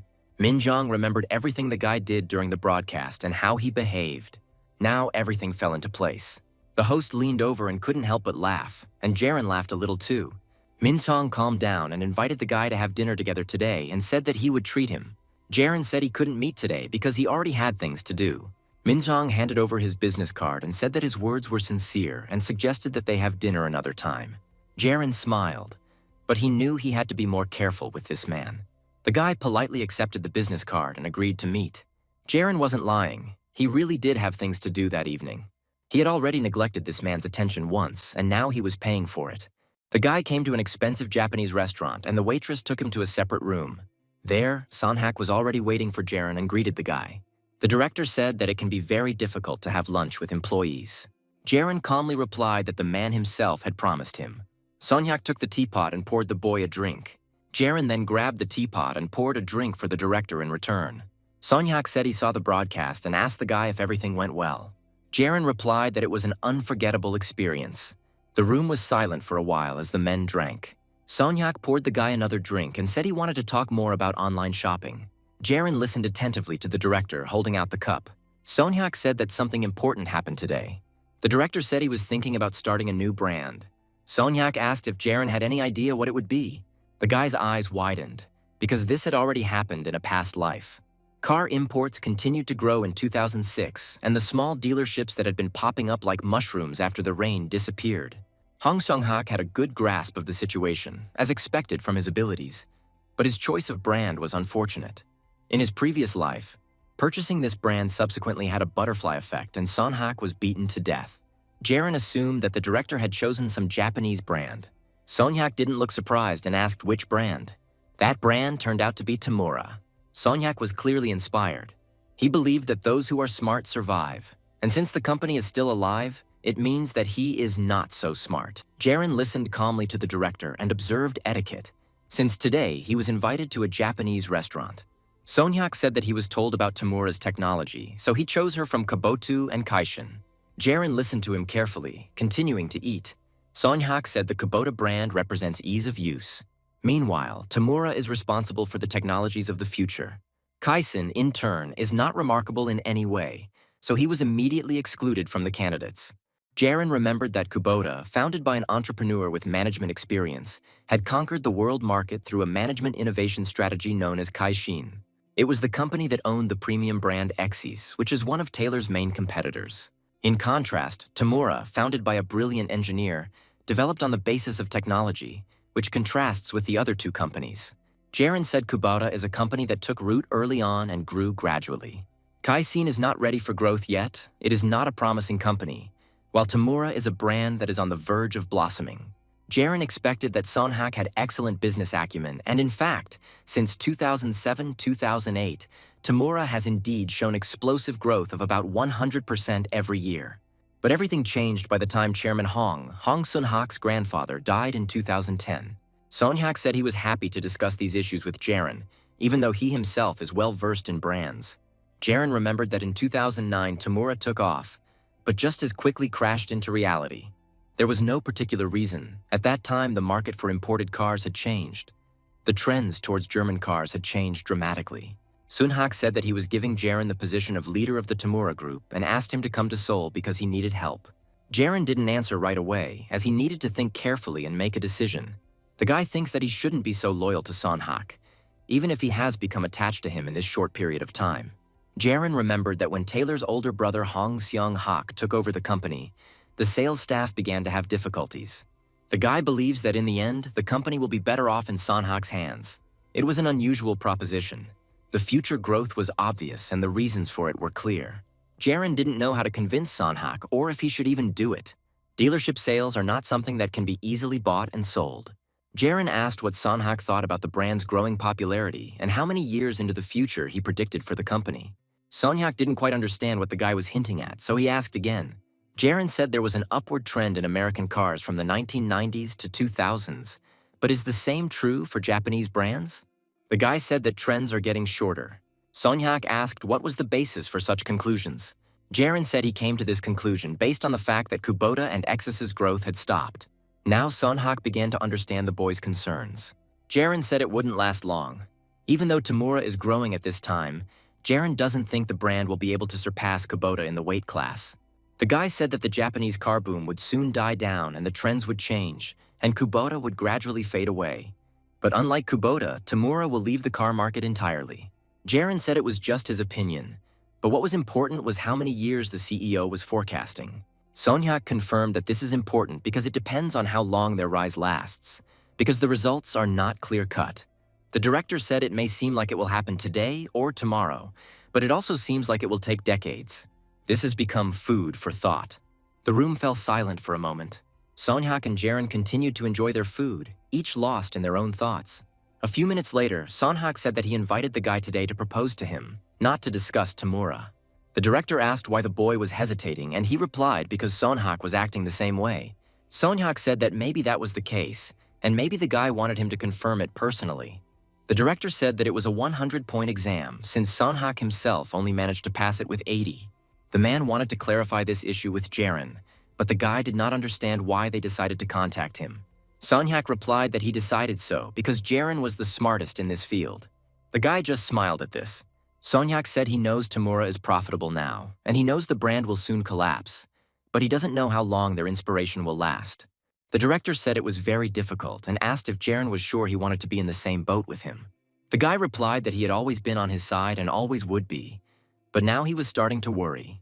Jaren said that he felt like Sonhak was only looking at the stairs in front of him, and he wondered if that was something to rely on. The director decided not to answer this question and asked again what the guy thought about Tamura. Sonhak said that Jaren had previously refused to go to the exhibition hall. The guy replied that he had decided to go to Seoul and was only refusing to visit Shinsa's exhibition hall. Sonhak did not understand the reason for such categoricalness. Jaren responded that Taylor had too few variations. Sonhak thought that they were talking about the range of cars. However, Jaren corrected him and said that it was a matter of maximum unit price. Sonhak beamed and said that he would be very upset if he heard that the guy was concerned about the Daegu branch. Jaren said that in order to make more money, the director needs to create a denser network. Sonhak said he plans to move Taylor and Tamura to Seoul. A few moments later, the director asked when Jaren could come to Seoul. The guy replied that he would arrive in about 2 or 3 months. Sonhak said he has a lot of cars, and what will happen if he doesn't buy a brand that has a higher unit price than Taylor? Jaren replied that he was planning to move to Seoul anyway. Sonhak took this as a threat and asked where the boy would go to work in that case. Jaren thought that the benefit of being a salesman was the freedom to change jobs. Because if you were a dealer who had had tremendous success with one brand, it would be even easier to change jobs. When the time comes, the guy will make it clear that he will change jobs regardless of Hong Sonhak. But what will happen next is solely Sonhak's choice, or rather, it will depend on his abilities. The director leaned back in his chair and said that it sounded very expensive. Jaren said he hoped Sonhak would understand that this was the natural course of action for any salesperson. The director said that he should meet with one person. Sonhak plans to go all in as they will have to decide if this will end here or if they will achieve something more. Jaren said that in that case, the man should hurry because the sooner the better. At the end of the evening, Jaren and Sonhak went home. The director had many thoughts in his head that did not leave him alone. Sonhak thought about the legacy that had been passed down through 3 generations in the oligarch family. The man wondered if Jaren really thought he was going to do this all the time. In Sonhak's opinion, the guy could have made his conclusions based on information from the media and rumors, but he seemed to be somewhere above. Even despite his status, the man can't reach Jaren. Sonhak thinks that the guy is too impudent, but that's what makes him so attractive in his eyes. Trends change quickly, so it is not known what car will be next, but most likely it will be a German brand. It only remains to be seen who it will be. Perhaps the comfortable Baumann. Perhaps preferences will change and sporty RMVs will enter the market. The already established Volkswagen may take a more important share of the market. Perhaps the market will be more inclined towards the reliable Horsch brand. What are the development prospects for these brands in the next few years? It may be RMV or Horsch, but either way, there are too many facts. And as stated, he still has some growing up to do while his father is alive. Sunhak realizes that if for some reason the stock price were to drop sharply right before the chairman's death, he would be like a dog chasing a chicken until his death. The man had no idea how to understand the growth trend of the business and how to calculate the time. Sunhak didn't understand how Jaren was doing all this. From the very beginning, the man didn't even think about whether the brand would take off or not. The director couldn't take it anymore and started shouting at the whole car, cursing Jaren. The driver got scared and asked the man what happened. It was as if Sunhak had told himself that Jaren wanted everyone to bet solely on him. The driver didn't understand what was being said, so he just kept looking in the rearview mirror. Sunhak calmed down a little and asked the man which German brand was currently showing the weakest growth. The driver replied that the worst performing were the Volkswagen and Horsch. Sunhak said Volkswagen's average unit price is lower than Taylor's, as is Horsch's. After thinking for a bit, the director ordered the car to turn around and drive towards the office. The driver was very surprised and said that it was too late now. Sunhak said that he did not have time as he had to cancel the acquisition of the Tamura dealer and prepare for the acquisition of Horsch. The director said that everything needs to be arranged within a month. The driver just asked what the rush was about. Sunhak replied that the impudent children had taken a time out, and since this man had never let him down, he should respond in kind. Meanwhile, Taylor's online sales were a huge success, and within 3 weeks, the Daegu showroom had exceeded its quota in no time. In the midst of peaceful and harmonious days, at dawn, the branch manager went on a business trip to Seoul. Everyone in the office was having a fun day. One of the advantages of a sales representative is a broad, albeit superficial outlook. Reading the morning newspaper is one of the key self-management skills for a salesperson, so they can stay on top of things and be on the same page with the customer. Chang-soo found Jong-bak doing this and noticed an article in the newspaper about their company. Jong-bak didn't expect the man to appear, so he jumped to the side and screamed. The manager shouted at Chang-soo to never sneak up on him like that again. The article said that the amazing Horsch car, with a discount from the company's dealer, can be purchased in 8 showrooms, and one of them is Taylor. Chang-soo was pleased to learn that the director had acquired 2 Horsch showrooms in Seoul and Incheon. The man wanted to expand to Daegu, but Jong-bak said their gym was already good enough. Chang-soo said competitors have also set their sights on Horsch, and there is already a separate showroom in Seoul. Volkswagen is one of the dinosaurs of the global automobile industry, and Horsch is one of the many brands that are part of this group. But in Korea, this relationship is unique because these brands were founded by the same legal entity and are often sold in the same showroom. Chonbak asked what if Horsch and any other German brand split up and opened separate showrooms. He asked Chang-soo what brand he would not like to have in his hall. Chang-soo replied that it would be a Volkswagen, and Chon-baek said that this was logical since Horsch earns more. The manager asked if they should send 2 dealers to Daegu in that case. Chang-soo quieted down a bit as he realized that Daegu has a small market for imported cars. This means that the range of changes is small and there is only one showroom for each brand. There are many brands that don't even use showrooms, and salespeople usually have a habit of measuring themselves against the brand's value. At the same time, the criteria for ranking brands are simple and profits will soon level out. The desire to improve a brand's rating by changing markets is quite natural. Chonbak said Taylor's policy is to guarantee current sales rights, and if employees' expectations are too high, the aftertaste will be bitter. What bothered Chonbak more was that the dealer was found so quickly, as if at the snap of a finger. There comes a time when you find yourself in a difficult situation. This is exactly what happened with the Tamura brand. Today marks the 3rd week since Jaren returned from Seoul, and common sense tells Jongbak that Sang-shik was summoned for a reason. The leader understood that this was most likely connected with Jaren's latest prank in front of Sanhak. Jaren was sitting at his workstation at the time, but Jongbak called out to him, causing him to turn around. The manager suggested that the guy go and have a cup of coffee. This time, they decided to go to the nearest cafe. Jongbak said that their leader was going to retire soon and asked if Jaren was going to move to Horsch. The guy smiled and said that the manager quickly understood everything. Jongbak smiled back and said that he was really good at it. There was silence between them for a while. After that, Jaren bowed and thanked Jongbak for helping him out. The manager was very surprised by this change in mood. Jongbak calmed Jaren down and said that the guy was from Seoul, so he didn't know a lot about him. However, the manager said that Jaren was not only good at his job, but even irreplaceable. The waiter brought the coffee, and Jongbak said that if Jaren hadn't told him about it beforehand, he would have been worried about his disappearance. The executive asked if Jaren had a hand in the acquisition of Horsch instead of Tamura. The guy didn't answer directly and just smiled. However, this was enough for Chonbak to understand everything correctly. The manager said he valued Jaren's abilities more than anyone else's, and the guy really exceeded his expectations.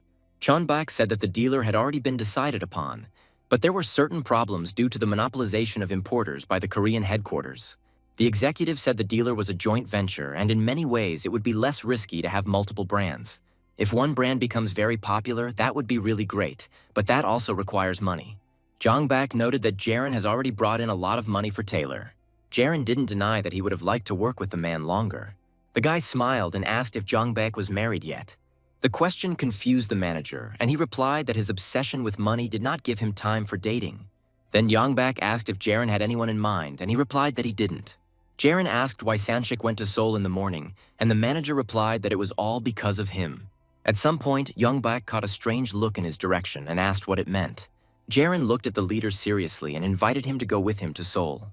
Jongbak's mouth dropped open in shock, and he didn't know how to react to this. The previous evening, there was a telephone conversation between Jaren and Sonhak. The director reported that Horsch had overcharged significantly. Jaren said he wasn't surprised, and then Sonhak asked if he should be surprised at all. The guy expected that this is exactly how it would be. Jaren thinks it's good that Horsch responded quickly, but it could be because Sonhak offered a higher amount than was acceptable. The guy thought that the Korean headquarters might have already taken up this matter. Jaren said there was no way to reduce the risk, and it may be because he rushed things too much. Sonhak confirmed that the guy was to blame for everything, because if it weren't for him, the director would have been able to lower the price even more. Jaren replied that it would most likely not affect the course of events. Sonhak said that from the beginning of the luge, the target of his deal was Jaren. The guy replied that he never said that he would absolutely always be with the director. Sonhak said it was funny because he used to think the best thing about salespeople was that they could be changed like gloves.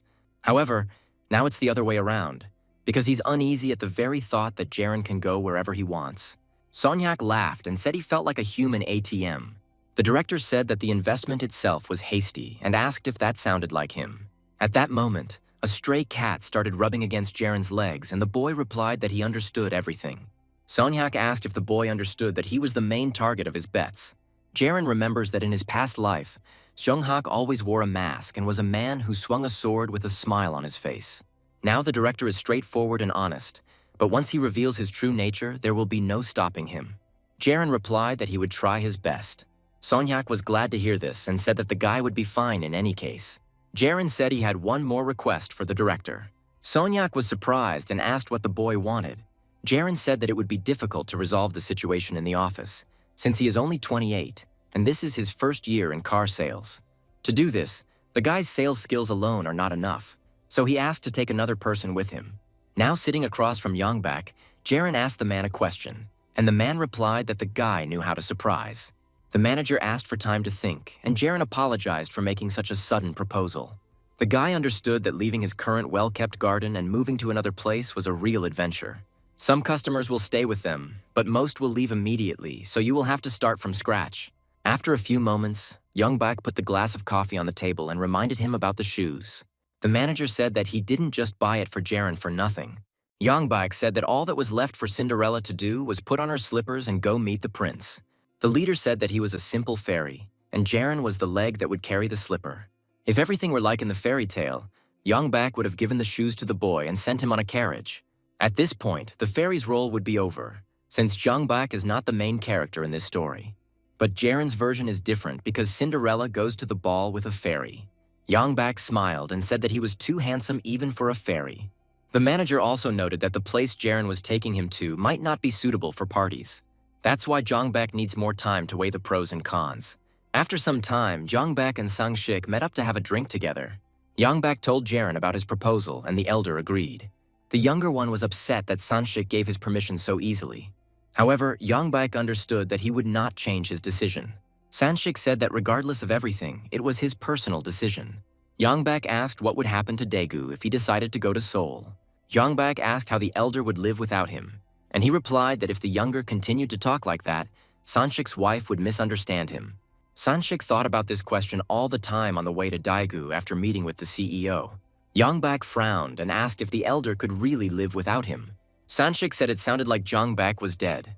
The younger one replied that it would be difficult, but Sanshik said that the director would pay for all the moving expenses for him and Jaren, such as housing. Chonbaek was left wondering what would happen to the Daegu branch in that case. Sanshik replied that Daegu could stay afloat without income for more than 3 years.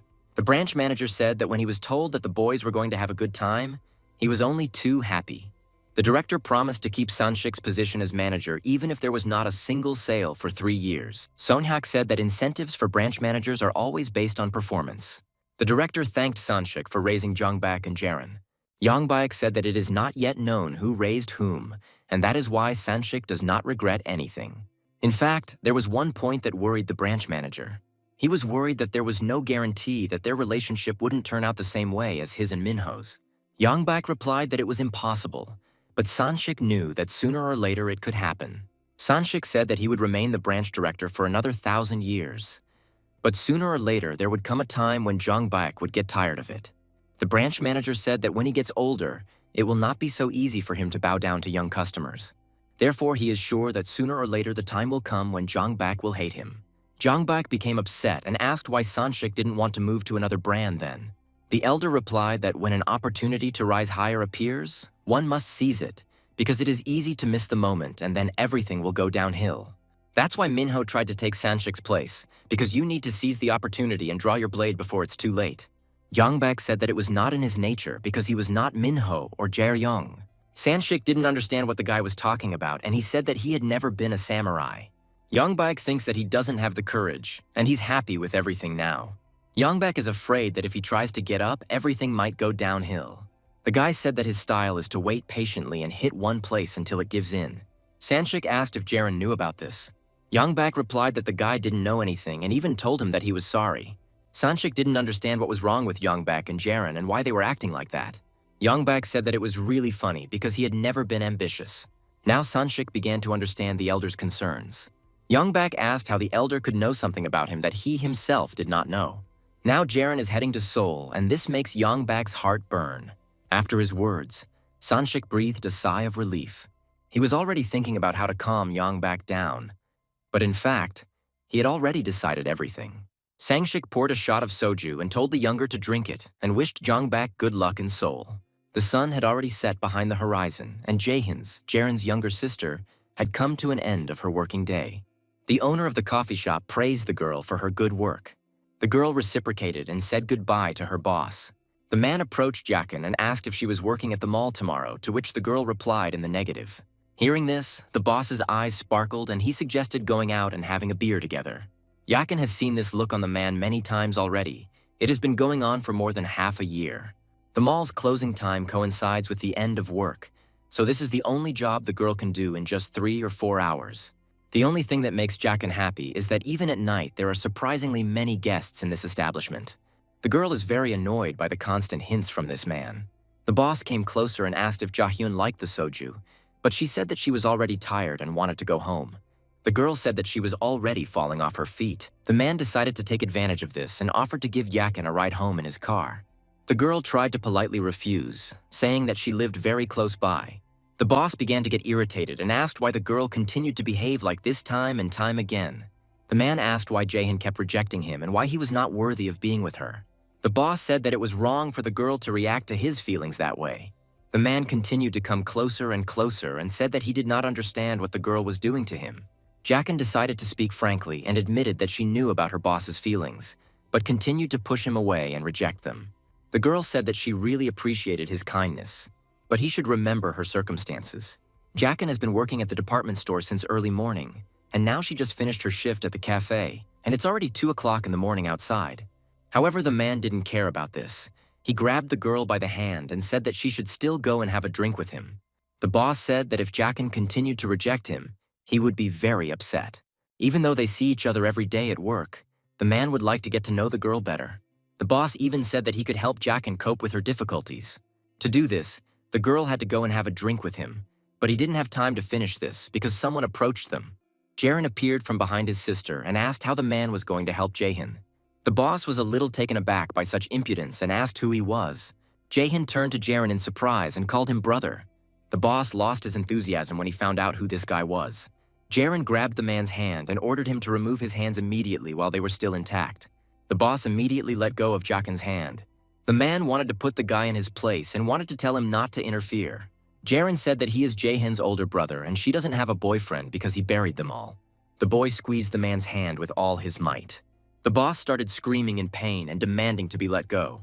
Jaren immediately released the unfortunate man. Jaren smiled and apologized, saying that this happened to his sister often, so it had become a habit for him. The guy said that he couldn't do anything about it because he was the older brother after all. The man rubbed his hand and said that he and his sister looked very similar, and introduced himself as the owner of the coffee shop where the girl worked. The boss made it sound like it was just a corporate dinner after work and invited Jaren to join them. Jaren politely declined and turned the girl towards the car. The boss didn't like this answer and he stopped the guy by the shoulder. Jaren's gaze immediately changed and he asked if the man was deaf because he hadn't heard their refusal. The guy warned that his smile didn't mean he wouldn't beat him up if he continued to cross his boundaries. Now the boss realized that it was better not to mess with his employee's older brother. Soon, the brother and sister were already driving home in the car. Jaken relaxed in the front seat and said she was very tired. Jaren asked her if he had been too rude to her boss. The girl calmed him down, saying that she herself was already at her limit. Jaken said she was thinking of staying here. The sister turned to the window and thanked Jaren again for his help. The guy said that the girl didn't need to work so much. Jaken replied that it would look very strange if she were unemployed. Jaren changed the subject and asked if the girl wanted to go to Seoul. The sister did not understand what was being discussed and asked again. Jaren looked at Jaehyun and asked again if he wanted to go to Seoul. The girl asked what this sudden offer was, since everything was going so well with her brother's work. Jaren couldn't deny it, but he voiced that the girl wasn't doing well at work. My sister said that it probably wouldn't get any better even if she moved to Seoul. Jaren said he was planning to move and the salary in Seoul was higher than in Daegu. The guy said that the company also provided a relocation subsidy and they would be living in a small villa. The girl became completely sad and turned away from her brother. Jaren said that she is the youngest in the family, so he thinks that is what causes the most problems. The girl has no future in Daegu, and he remembers well how her eyes lit up when she talked about the acting academy in Seoul. Jaehyun asked what would happen to their father if they moved to Seoul together. Jaren said that everything will be fine, because even if he fails, the most important thing is their support. The girl felt helpless because her brother was taking over everything again. She could no longer hold back her tears, and Jaren began to console her. Jaken said that the guy worked hard for a year and a half and she would also try her best, but her brother said that there was no need for that. Jaren stroked his crying sister's head and told her that she had nothing to worry about. The next day, Jaren and Jongbak had a conversation about moving to Seoul. The manager winked at the guy and said they could go. Jaren was a little surprised, but definitely glad that the man had finally decided to do it. Jongbak said that they should leave quietly since he doesn't know about the problems of moving to another organization. They should stick together forever. The manager said that if he was noticed, other employees might be very upset. Jongbak wants Jaren to support him because the branch manager might start acting strange. Jongbak raised his finger and said he had one question. The manager asked what the limits of his authority were in his new position. Jongbak knew that this question was very unexpected, and it looked strange, but now was not the time to be embarrassed. Jaren said that they would have 2 teams, and Jongbak laughed that he hadn't heard from the senior leader in a long time, and now he was second again. Jaren said the senior team leader does a good job, but he can't just do a favor. The guy said that the team's composition is entirely determined by its leader. Jongbak said that Seoul is really unique and that being the leader of a group doesn't sound so bad. Jaren said that there would be 5 people per team, and not counting the 2, Jongbak would need to choose 3 more people. Jongbak asked if the chosen person would receive 50 million won in support like them, to which he responded positively. The manager said that their showroom cannot be touched, but the fighting power must be strong. Jongbak believes that he has enough inner strength to resist the persuasion of the Seoul guys. After thinking for a moment, the manager said that only one person came to mind. Jaren asked who it was, and Jongbak immediately replied that it was Choi Minho. In the meantime, we moved to one of the Dakin dealerships. The man at the reception desk was already yawning with boredom. At the moment, he was watching Choi Minho giving a consultation to one of the visitors. The client appeared to have just left home and was wearing shorts and slippers. Judging by his face, the young man was barely 20 years old. It would seem that a person goes to a store and eventually enters a showroom. However, the employee could not understand why Minho was so obsessed and did not see any sense in the fact that the man got a job in their salon. 2 months ago, out of the blue, Choi Minho came to the exhibition hall and brought his resume. The employee has seen more than once people who started selling domestic cars and then switched to imported ones, but he has never seen anyone do it the other way around. It is clear to everyone that the price per unit of a domestic and imported vehicle differs greatly. It was new, and Minho was considered an extraordinary person with a unique vision, but it wasn't like that for everyone. The front desk clerk was convinced that Choi had been fired from his previous job, which was why he had come to them. The customer left, and the employee advised Minho to moderate his impulses. The guy said that 2 months have passed, but Choi continues to act as if he is selling imported cars, which greatly confuses customers. The staff member asked why Minho wore suits when he could wear short-sleeved shirts. Choi continued to ignore this annoying guy in every possible way. The employee said that the manager doesn't really like people and sales aren't going well, and in 2 months, no one he knows has visited him. Minho continued to ignore him, and the guy began to understand why he was fired from his previous job. However, his guesses were wrong, and Choi still had a storm ahead. Jong-bak flew into the exhibition hall and loudly greeted Choi Minho. Minho looked predatorily towards his former colleague and did not respond to the greeting. Jong-bak said that Choi still had a poker face on and said that he brought coffee with him. The guy held up a box of coffee cups, swinging them invitingly from side to side. The former colleagues went to a secluded place, and Jong-bak said that lately he had become addicted to coffee made from good beans. Manager Jong said that he couldn't stand any other coffee and asked Minho what he thought about it. Choi replied that he didn't even know what to say to that. Jong-bak smiled and asked how Minho was doing. Instead of giving a full answer, Choi said that everything was already visible. In fact, there were no customers in the showroom, and there were only 2 employees at the moment. Chon Bayek suggested that the company had divided everything into agencies and retail outlets, and they were now at the retail outlet. Jong said that there should be more people in the agency, so he doesn't understand why Minho came here. Choi ignored the question and asked how Jong-bak found this place. Jong said that the salon was very small, so it only took him a few phone calls to find out everything. Minho asked if there was any reason why Jong-bak came to him after several months and asked him not to lie that he only came to check on him. Jong said he just wanted to know the reason why Choi got a job here. Minho replied that it didn't matter, but Jong-bak didn't leave him alone. Choi said that it was impolite to ask when he already knew the answer, since it was Jong-bak who used Jaren as a knife to kill Minho. Jong-bak sighed and said that he guessed that Choi understood everything. Minho said it was unpleasant, but he immediately understood who exactly used this knife, because there could only be one person with such a competent approach. Jong-bak said that since Choi already knew everything, he now didn't know what to do about it. Minho is still a man full of greed and pride, and if Jung Bayek had to choose between these 2 qualities, he would give up greed. Choi was devastated by the thought that he could be displaced by a newcomer. The man couldn't bear it, so he chose a local domestic car dealership. He changed his number and gave up his regular clients and the salon he had been building for many years. Jong-bak thinks that he should save his pride because this guy is crazy, so he said that he is going to Seoul. Minho congratulated Jong, and Jong asked if he had heard that they had started collaborating with Horsch. Jong-bak said that he would go to Seoul with Jaren as the group's leader, to which Choi congratulated him again. Minho said that this was enough to make him happy and asked his friend to go to the exit. Jong-bak laughed, then put on a serious face and suggested that they all go together. Minho was even a little confused by such a proposal. Jong-bak said that this is a new chapter in their lives, so they just have to go with the flow. Minho said that Jong was showing too much emotion, but he insisted that he was completely serious. Choi tells Jong-bak that he has many feelings for him, specifically a strong, unpleasant feeling. Jong suggested that Minho forget all the bad blood and move on to a new chapter. Choi didn't understand what the guy was trying to achieve. Chon-bak admitted that even though he was the one holding the knife, this was all already a thing of the past and they needed to move on. Minho's gaze changed slightly, and Jong knew he was moving in the right direction. Jong-bak originally planned to tune Choi, and he succeeded. Jong said that life is not about dividing between chapters, but about choosing the right one. Jong-bak pointed out that Minho lost to him and was now under the impression. Now Choi torments himself with thoughts that this enemy world is unfair. Jong-bak asked if Minho was going to continue sitting here and saying that he was happy with everything, denying that he was uncomfortable here. Jong said that this salon is not for Choi because he deserves better.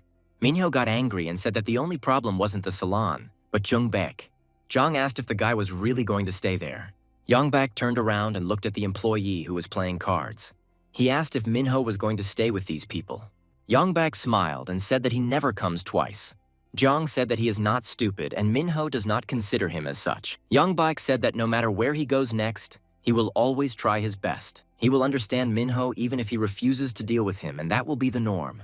Choi was confused, and nothing showed it except for the nervous picking of his fingers. Yongbak said that good sales are fun, but when Minho gets bored, he can always get involved in office politics. Besides, Jung asked if it was really worth turning down such a good offer just because of hatred. Minho thought about how he always won, and it didn't matter what path he took, winning was more important. Regardless of what others thought of him, he did his best, and that got him into sales. However, now the king of Daegu's sales has changed, and Minho has found himself the loser. It was only a matter of time before his efforts failed, and although he could always make more money, pride would not give Minho peace. It all starts from the beginning, just like the time he was first transferred from a domestic car to an imported one, using only sales skills. Minho wanted them to look for him and fight their way through from everywhere, since he wouldn't bow his head. Choi thought it would take about 2 years and was surprised to be found after only 2 months. Minho looked at Yongbak and thought he was a crazy and shameless person. Choi didn't know what this child wanted: pride, greed for money, or something else. Minho asked if Yongbak really needed him. Jung smiled and said there was no doubt about it. Yongbak said that they would have to go into enemy territory and do crazy things. Jung said they would need 2 swords at once to gain momentum. Minho was already tired of such jokes from Yongbak and asked him to explain everything more clearly. Jung said that the director would not tolerate failure in Seoul, but if there were temporary difficulties, Sunhak would most likely give them time. Yongbak warned that they would be on the same team, so they had to work together to avoid even the slightest mistake. Jung recalled that his sales skills are a bit of a mixed bag. However, if the 2 teams led by Jaren and their team take a stable position, they will be rich in no time. Yongbak said it was just incredible, but it also sounded like a lot of fun. Minho asked if Jung just needed him to have fun. Yongbak said that he was sure that Minho himself would have a lot of fun too. Jung bowed and asked Choi to join their team since they needed him. Minho got angry and asked if Yongbak was doing all this for fun. Jung replied that it was much better than just being boring. Minho asked for the schedule and information to be emailed to him so that he could review it and think about it carefully. Yongbak said that Choi had to make a decision right now since there were only a few days left before leaving. Minho got angry and asked again how much time was left. Yongbak was a little confused by such a close gaze. Jung bit his tongue and repeated that there were only a few days left. Minho was completely devastated by this statement. Meanwhile, Jaren had a day off and decided to contact Polmuk. The old man picked up the phone and the guy asked him how he was doing in Seoul. Polmuk said he is currently busy taking care of his grandchildren, so he does not have enough time to relax. Jaren said he wanted to stay in touch because he had changed jobs and would soon send some recommendations to the old man. Polmuk was surprised by this statement and asked where the boy had gone. Jaren announced that he will now be working in Seoul. 500,000 accounts that the guy is pursuing him because of his promise to always follow him. Jaren assumed the old man would want to see him. Polmuk laughed and asked why the guy didn't tell him about this later. The old man was happy about this news, so he said that they should definitely meet when he moved to Seoul. Jaren said that they would see each other soon and he would personally tell Polmuk everything. The old man wished him good luck on the road and thanked him for the call. At that moment, Jaren's mother came out of the house and asked if the guy had finished talking and if they could go have dinner now. The boy took the plate of greens from his mother's hands and said that he would be happy to join the table. Jaren sniffed the fresh lettuce leaves and smiled. His father came up to him from behind and told him that he should eat a big meal, as this would be the last beef he would eat in Daegu. Soon, the whole family sat down at the table on the roof of the house. Jaren said the mover would arrive tomorrow at 7 a.m. and Jacken said they didn't have much to take with them. The guy said that he plans to go shopping as soon as he arrives in Seoul because he needs to buy a lot of things. Father said that there was no need to rush because you could buy everything as you needed it.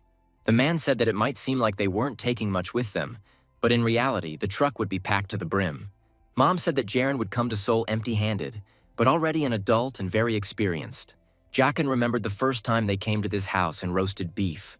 The girl said that they were the only ones in the entire area that smelled of beef. Mom said it seemed like just yesterday, but in reality, it's been a year and a half. Dad said that when they first came here, he didn't think they would move so quickly. Jaren understands him and says that it makes him feel weird.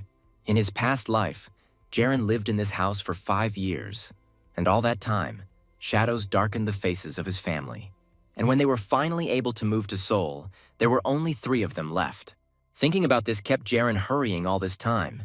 The guy wanted to move to Seoul as soon as possible. Mom said she felt very strange too because she felt like she would miss this place. Yakin exclaimed that she would miss him too. Mom said it was almost done and asked why her husband and son looked like they weren't happy about it. The father of the family was about to say something, but his wife spoke first. She said that after the move, even the boil on her husband's back stopped growing, and she plugged his mouth with a lettuce leaf. The woman said that even after moving to Seoul, they should continue to get together as often as possible. Jaron decided that he had to eat as if it were his last time, because you can't live your life twice. Now the guy feels truly happy surrounded by his loved ones. The long-awaited move took place the next day. The weather outside was wonderful and could not help but please the eye. The car driven by Jong Baek has already arrived in Seoul. Jaron went with Chief Jong. Yongbak was glad that they were given a whole week off due to the move, all thanks to Jaron. Jaron said he felt strange because he hadn't been to Seoul for a long time. Yongbak asked if the guy had chosen a place where he would live. Jaron replied that he would rent the second floor of the building next door to the company, and Jong said that was a good choice. Jongbak asked if the guy told his colleagues about the move, and he replied that he only told Hong Chul and Wang Gen. Manager Jong asked how they reacted to the news. Jaron remembered seeing shock on their faces at first. After that, they rushed at the guy with hugs and begged him not to leave. They said that he couldn't leave them like that and that he had to take responsibility and take them with him. Jaron told them that he would go with Chief Choi. After that, the guys calmed down and wished Jaron a good trip, as if they had changed their minds about going to Seoul. Jaron thanked Minho, who was sitting in the back seat, for indirectly helping solve this problem. Choi said such conversations usually take place when the person himself is not around. Yongbak said that now their appeals have changed, so they should better organize this moment. Minho asked if the guy wanted to imply that he should be more respectful. Jongbak said that he is now the team leader and Jaron is the confidant and tomorrow is their first day on the job. Minho said he would start from tomorrow, but Jong said that he should start getting used to it beforehand. Choi repeated once again that he would start from tomorrow. Yongbak was upset, but Jaron didn't even pay attention to it. The guy looked ahead and said that Dosan Street starts here. The guys are now in the heart of Seoul, where the fiercest battle in the Korean import car market is taking place. Jongbak and Minho looked around in amazement, not believing that they had come this far. Jaron said there are slight differences between Dichi Market and Dosan Avenue. Opinions vary greatly as the exhibition center is far away from here, but there is a special atmosphere here too. It has a beneficial effect on the exhibition halls located on the territory of Dosan. A little further away, there will be Daechi, Kanbuku, and Gyeonggi-do. The lowest rank is local. Chonbak recalled being told that after graduating from a local university, he could immediately obtain a license to sell cars.